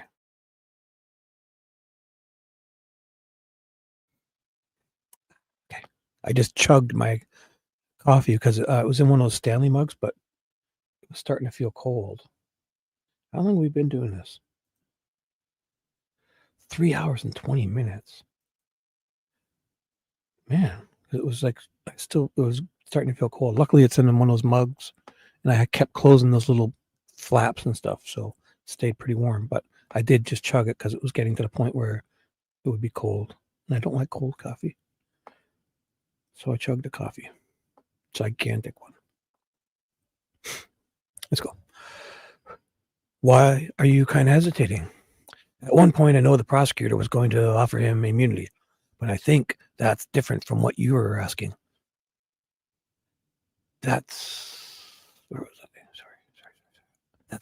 That's why I'm kind of hesitating. And as far as, hey, if you communicate, we'll give you this many years or whatever. I wasn't involved in any of that. Now that he's in jail, has there been now that he's convicted, has there been any attempt to reach out to his legal representatives to forward your your investigation in any way? Not yet. You think that still possibly may happen? Yes. Why is it that you would want to do that at this point? I think you always want to give him a second chance, or in this case, maybe a fifth, sixth chance, to be honest and make things right if he knows anything. So the idea is he's been sitting for a while now, or in this case, he might come up with a different version because he's seeing the world differently now. Well, I think his world has changed. He was in luxury Miami County, and now he's in a correctional facility, which is obviously different people there. I don't know what goes through their minds when they get there, but I think he knows it's for real now. Maybe if he does have any information. Do you know if he's filled an appeal in this case? I don't know that. Do you know where he is? RDC, regional. Let's talk about Tony Klein. Was he a suspect in this case at any point? Yes. And all these agencies still working his angle too? Yes. Yes. Was there a point in time when he was definitively excluded? I think so. I mean, we exhausted all other efforts. Tell me what happened. At this time, with the information we have, we can't put him in Delphi or on the bridge. He was through the forensic evidence that we got through the digital phone data. He also was given a polygraph, and there's no evidence. We searched his house, we searched his phones, like I said, and there's no evidence indicating his involvement. Did he have an alibi on that particular day that you were able to confirm? I don't recall. I think he had an alibi, but I can't recall. Dave Vito would be a great person to ask about anything Keegan and Tony Klein related. Do you recall him taking a polygraph? I do. What do you recall the result to be? Like I said earlier, he passed the polygraph, or did I say that earlier? I thought I did. You referenced it, but I don't remember what you said. Yeah, I remember half the things I say neither. Was that polygraph conducted by this examiner in Lafayette? No, it was not. No, we learned our lesson good there. New technique? No, it was Matt Collins, I believe, with the state police. Was Tony Klein cooperating with you all the times during the investigation? Not all times, but I don't think any defendant cooperates all the time. Tell me what you remember about him not cooperating. I mean, he showed up and we talked to him. He lied to us quite a bit. We had surveillance on him and we called him. He said he was working when he was actually out in his garage drinking a beer because we had surveillance on him. So he lied to us. So I think that's not cooperative. If you're lying to the police, I don't think you're cooperating. But you can't work in your garage? I mean, he's working. What if he's working on building his motor for someone in his garage at home? Fucking asshole. But hey, maybe. Who knows? Like I'm working right now. I'm looking at a security camera and not doing what I'm supposed to be doing, but I'm having fun. He lied to you about little stuff. Little stuff, yeah. Maybe multiple times when he confronted him about his involvement. He would stop cooperating or just get up and walk out. Things like that. I can't remember if we got consent to search his house or if we had a search warrant. I believe it was a search warrant.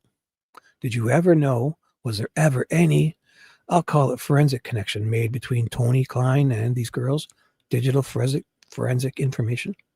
No. Were you able to determine definitively that Tony Klein was not utilizing his son's digital devices? Nope. There's still that possibility. Wait, there's still that possibility?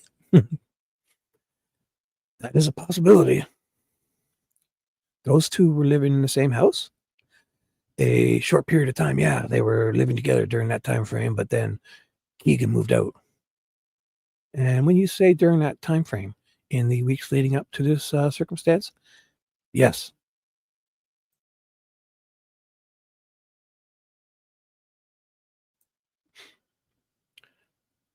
The February 13th incident? Yes. Do you know, or is there any information that suggests that Keegan Klein had any connection with any kind of hate groups. See, it's the same questions they're asking, just different names. That's why it does feel the same. Extremist groups or anything of that nature? Not to my knowledge, no. Unless I did read this before. I don't even fucking know anymore. Again, I guess the same question with regard to Tony Klein. Or maybe I just watched Prof read this too. And I read this on Peggy's. I'm reading it again because I want it on my channel. And especially now with this new chat thing on the screen. So then I can have the chat on screen and make videos up and still not worry about having the chat. Because for myself, I like reading chat. When I watch replays, I must read the chat. It's fun. You see shit blow up sometimes, or people, just talking and having fun and making jokes too. So I prefer reading the chat on a replay. I prefer being live and being in the chat. But if not, if I'm going to watch a live replay, I'm definitely like seeing the chat. Again, I guess the same questions with regard to Tony Klein. Not to my knowledge, no. What about Dave Liebert? Do you know Dave Liebert? Personally, no. Was David Liebert ever a suspect in this case? Yes. And tell me why he was a suspect. Location where he lived, we called him the gatekeeper. There's a gate that you have to access to go back to Weber's property. And when we were out there, when we were following up the investigation, other officers were like, this guy is the gatekeeper because he would let them in and out of that. He was interviewed, and I don't recall by who. His wife was interviewed. He cooperated for the most part until we asked for consent on a couple things. Sorry. I do believe we searched his residence. I'd have to refer to reports to tell you anything about that search. Offered him a polygraph, and I think he denied taking the polygraph. That's all I know about that. So this other guy got his house searched. And so there's 8 cops piled in a van to go down and question Elvis Fields. And the other cops talked to Elvis Fields. Holder talked to 2 cops that weren't undercover, and he told them that in 17, that Brad Holder walks around. Brad Holder told these 2 police officers, Purdy and Lourdes, that he walks around in the woods and listens to the branches. He listens for Odin to speak to him through the tree branches. He said that to 2 cops. And this guy gets his house searched. And no third-party defense here. So when did I read all that? Or did I skip over that? I have to refer to reports to tell you anything about that search. Offered him a polygraph, and I think he denied taking the polygraph. That's all I know about that. So when you say he wasn't cooperative, one of the things was the polygraph? Yes. Help me out here a little bit. Maybe you can answer this. So that road, you said that he was the gatekeeper, right? That road that goes back, I guess, kind of to the northeast, I think towards the river. Wabash. Ooh, the other way. And then goes more towards the east. I think it kind of winds around the bank of the creek. It's plated as a county road.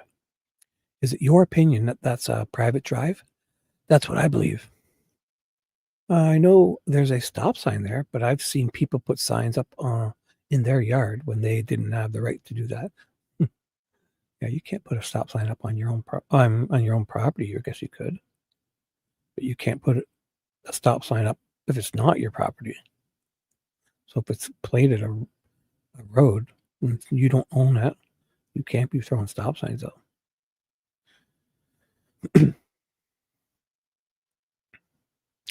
Let me ask you this question. Have you dealt with access to that roadway? I've had access to it. I've been there, but I always thought it was a private drive to Mr. Weber's house. Were you getting permission to go on there when you were? Yes. Or were you just going on because I'm a police officer? No, we would contact the Webers. I believe the mom has a different name, so Brad Weber and his mom is remarried. But I can't remember her name. But we would always call them and ask them, and they told us anytime we needed to go there. They didn't like the media and other people, so going out there. But law enforcement they pretty much would cooperate with let us go out there at any time. But common courtesy, we would always try to notify them when we were going. Did Dave Liebert have an alibi that day? Yes, I believe his wife. They were together at home? Yes. So he was in the vicinity for sure? Mm-hmm. Shaking your head, yes. Yes. Your position is his alibi was his wife. Saw him sitting on the couch or whatever? I don't know the exact specifics, but yes. Did you ask her to take a polygraph? Me, personally? No.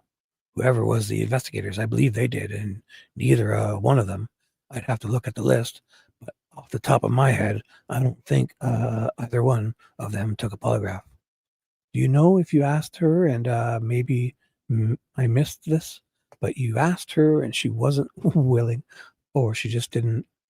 I think they obtained an attorney, and the attorney advised them not to, if I recall. Are you familiar with any hate groups, extremist groups that Dave Liebert was associated with? No. Jimmy Dale Duvall, do you know who that is? Yes. And do you know Jimmy Dale Duvall personally? No. You just know him from his investigation? Yes. Okay. Was he a suspect in this case? Yes. Tell me why.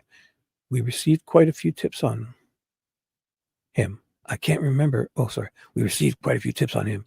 I can't remember where he worked. I think over Chrysler, maybe, if I remember correctly. And he had taken a day off that day. And so a lot of people from Chrysler were calling in tips on him, saying he shaved his head. He got a haircut, shaved his head, changed his appearance, and was off that day. So they assumed he did it. I think he had a criminal history that people knew about, and I don't know exactly what it was, but I think it was something to do with underage girls, but I'd have to refer to that. We got a lot of tips on sex offenders and things like that early on, but Jimmy Duval cooperated. His alibi was his mother. His mother said he was home when he worked on, I remember talking about this. We worked on his vehicle all day. Yeah, as if his mom would know if he takes off for an hour or two.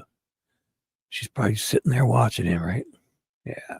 She's not probably drinking beer and having a nap herself. Mom confirmed that he was home from and he was home 12 to 6. And then she doesn't know for sure, but never saw him left. But he was pretty much all day an alibi, and it was his mother. Let me ask you this kind of as a broad-based question. So every time that your team, I'll say, worked an alibi, it was always, it sounds like, based on what occurred between 12 and let's say 5 on that day. We had a time frame. I think it was a little bit bigger than that. How much bigger? I don't recall. I think it was maybe more like a couple of hours either way, 11 to 6, something like that. Yeah. Not into the dark hours, so to speak. No. And with Jimmy Del Duval, do you know if he took a polygraph? I don't think he did. No, I don't remember. No, do you know if he was asked? I'm going to say that we had kind of a strategy. So if it was state police, I can't remember with Duval, asked for consent to get DNA, asked for consent to search anything digital, asked him to take a polygraph. If you can't confirm their alibi, we could confirm a lot of people's alibis. So this one was obviously not as solid as others, but they would interview that person, say, hey, was he here? She did get interviewed. I remembered what I don't know by who 280. So we had a process that detectives were supposed to, but they're humans. So we know how that works. But if they follow up the process, then yes, he was offered. But I don't think he took one. He may have. Damn. They fucking take that answer and throw it into a blender? It's almost like they fucking pieced that together. Shit. It's like word salad.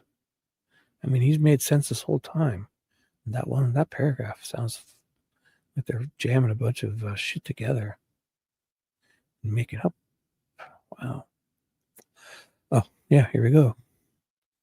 Fucking guy probably talked himself right in some redactions. Okay, was he associated with any extremist groups or religious radicals or anything like that you're aware of? Not to my knowledge. 1-page redactions.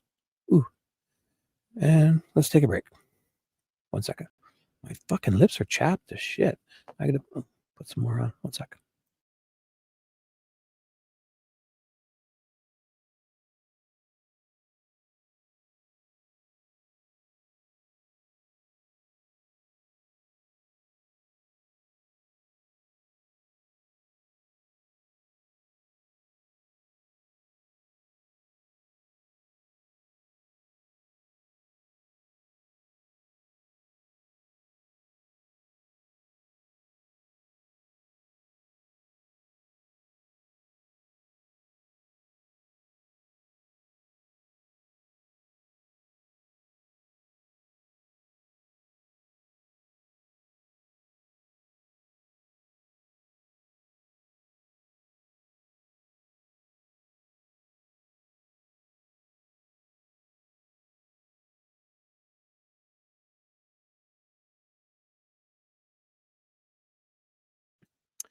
And we're back. Got my Nivea lip care for men, pour homes, because I'm up here in Canada, so it's French. For men, pour homes. Man, it's good stuff. Okay, so 1 second. Anyone new? Ooh, anyone new? Ooh, Fishy's back. Hey, Fishy, what's up? Just in time. KK passed the polygraph. No, KK, he declined. That's why I've been calling him Keegan Decline. I think they might have been talking about Tony. I don't even know anymore. Where is that? Let's get Fishy. Come on up here with me. Now, Fishy can be my security blanket for the next 10 minutes. KK passed? No. Push. Push. Push. No. I don't. Maybe he did and I wasn't even listening. I don't even know anymore. But I know he did decline a polygraph earlier on because I've been calling him Keegan Decline ever since. Okay. Ooh, full screen. 20 people. Ooh, good stuff. Okay, so I kind of cut you off. I'm sorry for that. So Brad Holder was, Brad Holder.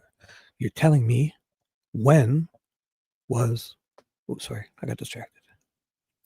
So Brad Holder was, you're telling me then was never really eliminated as a suspect because he wasn't, he was.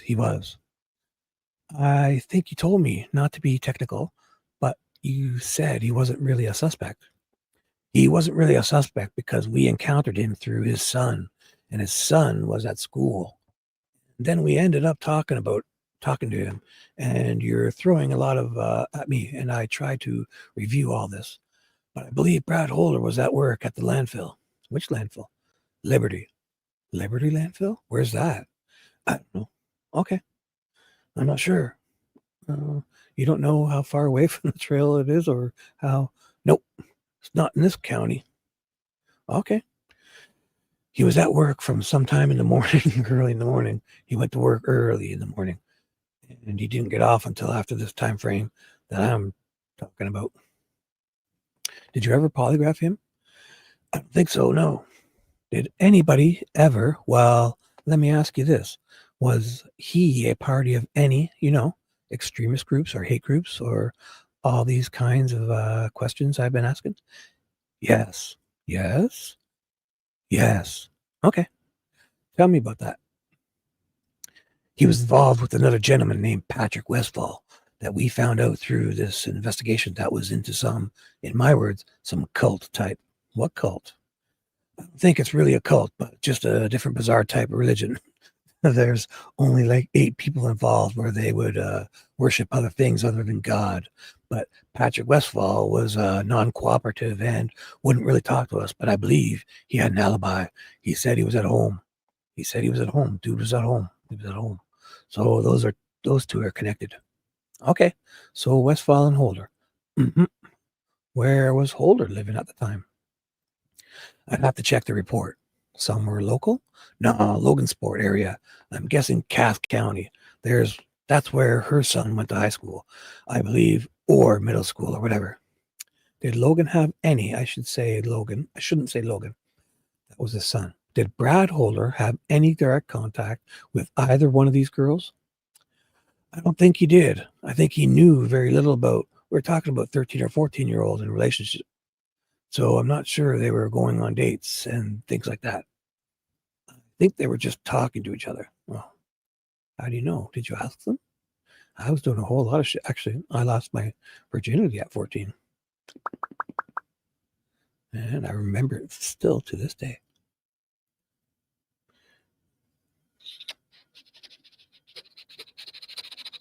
Want to hear about it? I'm not talking about Logan. I'm talking about Brad Holder. That's what I'm saying. His son. It wasn't like she was over at the house all the time or they were going on dates. It was more of a communication, kids these days and Snapchatting. And that was their relationship. This goes into a redaction. Do you know if they were ever in the same airspace? I mean, there's a connection here, Logan. So from what I remember is Brad Holder, said he never met Abby. And in his next interview, he said he did meet her. I think maybe at Patrick's house or somewhere. I don't even remember so much. And right there, that's more of a link to Abby than Richard Allen being on a bridge. I mean, still, that's pretty bad. Lying about knowing her, the woman that's died, like the young girl that was murdered. Through them, that in this case, Brad Holder accepted any responsibility for this act? No. Ooh, 1 second. Need to drink my cold water here.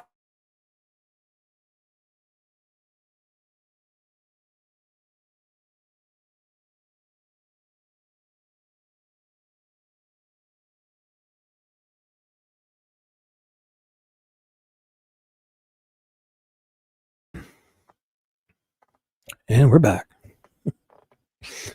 Ooh, bad Shibby.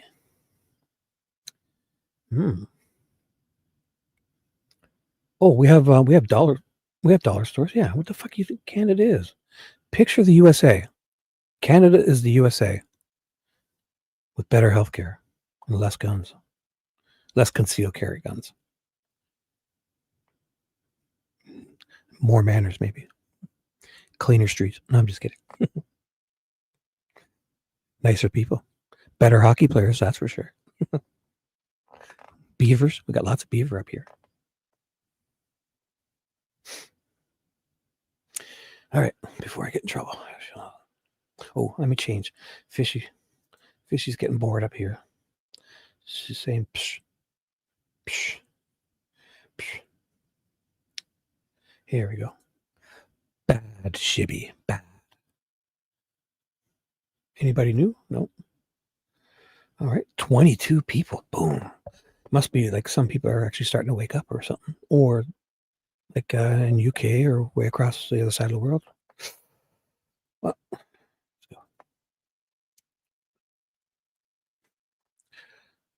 you know that he said, "Hey, I was involved in this, or I know something about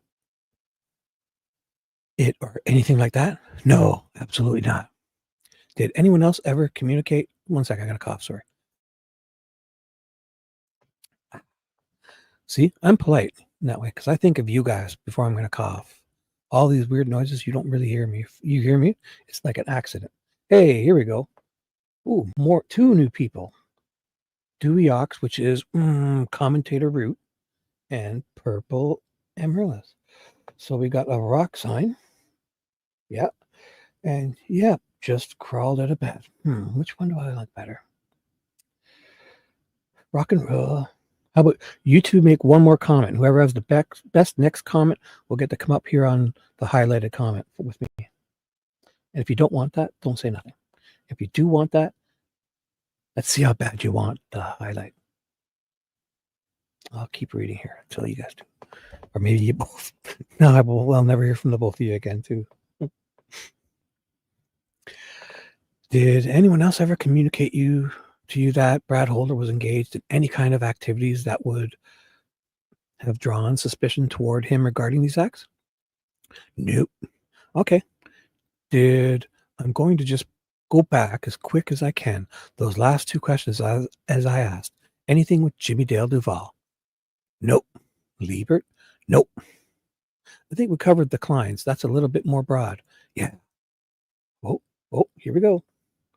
There we go. Oh, I'll take that one. Commentator root wins.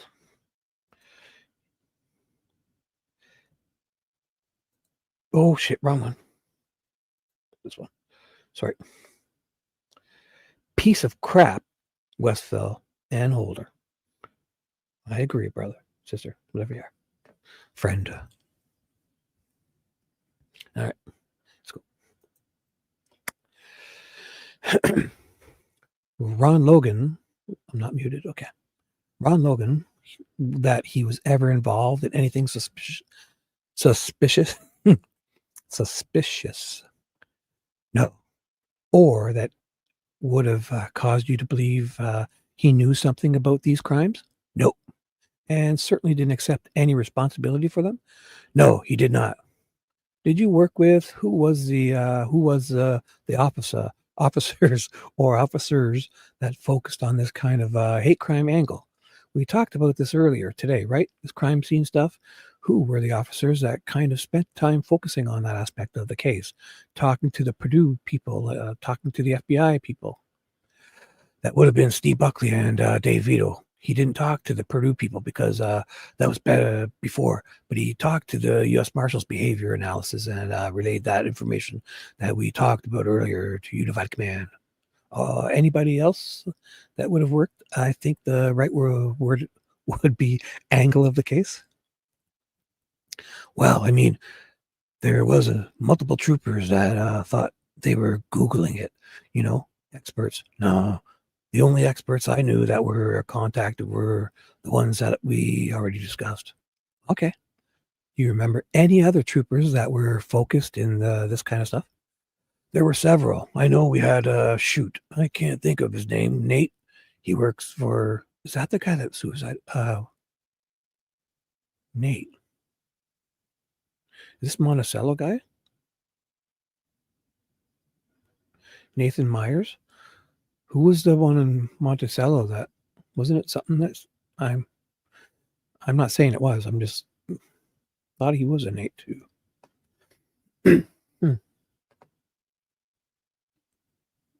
Yes, guys, feel free to talk amongst yourselves and chat. You don't have to, you can talk about the weather, your vacation in Florida from 1992, anything you want.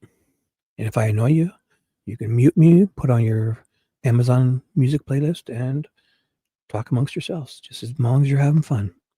And glad you're here.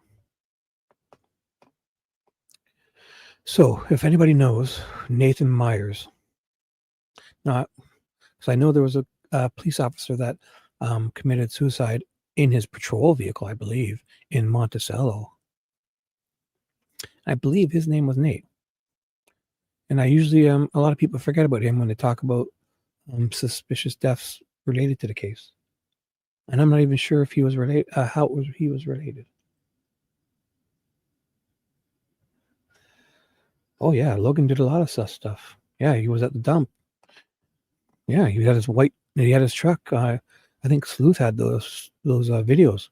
Logan had his truck at the dump, throwing huge garbage bags of shit away on video. He was taking, I mean, people don't, I think out in these rural towns, you don't have garbage service, so you have to go take your garbage, right? But yeah, he was, I believe,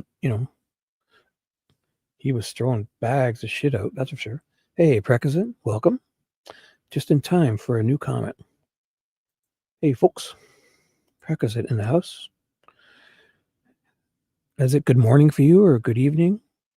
For me, I'm in the East time zone. I'm in the same time zone as Indiana, but I work night shifts, so I'm working until at least 7 a.m., another 2 hours. I'm working really hard, too. And Beasley Drummond. Oh, Nate Miller. So who's this guy? Oh, Nathan Myers. Okay. Thank you, Beasley. Yeah, so I got the Nate right. All right. I shall carry on. Good to see you guys. Talk amongst yourselves. Have fun. Did I read this? Shit.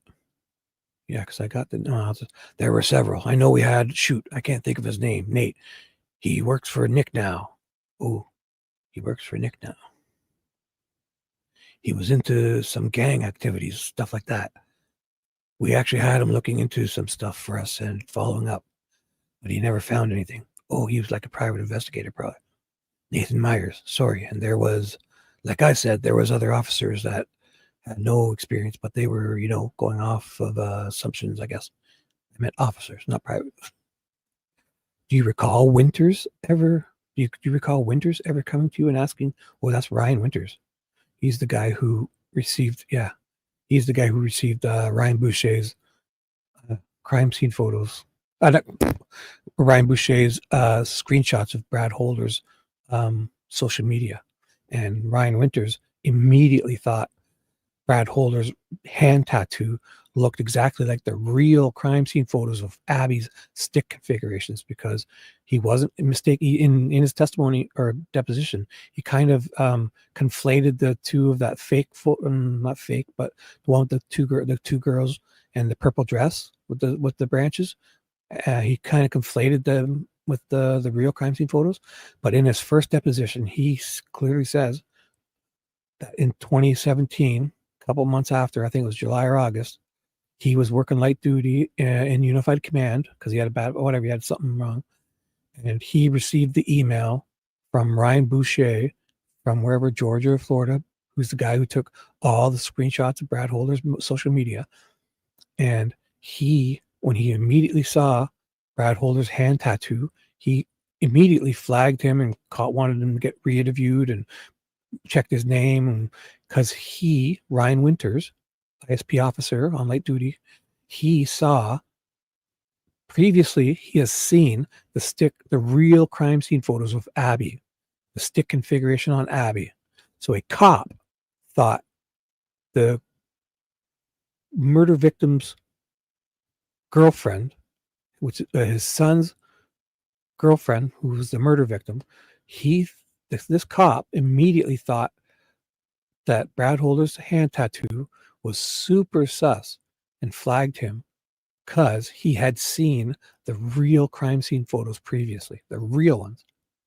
So there's a big deal. Do you recall Winters ever coming to you and asking you about any of these hate crimes or hate groups and communicating with you about it, his concerns? Winters? Yeah. Ryan Winters? Trooper Winters. Yes. Okay. What do you recall about that? And that Ryan Winters has a deposition in here. And there's an affidavit letter or something from Ryan Boucher, the guy who sent all those screenshots of Holder's social media. Okay. What do you recall about that? Basically that, and I told him we were covering that angle and that we had talked to people. Yeah. What about Murphy? Murphy, not so much. What about Purdy? Ooh, Purdy's another one. Holder's told Purdy that he listens to the branch. He walks through the woods and listens to the sticks and branches. He listens to hear Odin speak to him through the branches. Brad Holder told Roland Purdy, who was like a not undercover cop, but he was investigating Odin, and he went to him in his official capacity. It wasn't like they were, wiretapping him. Him and Lourdes, both ISP officers who were having an affair with each other, or not affair, I can't say they were, intimate.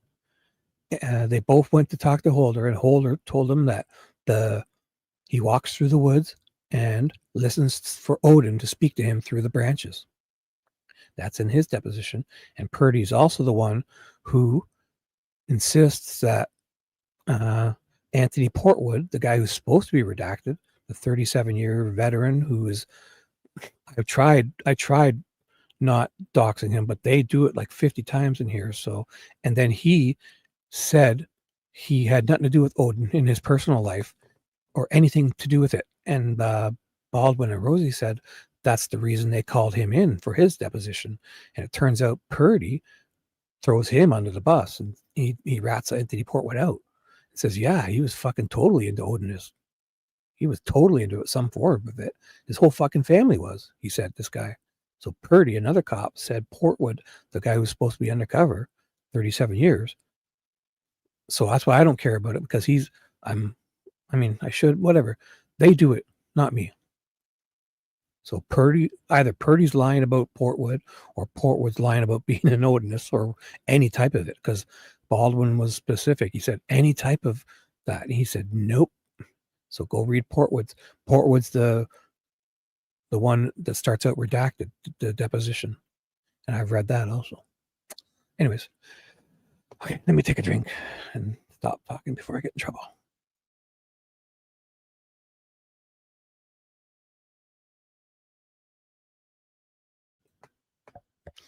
All right. Hey, Four Pits, what's up, buddy?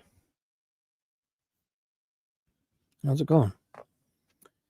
Me either, Prick. Oh, Fishy's still in the house. Oh, man, what are the numbers like? Got a lot of people, it seems. 22 crazy sons of bitches. Thank you very much, guys. I'm honored. Whoops. 1 second. Please hold. And morning 4-bits. How's it going, bud? And let me get back into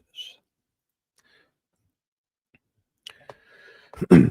What about Purdy? Purdy, he thought it was, there was another. What do you remember about Purdy? Same thing. He thought it was. What did you tell him? Same thing that I just told you, dipshit.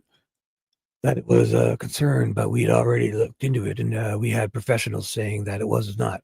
Oh, if you're just coming here, this is, I believe, Rosie questioning Jerry Holeman in his deposition. What did you tell him? Same thing after blah, blah, blah. What about, so when you hear the nice voice, that's the nice defense guys, and when you hear the awful, horrible, gruff voice, rude and to the point and dumb and ignorant, that's the any given LE you would like to choose. It's going to be them. What about this officer down in Terre Haute that was unfortunately killed? Ferenczi or something. Greg? Yeah.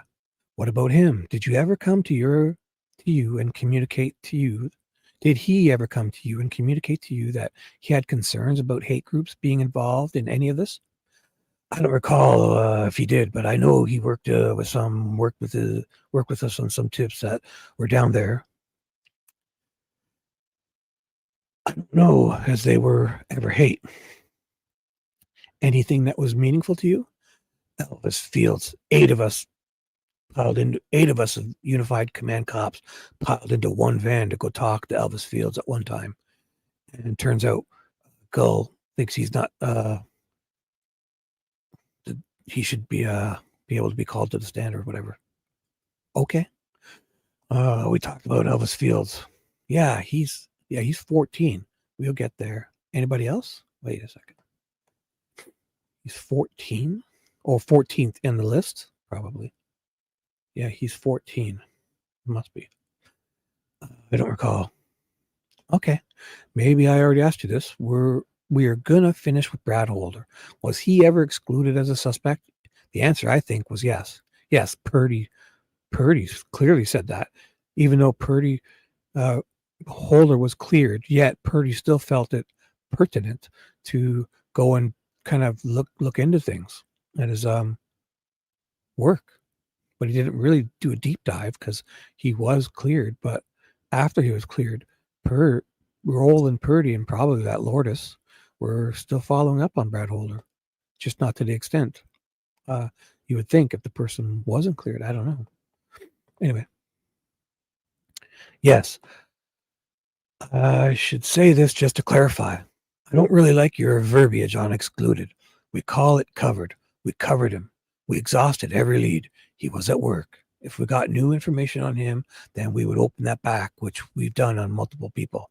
So no one was ever fully excluded. We would say covered. Well, you should talk to Roland Purdy because he said otherwise. That the guy that was looking into things on Odin said in this deposition here, Roland Purdy said he was cleared, but he still followed up. That way, if we did get new information at this time, they are covered. But if tomorrow somebody calls and says something different, then we would. On everybody, you're going to ask me, was Brad Holder covered? Covered. Jimmy Dale Duval? Yes, yes. Dave Liebert covered? Yes. Tony Klein? Yes. Keegan Decline? Yes. Ron Logan? Yes. Let's talk about Rick Redhawk. Did you know Rick Redhawk? No, personally, no. I know. Was Rick Redhawk ever a suspect in this case? We received tips on him. I think he was one of the sex offenders, multiple sex offenders we received tips on. I don't recall much about Rick Redhawk other than I know he was followed up on.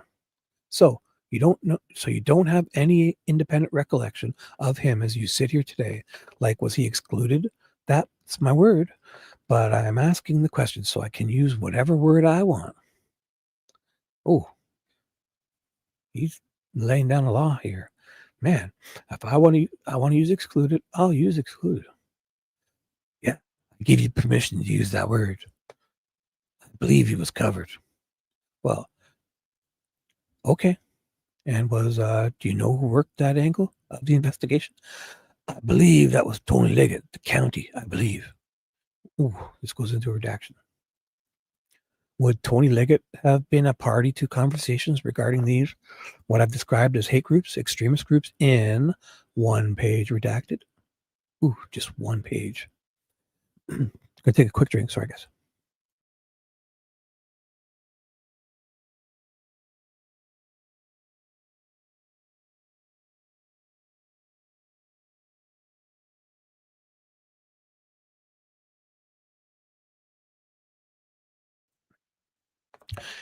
And we're back. You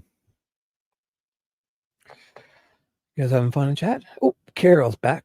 Oh, there we go. I got you, Carol. Go ahead. Retract your messages, Carol. Go ahead. Let's see what Carol said. I got StreamYard, girl. Oh, there you go. Why are you retracting that, you silly goose? You're funny, Carol. You make me laugh. You can't do any more retracting, girl, because I got you StreamYard. Nothing disappears on StreamYard. And it was on the screen, too. So all these, even afterwards, if I delete and hide people or block them, they're still going to show up on that chat I have up because I like that. All right. And away we go. Is there anything about him? Oh, yes, I don't know. Is there anything about him other than what you just uttered that you remember as you sit here today? No, I do not. Patrick Westfall, do you know him? Yeah, we talked about him a little bit already. Tell me how you know him. Brad Holder was in some sort of religious group with him. Yesterday, we talked about a group called the Odinites. the rock hard Odinites. Or maybe it was 2 days ago. I forgot. Odinism? Odinism or something. Yeah, the words were used. Is that what you were talking about? See, he's the first one that corrected him. Jerry Holeman. They've been doing this the whole trial, I think, baiting them with Odinite. Or at the very least, it's funny to watch the pro-prosecution side read documents and read Odinite because it fucking drives them bonkers. And I mean, we know it means rock. So I think the defense has been doing that to either troll them or get them to correct them. Because that, I mean, he's clearly saying Odinism. Yeah. Maybe nothing. Maybe just me. Odinism or something. Yeah. Oh, sorry. The words were used. Is that what you were talking about? I think that's what his focus was on, something similar to Odinism. Him being who? Patrick Westfall. Was Patrick Westfall a suspect in this case? No, I wouldn't consider him a suspect. Oh, can you explain to me what the investigation was around him would have entailed? Wait a second. They investigated him, but he wasn't a suspect. The fuck is going on with this guy? Because we knew Logan Holder, that he was involved with him. And we found out we got tips that he was into that Odinism type religion. We kind of looked into that aspect, but Patrick Westfall was not cooperative. And I'm not talking about the not cooperative, kind of cooperative, not cooperative.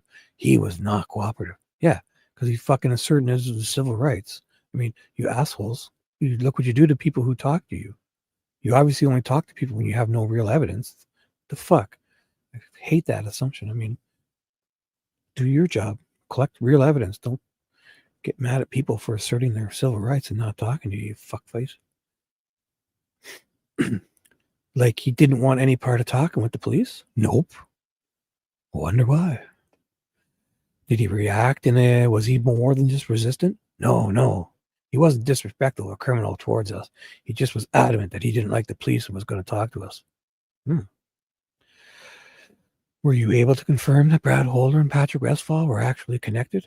Yes, Brad. That there was a relationship between the two of them? Yes, Brad acknowledged that. Where is Patrick Westfall from? I don't know where he's from. What do you know about the relationship between the two of them? Very little, other than what was told was Brad was involved in that church. I call it a church. It was like 7 or 8 people that followed the same beliefs as Patrick. Those beliefs being what? The Odinism type, stick formations and things like that. Wow, saying a lot of stuff. One sec.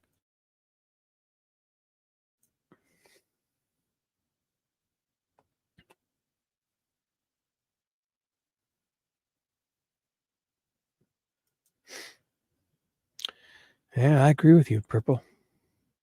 Really pees me off that they made out the defense made all this Odin stuff up. Grr. Grr. Yeah, totally agree. I mean, these fucking guys, 8 cops piled into a car and went down to talk to Elvis Fields. 8 cops from Unified Command in one of these depositions. All of them piled into one van and felt it necessary to go talk to Elvis Fields. Yet they can't question him at trial. And then all this, and Brett Holder, part of what he said to that Purdy and Lourdes cops who weren't undercover, who were there, like maybe not in plain clothes, like they were investigating Odinism in like July or August of 2017. Roland Purdy in his deposition says him and that Lourdes, who he was, intimate with, which means nothing, but I think it's good to point out. They went to talk to Brad Holder, and Brad Holder sat down with them and said that he walks through the woods and listens to the branches. He listens for Odin to speak to him through the branches. Brad Holder said that to the 2 cops in July or August of 2017. And then that's the same time all his fucking interviews go missing too. Man, that's wild shit. Yeah. All right. Those beliefs being what?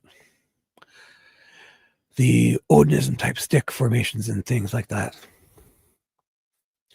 Some of the things that were of concern at the crime scene with the yeah.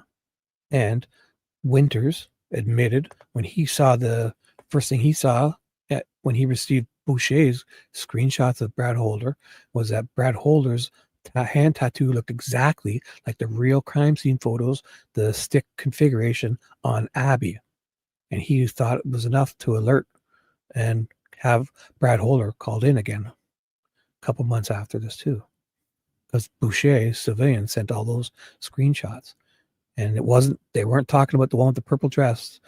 He was talking about he had seen the original crime scene photos, and he first thing drew whistles and bells and alarms went off.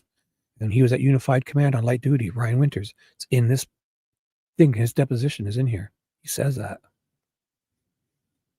Did you ever receive information from any third parties about either one of these 2 guys? Now we're kind of, Ryan Boucher sent you a shit ton of stuff. Now we're kind of talking about them in tandem. What they accepted any responsibility for this crime? No. Well, Holder just lied about knowing. Brad Holder just lied about having met Abby. No big deal. Did you ever receive any information from any third parties or even through law enforcement sources that either one of them were engaged in any suspicious activities that might have been connected to the crime? Nope. What is he saying? I've read this a few times and it's still driving me nuts. He's talking with Holder and Patrick Westfall. Did you ever, is he? He is, right? We're still talking about Holder and Westfall. So did you ever receive any information from any third parties or even through third parties? What's third parties? That would be Ryan Boucher. He's a third party. He sent you fucking hundreds of screenshots of everything Brad Holder posted. Or law enforcement. Roland Purdy went to talk to Holder and told you that Brad Holder Brad Holder walks through the woods and listens to the branches I don't know if they're on the tree still or on the ground, or he breaks them off or cuts them off.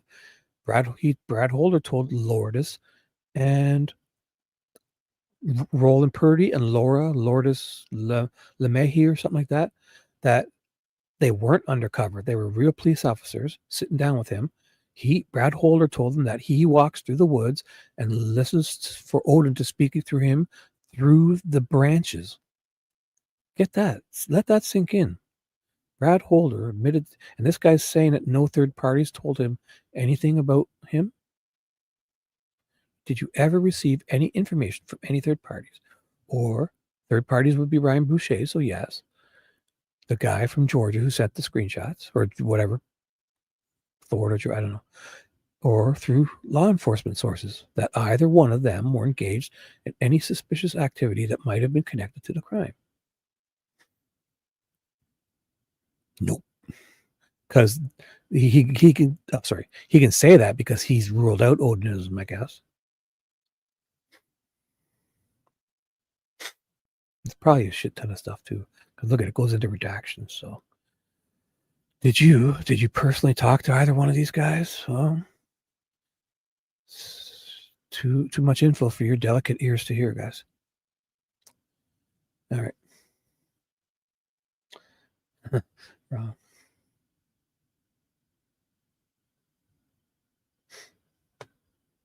Yes, that's a great one. Here, President gets the comment highlight. Boom. Jerry Holeman is a liar. All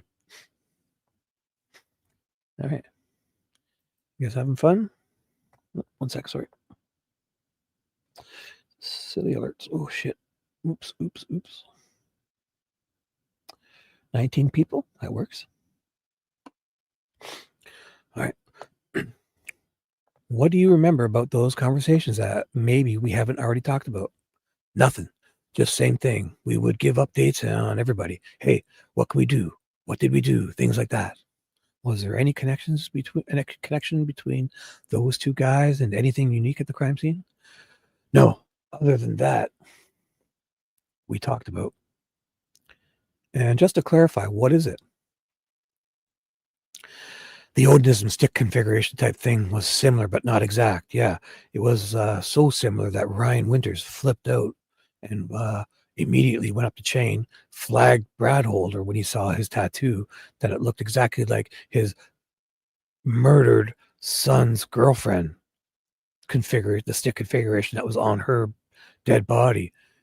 When Ryan Winters, an ISP light duty officer in Unified Command, saw that, he immediately flagged it and sent it up the chain and wanted Holder to get re-looked into, which is probably why Purdy was doing that. And when Purdy goes and talks to him, Purdy finds out that Holder says to him, yeah, man, I walk through the woods and I listen to Odin speak to me through the branches, but there's no relationship here. Holy fucking lying motherfucker, eh? Oh, but it wasn't exact. Oh, yeah. But it was enough for Winters to flag him and check him out and run his name. After just seeing that hand tattoo, he knew it looked exactly like the real crime scene photos of Abby, of the stick configuration on Abby. And then when they go back and check him out, he says to them that he fucking walks through the forest and listens to the branches. He listens for Odin to speak to him through the branches. It's in Roland Purdy's deposition in this stack of papers. Holy fuck. That's wild. Fucking wild. Jerry says there's no relation here. Gull says, nope, not to see here. And all the pro prosecution guys do, Odin's bullshit. Yet the murdered victim's boyfriend's father lied about meeting Abby. He's a fucking Mason guy. He was flagged because his hand tattoo, a couple of months afterwards, his hand tattoo looked suspiciously similar to the sticks that were the stick configuration on Abby, because this Ryan Winters had seen the real crime scene photos, not the purple dress one, not the fakish one, the real crime scene photos. And he called for him to be reinvestigated. And all of a sudden, Purdy and Lotus are there talking to him after he's been cleared. So they go back and talk to him. And Brad Holder tells them that he walks through the woods and listens for Odin to speak to him through the branches. Wow, write that shit down. Stick it in a pipe, smoke it. Do whatever the fuck you want with that. And then just to clarify, what is that? The Odinism stick formation type thing was similar, but not exact. Okay. How did this investigation with these two guys kind of come to a conclusion then? What do you mean? Well, is it over? Are you still looking into this? No, we're not looking into it. There is nothing more for us to do on either one of those. They're covered? Covered. Thank you. Yeah. And this asshole went and lied about having known in a sworn affidavit. Holeman lies about having known he doesn't know how to get a hold of Professor Turco. He doesn't even know if Turco's a him or her. And he lied about what Turco said. He lied saying Turco said stuff in the alternative as to what he said. And he totally obfuscated the whole Purdue report. And even knowing who the fuck Turco was or how to get a hold of him. Is it him or her? Holy fuck. I know all this and it still bonks me over the head every time. Yeah, he's Holder's covered. Thank you. Get the proper verbiage next time, asshole. Thomas Lincoln Wallace. What can you tell me about Thomas Lincoln Wallace? Was he a suspect? Yeah, this is where he says something. I think he says something about the people with three names that use all three of their names. They're always sus. I can't remember on Thomas Wallace, to be honest with you. I didn't get that far in my... Okay, you don't really have any independent recollection? No, I don't. So if I asked you most of these questions I've asked you about the other people, your answer is going to be, I really can't remember anything about Thomas Wallace at this point. I didn't get that far in reviewing last night. I'm sorry I tried. Brad Weber. I do recall Brad Weber. Was he a suspect?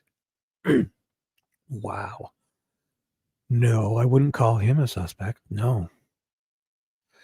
Was he a person of interest? I hate that phrase. No, because he towed the line for us. He helped us with our narrative. He's a great guy. Who fucking lied about his alibi the first time to an FBI agent. Gull wouldn't let Zoom his testimony in. He was staying at the property right above the crime scene in his parents' house, but he was covered as well. Yeah, creepy motherfucker. He didn't have a bunch of trail cams all over that place, and I bet Ron Logan didn't have a shitload of trail cams all over that place. As a matter of fact, I bet you they both did not have trail cams in their outhouses too, those motherfuckers. Just kidding. That was a bad joke. In your opinion, why was he covered? He was at work. We verified work records. He said he got home around 2:30. Well, he said that the second time or third time, not the first time. But we think it's later than that because he got off around 2. But then he also operates an ATM machine business. So he went and collected money. So did he collect it or not? So he's saying he did. I thought he went straight home. How the fuck are they getting away with this right in front of us? So he went and collected money from the ATM. Jerry Holeman is saying this in his deposition that Weber went and collected money, right? Or is that a part of the end and I'm just not thinking of it? Is that a part of their revised one? That I thought the one was that he went and collected money and he came like 3:15 or 3:30, but then it turns out that he went straight home at 2:30 to get there to scare him with the white van. And did he also mention Subaru? Now it's...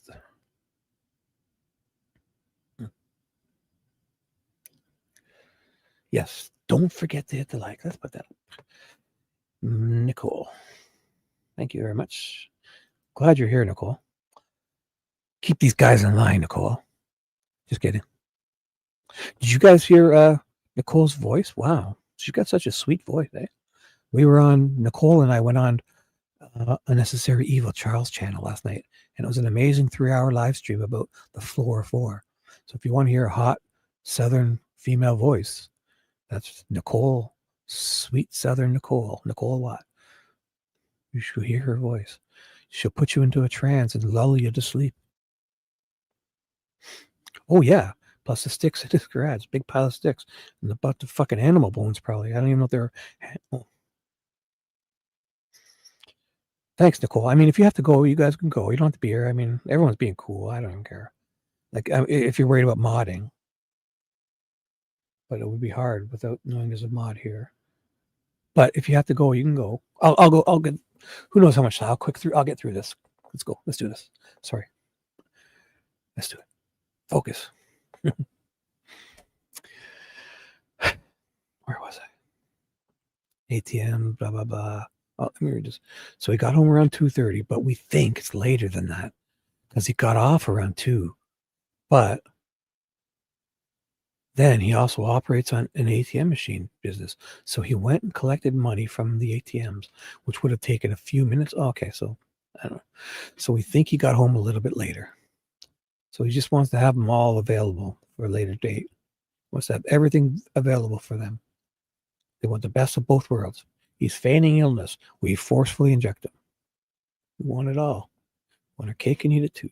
Within your time frame, but you still didn't put a lot of credence in that. Later, he said he went home, took a nap, and woke up by the search party later in the evening around 5:30 or 6. I believe I may be off on time. So he might have been around from 3 to 5 or so without any kind of firm alibi other than he said he was home. Yeah, that's another thing. If he's home that early, then he should be a suspect. He's right there in the area where they're found. He could have been home. He could have sped home. Whatever. I mean, absolutely. Which was close to the scene. It was on the, what you and I are calling the Weber side. So across the creek. Any association with any hate groups or extremist groups? No. Did you ever receive any tips from any other third parties or other outside parties saying, hey, this guy is somebody you really need to be looking at because he did this or did that or he's acting this way? Not that I can recall, no. Daniel Nation. Do you know Daniel Nation personally? No. Was he a suspect? I wouldn't call him a suspect, but he was brought up because of a crime that occurred out in Colorado. What was that crime?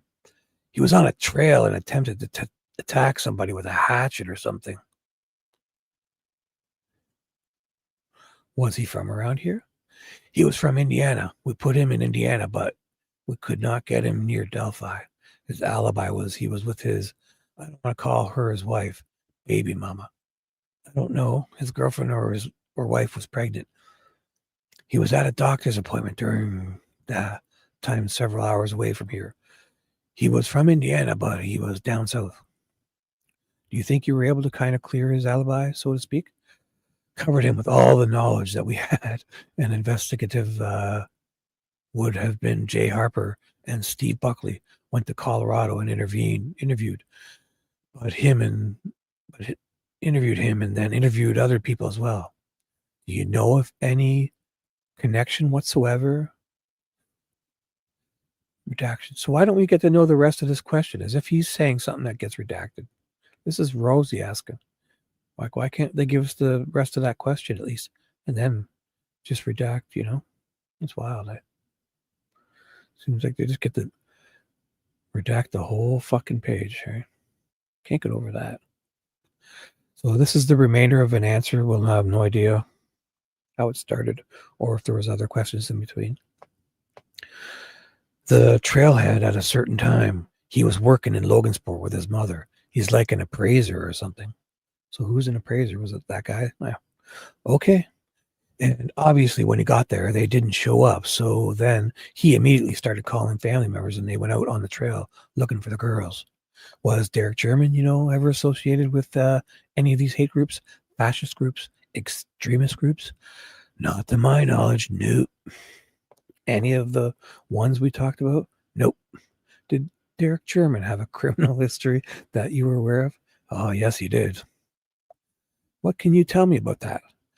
My personal past histories with him was he was involved in manufacturing methamphetamine.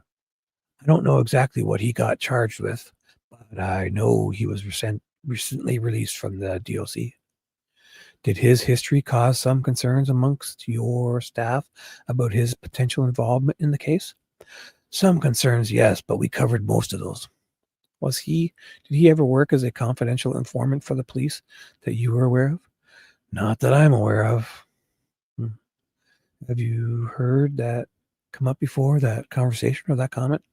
I've heard that, yes. You don't know the answer to that? No, he was never a confidential informant for me or anybody I work with. See, so both of them are evasive. Because he still could have been. See, the first one is, I'm not saying anything he says, I'm just saying the semantics here.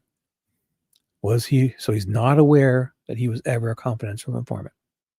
And then he asks him again, he says, you've never heard that if he was confidential, you don't know? Because he says, he said he's heard as a rumor or whatever, but then Holeman says, no, he was never a confidential informant. He's very definitive there for me or anybody else I work with. So it still could have been one for somebody else or somebody you didn't work with. I'm not making this stuff up. It's something I've heard. Oh, yeah. You've heard it. It's a strong possibility, but I don't know that. So it's a strong possibility. I guess Forpits would know. Should I not even talk about this? Because I think Forpits knows Derek German very well. Or we shouldn't say, or if you do, maybe allegedly or whatever. But who's back you got? Fishy. Okay, so Fishy's here too. Cool. Yeah, Nicole and Fishy. Keep an eye on these guys in chat if they're guys, especially if they're guys. Oh man, what am I doing? It's a strong possibility, but I don't know that. Were you aware of any tension or friction that existed within the family at the time of these incidents that would have caused you to believe that he might have been involved in this crime? The German family? Yes. Redact that bitch. All right. So he comes back saying something. Some answer ends him close to Delphi. Did you try? Yes, we interviewed him. We interviewed the sister. We interviewed his roommate. We interviewed multiple people. I'm not sure if he had a phone. Ooh, I'm not sure if he had a phone. Yeah, who doesn't have a fucking phone? I know he didn't have a vehicle or anything like that. But yeah, we exhausted every investigative lead on all these people. You said down here. I heard you say down here. Down here from where? Actually up here, sorry. Okay. Connorsville area, maybe. Did you personally talk to Elvis Fields? I sat in an interview with him, with Kevin Murphy. And you piled in a fucking van with 8 other cops. Purdy said, you guys all went, Purdy said, the whole of Unified Command, top brass or whatever, jumped into the fucking van. All 80 at one time went and talked to Elvis Fields. Was Elvis Fields cooperative with you, investigative team? I believe so, yes. Did you participate in any conversations with his sister? No, I did not. Was she cooperative with the team beyond giving you a tip? She was cooperative, but it was the investigators that talked to her were convinced that she had some mental issues. No. They said Murphy said there was a bunch of pill bottles all over the place, and Purdy said he thought she was credible, and they both wouldn't have drove her and personally in their car if they thought she had mental issues. They wouldn't have taken her for polygraph tests. Is that what you're saying, asshole? Because people can take medication and still, maybe it was good she's taking all those pills because it would help her with her illness. Because she wasn't mentally ill enough for them, because Purdy, Murphy, and I think some other guy, and not Portwood, the other guy, some Antonio, I don't know, whoever, they all piled in a car and took her to some polygraph test with Stephanie Thompson. So as if she was like talking to the wall, as if they would take her to a fucking polygraph test. So you're a fucking asshole. What were those? I'm sorry, what were those? I'm trying to be nice and say mental issues. Like, that's bullshit. That's not an issue. She's taking medication, and they both clearly said she was trustworthy and nice. She only screwed up making the phone call to Elvis, which they for some reason don't have audio of. But they both said she was of sound mind and acting great, even trustworthy. Well, be honest. They just said that she was crazy. Fuck you. They did say that. You're a fucking asshole. 1096 was a term. Oh, they did. Then they're lying in their fucking depositions then. Because they both did. They both said that. So your officers took a crazy woman to get a fucking polygraph test and you didn't discipline them? Ooh. I believe that she was just out there and none of the information was making sense that she was giving them.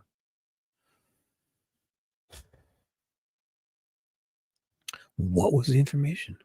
You'd have to ask. Kevin would know. Or I'm not sure. Jay interviewed her. Yeah, the Jay guy was the third guy, I think. But it was Rich Davies, maybe too. They all went down one day, did a lot of interviews, but I don't remember. Yeah, she was so crazy. Murphy and Purdy drove her in a car to get her to take a polygraph test while she was in a straitjacket. They had to open the door for her. Fucking liar. Connorsville? I think it was Connorsville, yeah. You went down there as a team? Mm-hmm. Yes, you're shaking your head, yes. Yes, sorry. When was this? Years ago, before COVID. And if you took a whole team down there, something piqued your interest, right? Yeah, it was Elvis Fields. Purdy said. There's points where, we get information and we need to act fast. Yeah, 8 cops need to pile into a fucking one van. 8 top cops. Just some information. 8 of them got in one van and went down to talk to Elvis Fields, according to Roland Purdy.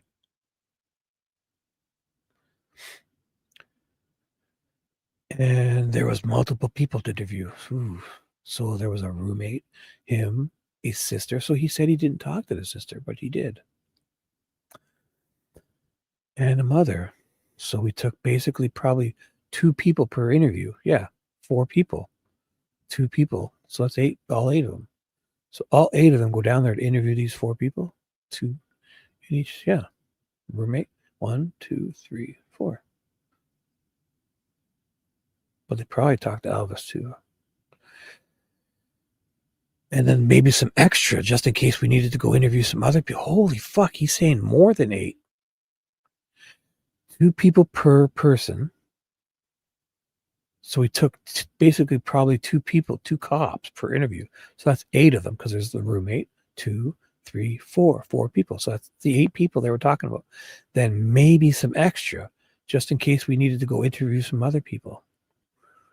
Or, wow.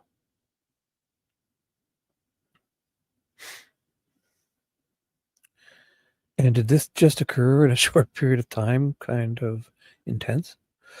For the team, yeah, 280. I mean, Purdy and Murphy. What is this 280, guys? Do we know? Got to be something. I keep seeing it. It's got to be either the team or there's 2 and 8 guys, or yeah, 280. Maybe that's the team they call themselves, like Power Rangers. Yeah, when we get all together, we're like, yeah, 280. He's the arm. He's the leg. I'm the main torso. He's the head. And we turn into like one of those big Power Rangers.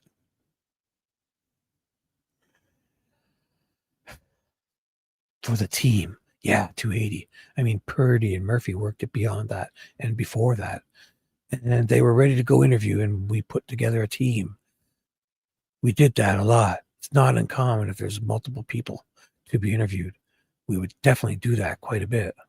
And all these people they're interviewing is Elvis's family, right? Because of Elvis. Yet, so eight or more cops pile in a van to tag team everyone related to Elvis Fields or whatever, his roommate, his mom, and is this is about Elvis Fields' sister, right? Mary Jacob, right? So, and he's not allowed to be in trial. Wow, I know this too. What am I saying?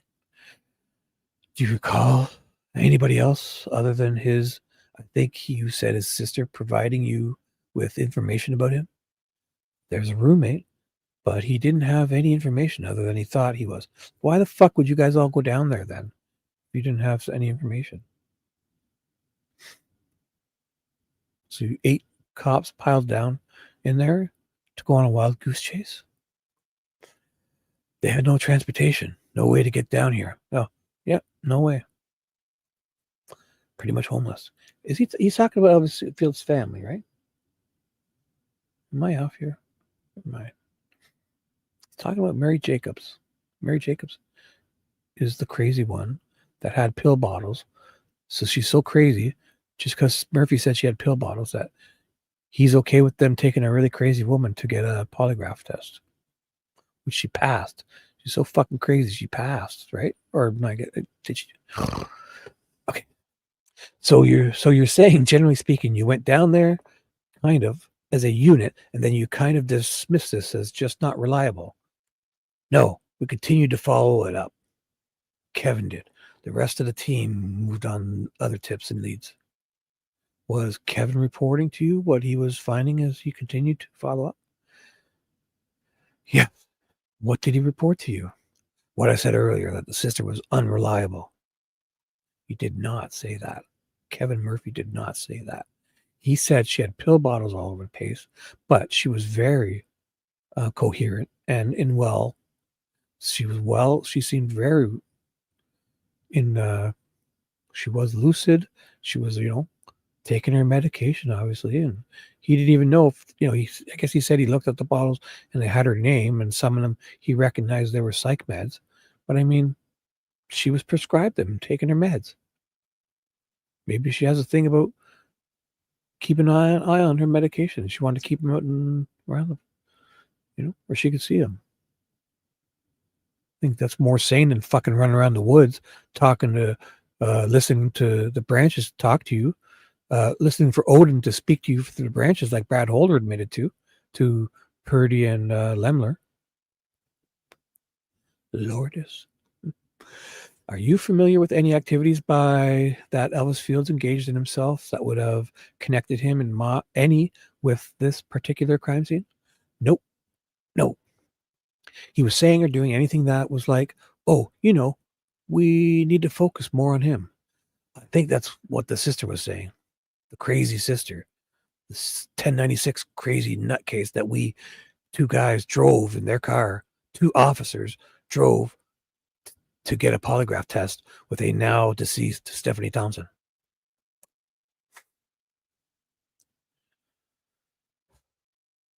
I'm talking about him.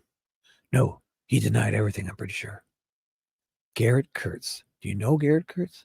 I know of him.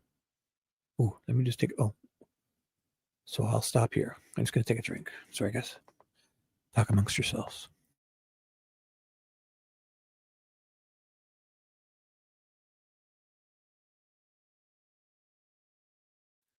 Actually, I lied, guys. I'm going to put some music on, and I'm going to take 1 minute to run and take a pee break. And Nicole, I will scrub my hands for you like a doctor. So I'll be an extra 10 or 20 seconds, 30 seconds for Nicole.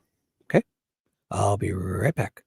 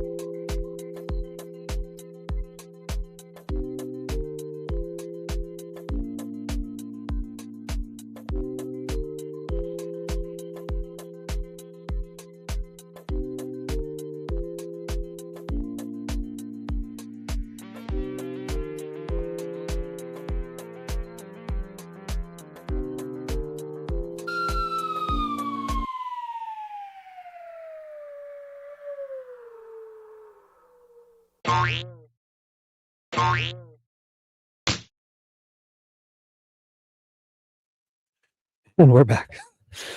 Whew. Fresh hands and all. All right. Let's get a new comment. Sorry. Did you miss me? There's a perfect comment. I'm 99% positive Richard Allen will get new trial. Well, I'm 99% positive. I'm 100% positive. You're right. I can say 100% positive because 99% is perfect. Still a tiny chance, I guess, but I'm 100% positive that commentator Root, aka Dewey, Dewey OX or whatever, is correct. Let's go. This is fucking wild. Even though we know all this or we've read it 10 times, I listened to Prof read it earlier, and I probably read some of this. Oh, I read this on Peggy's show. It's wild. Wow. Because, Garrett Kurtz. Do you know Garrett Kurtz? Know of him. Was Garrett Kurtz a suspect? We received tips on him. Same thing. I would have considered same thing as like multiple, but you got a few here as Daniel Nation. He committed a couple of crimes that people thought because he committed those crimes, he killed 2 girls here in Delphi. Yeah, the guys that commit crimes don't kill girls. It's guys that don't commit crimes like Richard Allen. No fucking criminal record in his whole life. He's the type of guy that kills girls. He stays faithful with his wife for 35 years. He holds steady employment. Yeah, he fits the exact MO of guys that kills girls. This guy doesn't. Here in Delphi as well, but he was eliminated pretty quickly. Yeah, the Holder too. We knew for sure he was a good guy that loved to walk in the woods and talk and listen for Odin speaking to him through the tree branches. Whose son was one of the murder victim's girlfriends, and his hand tattoo looked extremely similar to her stick configuration, enough to alarm Ryan Winters, an ISP officer who had seen the crime scene photos. They had totally alarmed him. And he also lied about having met Abby, and all his fucking shitload of his first interviews or whatever, went missing. And Richard Allen's the guy. Alibi? I know he was interviewed by Tony Liggett and Dave Vito. Yeah, what's the other side saying about that?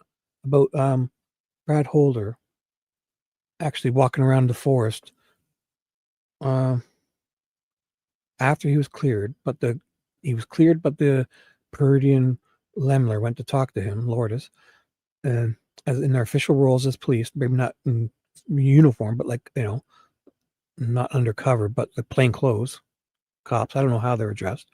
Talked to Holder, and Holder told them that he, in like July or August, whatever, 2017, that he walks around in the forest and listens for Odin to speak to him through the branches. What do they say about that? That's wild.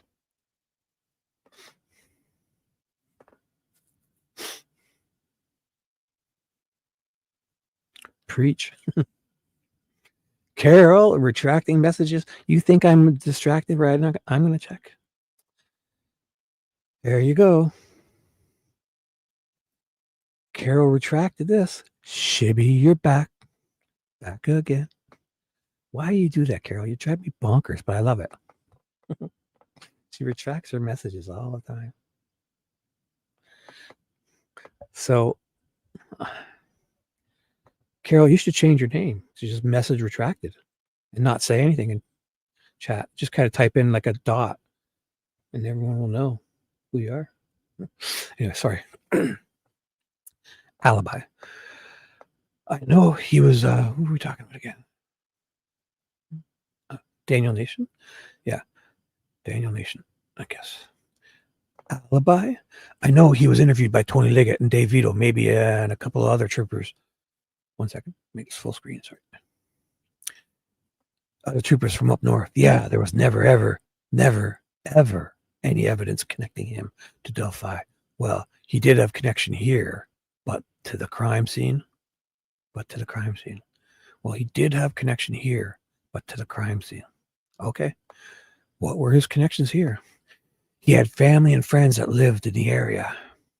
Do you remember if he submitted to a polygraph? I think he did, as a matter of fact, and I think that was also conducted by Matt Collins. But I'd have to refer. A lot of this I'm going off of memory and summary, so I may be off a little bit. Are you aware of any connections that Garrett Kurtz had with either of the girls? Nope. What about from social media standpoint? Nope. Ashley Garth. Do you know Ashley Garth? One I don't recall anything about. So if I ask you all these questions, your answer is going to be, I don't know. No clue on that one. I could probably find some information, but I didn't have a chance. Do you know if that's a girl or a boy?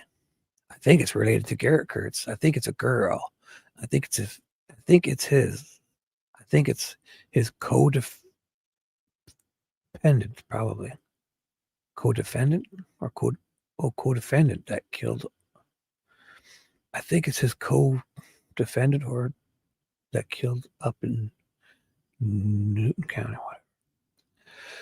So Garrett Kurtz killed his girlfriend. I think Ashley Garth was involved in that. Co-defendant. Okay, sorry, not codependent. My bad.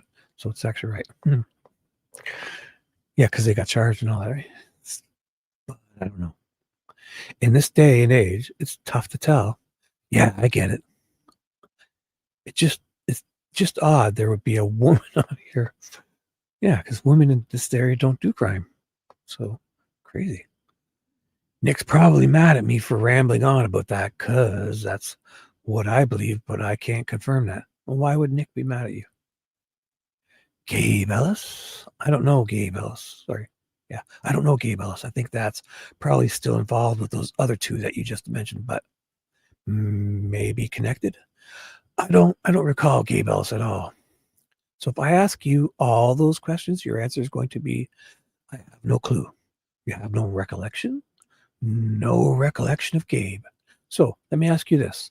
So we've got a list here of about 17 people. Let me ask you this. Of these 17 people, which of them do you believe may or did have ties to any kind of extremist or fascist or hate groups?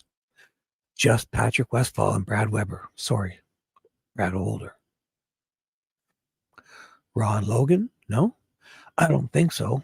I know you're not looking at the list, so I know. So I'm going to accommodate you. Egan Decline? Nope. Tony Klein? Nope. Liebert? Nope.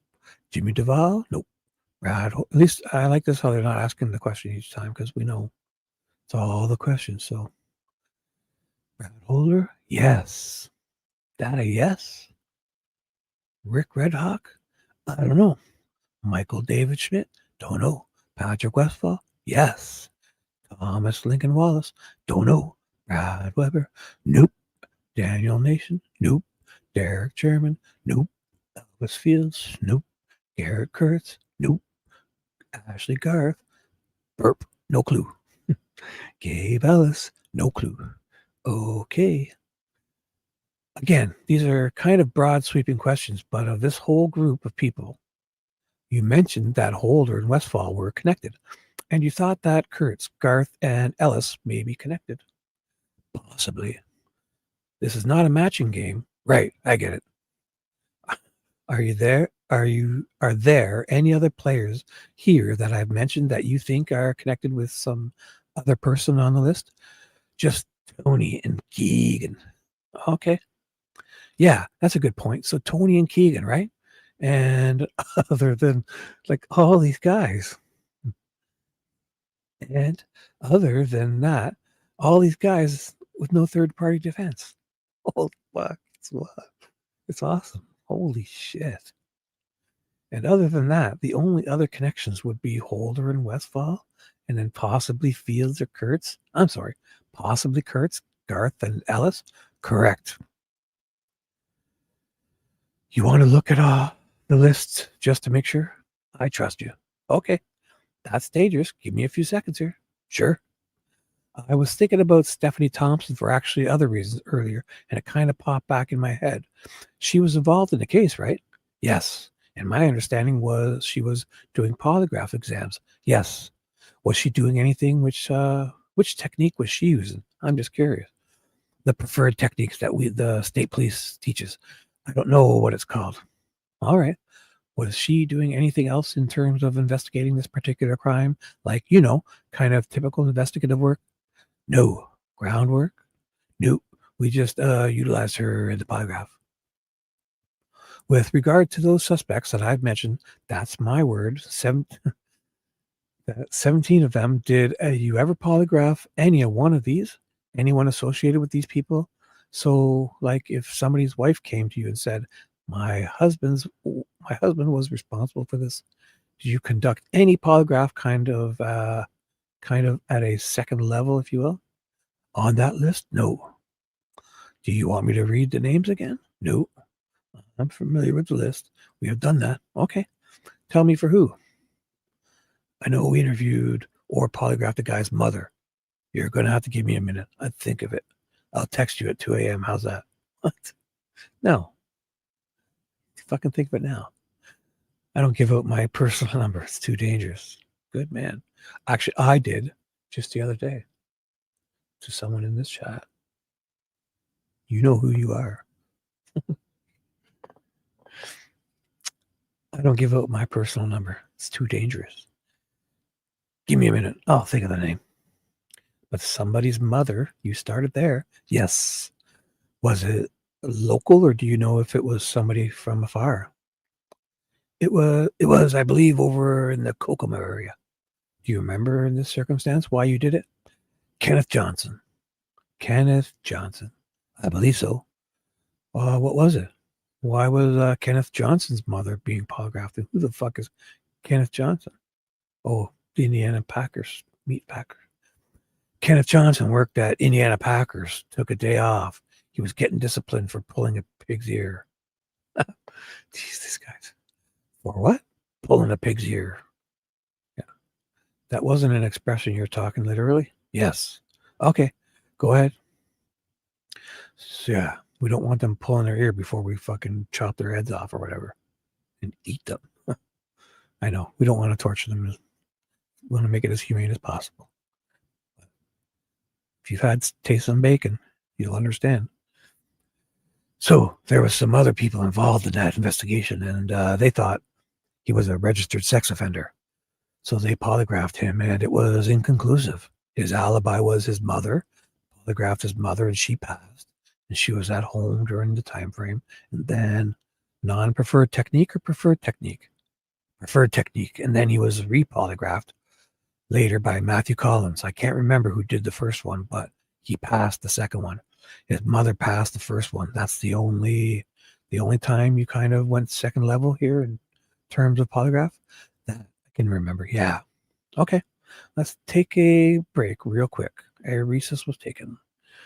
Mr. Rosie's back. Let me revisit a couple of things. Let's talk about Muddy Bloody Guy. Do you know what I'm talking about? I do.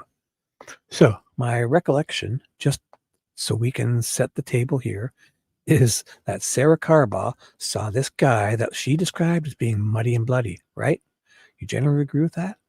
Yes. So why are they letting them get away with that? Because I thought she didn't do that in the beginning.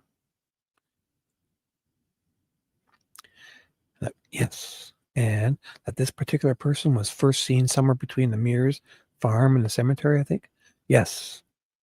Is kind of what I gather from talking to people with regards to that experience that Sarah Carbaugh had. Was there ever any surveillance video that reflected or corroborated, is probably a better word, what she said she saw? Video? No. The only thing we have her phone data. She was in the area and the time she said she was. And she's the only one that saw the person. And that person must have went behind the Hoosier Harvestar if he was walking that way, because we do not have him on camera. But I thought Hoosier Harvester had 4 cameras, asshole. As if one of the 4 wouldn't have picked them up wherever he walked. Fuck you. As if they're only pointing the camera at the road. What a dipshit.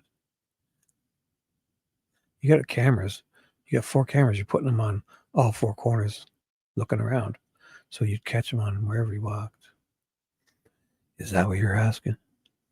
Well, yeah. So what is your opinion about the direction of travel? Maybe he jumped over like a one big bound. He leaped over the whole fucking what's it called? Hoosier Harvester. He just did and ooh, wrong one. I meant that one. That's him landing. He jumped so high. Okay, sorry. I was purposely stalling there so I could find the soundboard, but well, yeah. Well, sorry. Well, yeah. So, what is your opinion about the direction of travel of that person after Sarah Carball saw that person? What I just said. So, you're talking about north?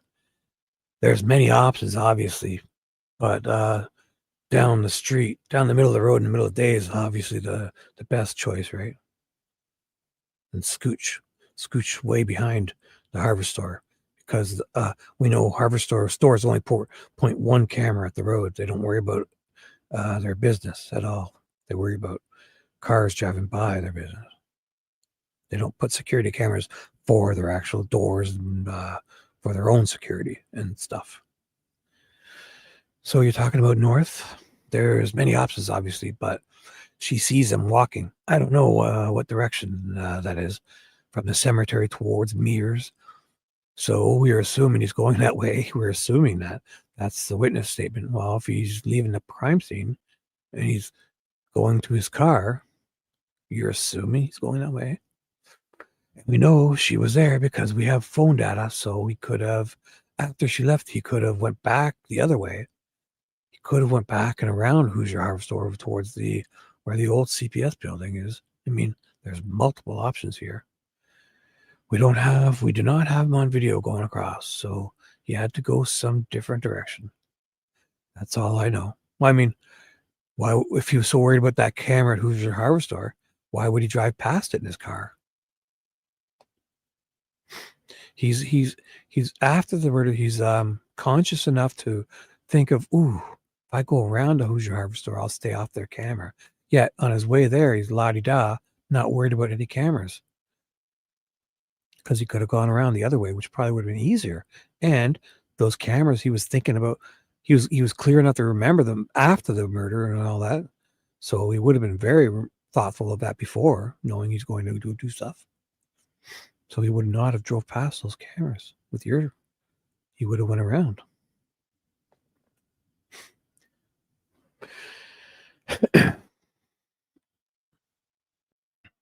Even back down to the trail, potentially. Do you recall anyone, I guess primarily Sarah Carball, did she say with any specificity where she last saw this person? No, other than what we've already discussed, which was on 300 between a cemetery and Mears, walking towards Mears. Are you aware of any eyewitness testimony that said or that established that that person was anywhere else other than 300? So funny that they get to use the excuse that they believe he walked around Mears to avoid the camera that they don't have him on. Because if he didn't, they know he should be on camera. Yet, if the guy's dumb enough to walk down the road in the middle of the day, as if he's worried about cameras, he's not going around Mears. This is so fucking ridiculous for them to even say this. This is the same dipshit that just that September in 2025, CrimeCon said that not only were the sticks on Libby to hide her, like to hide her body, that the angle of those sticks was to prevent anyone from seeing her from the angle of Weber's driveway. Go listen to him. He fucking said that. Are you aware of any eyewitnesses? Okay. No. In the cemetery in the woods, behind a barn, down the road in the driveway, anything like that? Oh, the bridge.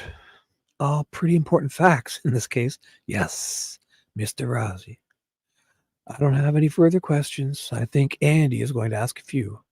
And the witness. Thank you. Redirect. Baldwin's back up to bat. I'm still trying to get, I'm Andy Baldwin. As if he doesn't know. I'm trying to get a feel for this unified command situation. Sure. We've heard who was in unified command. Initially, yeah. Oh, sorry, yeah. It was myself, Jay Harper, Kevin Hammond, Tony Liggett, Rich Davies, and Mike Peasley from the FBI. So 2 FBI, 2 state, 2 county, and then Moon Man Mullen from the city. He was the chief at the time. Yeah, he was the chief. He's fucking brilliant. Smartest guy in town. Made him chief. And then prosecutor Rob Ives was also involved. And that was a unified command. Fucking Power Rangers. Power Rangers, something 280 initially. And then if you can tell me kind of how what it morphed into over time. Sure, Rich Davies and Mike Peasley. Obviously, Rich retired from the FBI. Mike Peasley was transferred to Washington, D.C. or Virginia or something like that. Kevin Hammond retired. So that left Tony Liggett, me, Jay Harper, and Moonman Mullen. And then we added Dave Vito, and then prosecutor Boss McClellan took over shortly after Rob Non-Secular Ives left. And that was Unified Command. Fucking Power Rangers. Delphi Power Rangers. Okay. And was there any more changes other than those that you just described? I don't think so. I think that's all I remember. Is Unified Command, is the Delphi Power Rangers still in existence? Yes. Okay. So that last crew you said, that's the group that are involved in Unified Command? That would be who I would understand, the current Unified Command. Coincidentally, we were all commando in Unified Command. How often are they meeting? We don't meet as often as we used to. We don't have it every week, every month.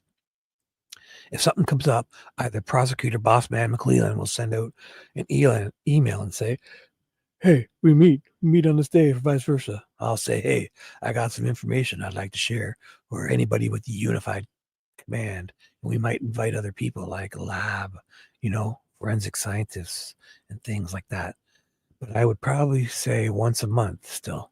I can't remember the last time we met, but it was probably a month ago. At its height, how often would Unified Command? Every day. Every day we'd meet. Every day we'd write the book.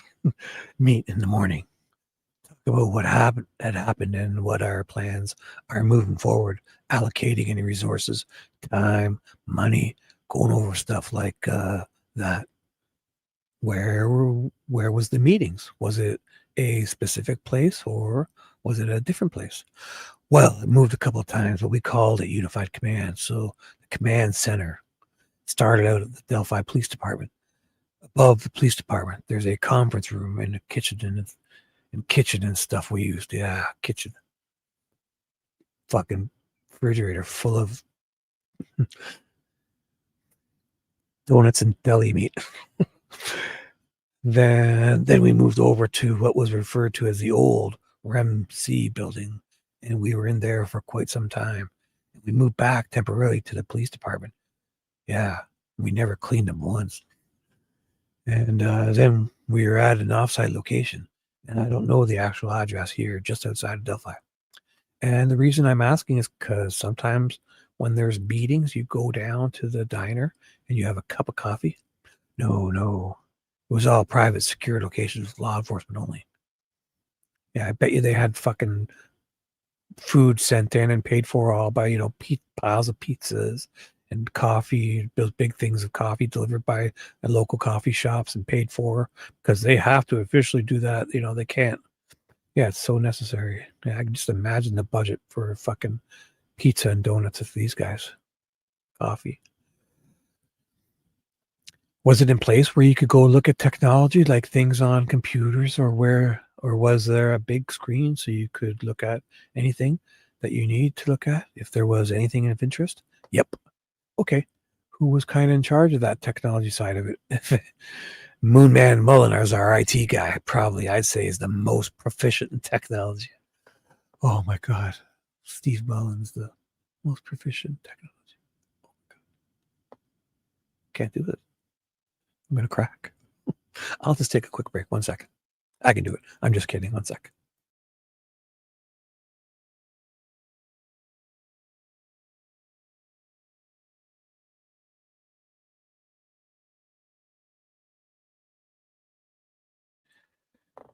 And we're back.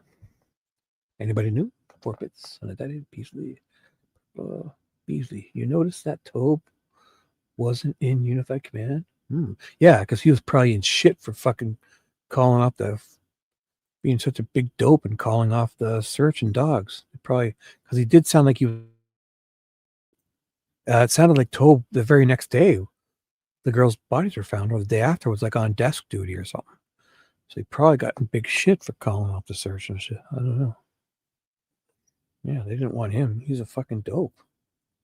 2 young girls are missing.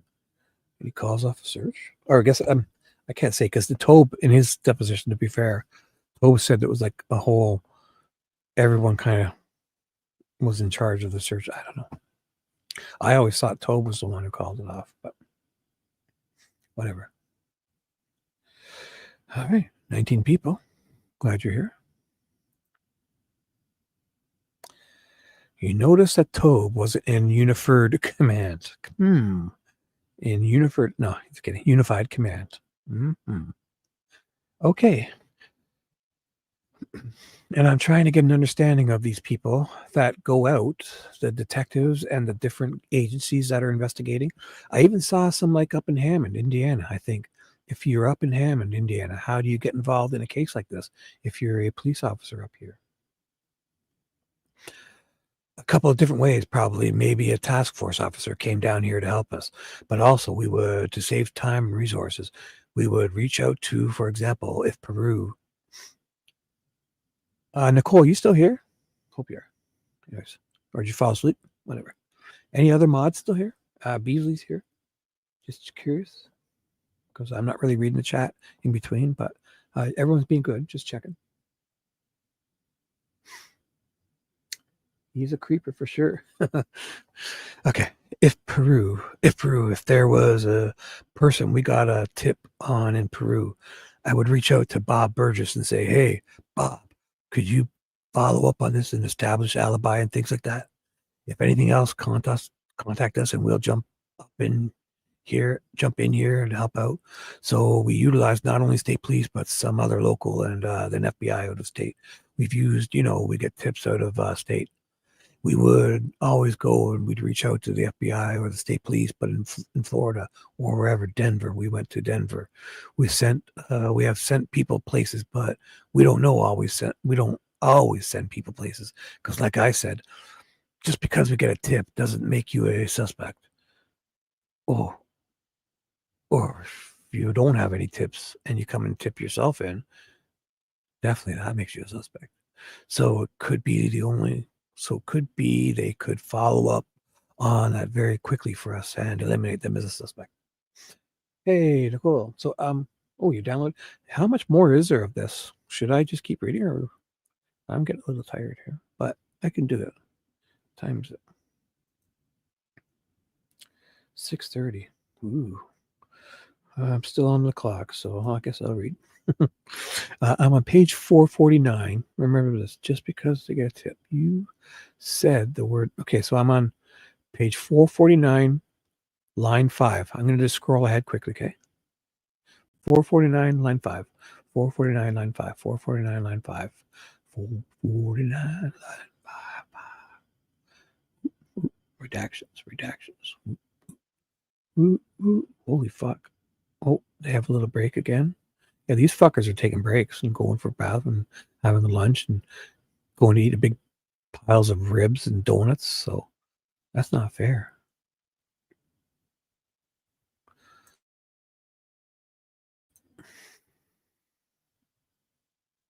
Holy fuck.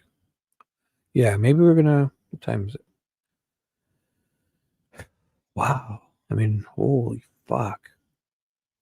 Yeah, these fuckers going to eat pizza and probably get French fries with gravy. I'm starving. I haven't eaten in a long time.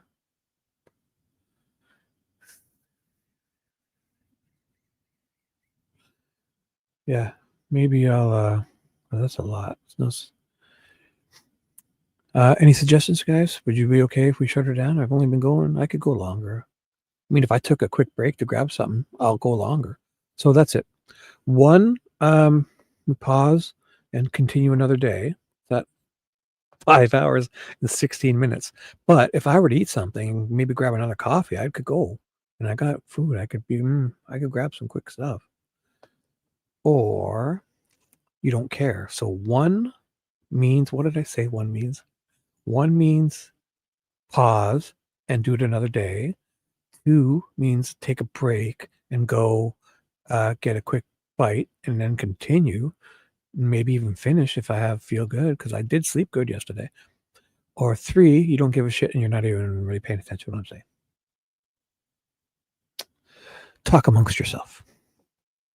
One, pause, continue another day. Two, take a break for a couple minutes and go get a bite and come back. You're charming, dapper yourself, full of energy and pizzazz and spunk and comedy, grace, innocence. 1 and 2. We got to fight. Untitled says, shut her down. And Elena says, go eat something and carry on. All right. So it's a tie, I guess, so far. We were tied at shut her down, because I could do either. But either way, I'm going to eat something. I literally haven't eaten in this time. The whole time I've been on, I had a large coffee. I haven't even been taking bites. I got clementines here, oranges, and tons of stuff in my fridge. Fruit, fresh fruit, and cereal. I got chocolate Cheerios I like to eat out of the box because they're not even high in sugar. They're just more like the cocoa flavored Cheerios. And I still have some pumpkin flavored Cheerios left over from Halloween. 4, up to you. Wow, great. And that's there. Look at you outside the box, Purple. I never thought I could have my own decisions. Oh boy, the pressure's on. Yeah, my voice actually, I'm surprised doing that gruff thing. I thought, like, this is my normal voice. I mean, it's not bugging me at all. Maybe the whole last 10 years of hardly talking to anybody has prepared me for this task, this mission, this Power Ranger mission.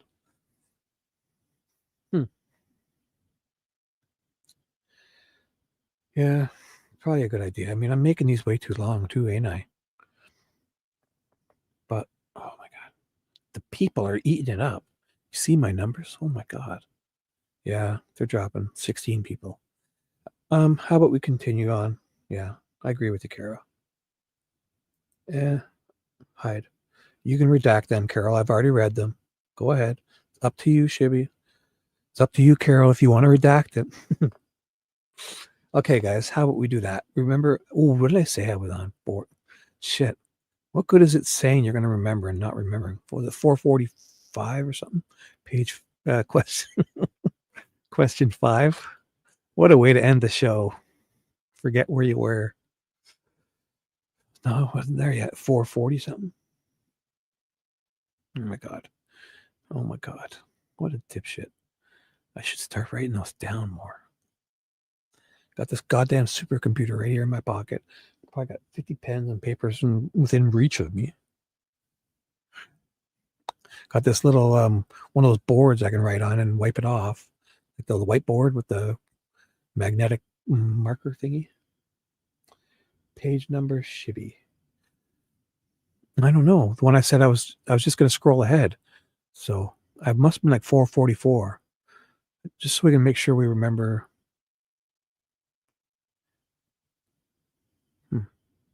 Must have been around here.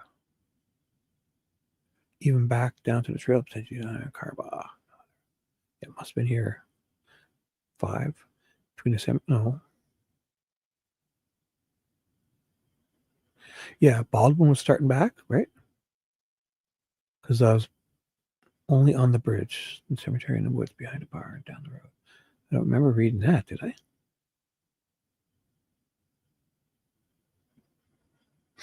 This looks like it, eh? 444. Was it 445? It was. I'm pretty sure it was line 5, wherever it was. So, does this look any familiar? I don't remember reading this in the cemetery, in the woods, behind a barn, down the road, in a driveway, anything like that. I don't remember reading that initially with myself. Oh, maybe I did because I do remember. Oh man, it's wild. You know what? I'm gonna go with 444 because that's a cool number.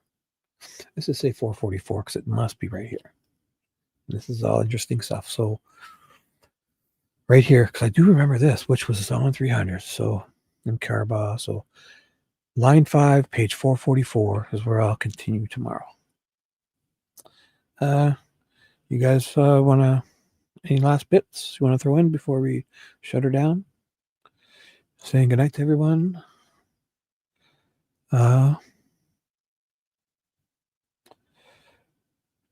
Any suggestions? Or if you guys, what I'm doing also, I'll remind you, is if you feel like going back, I've been reading all these depositions, but I wasn't really keeping track of them as much as I should. I was keeping track of them in my note with Nicole, but not into the video or the description with timestamps and that. So what I'm doing, if you guys are ever going back through any of those other ones I did like a 7-hour and 55-minute live the other day, then a 7-hour and 22-minute live, and like another, I did a whole bunch of them, and I was reading this all those lives from part 1 to like whatever this is, part 8. They're all reading shit from this 1,200 pages. So if you see a deposition where a deposition starts, under that said video, if you want to just make a quick comment of the timestamp where it starts, and I'll put it into each one of those. I've pinned a official timestamp video I'm trying to keep track of, and like my head is spinning. So, and Nicole is helping me out. But if you guys were to see a timestamp, like say you're watching one of those videos and you see Roland Purdy's deposition start, or Portwood, or Ryan Winter's deposition start, just pause it, write down the time, the full time, like 1 hour, 22 and 53 seconds, and just kind of comment underneath, Roland Purdy starts. I'd really like that. And if not, it's okay. But I would be a great help. Because I have a feeling, like yesterday's live I did, the first 45 minutes I scrolled through and I couldn't even remember where I was because I didn't write the one page down. But it was funny. I was going to cut it off, but it was actually funny. The beginning of Jerry Holeman yesterday, it was kind of funny because the first 35, 40 minutes, the whole chat was kind of like telling me things. And one person said something about it being 4:15 a.m. and I went to page 4:15. So I went back and it's actually kind of funny. Me fucking things up. So that being said, I will say goodnight. All right, guys. Thanks very much for being here. And I'm sure I'll go again tomorrow night because this has been kind of fun. And thank you very much for Nicole and any of the other mods, Fishy, Carol, any other mods that were here, and all those other people, Dave, Unindicted, Alina, Purple, and Dewey, which is commentator Root, given the rock sign again. Came in with the rock sign. We're going out with the rock sign. There we go. Or whatever that is. Yeah. Odinites rock. That's the one. Here, I'll do it in chat. Odinites rock. Here's the way we're going to end the show. Odinites rock. All right. Thanks for being here, guys. Have a lovely day. Get some sleep. And come back for another exciting adventure with, what is that again? Dana from Thing calls it Bedtime Stories with Shibby. Bedtime Stories with Shibby. Anyways. All right, guys. Okay. Thanks for being here. Good night.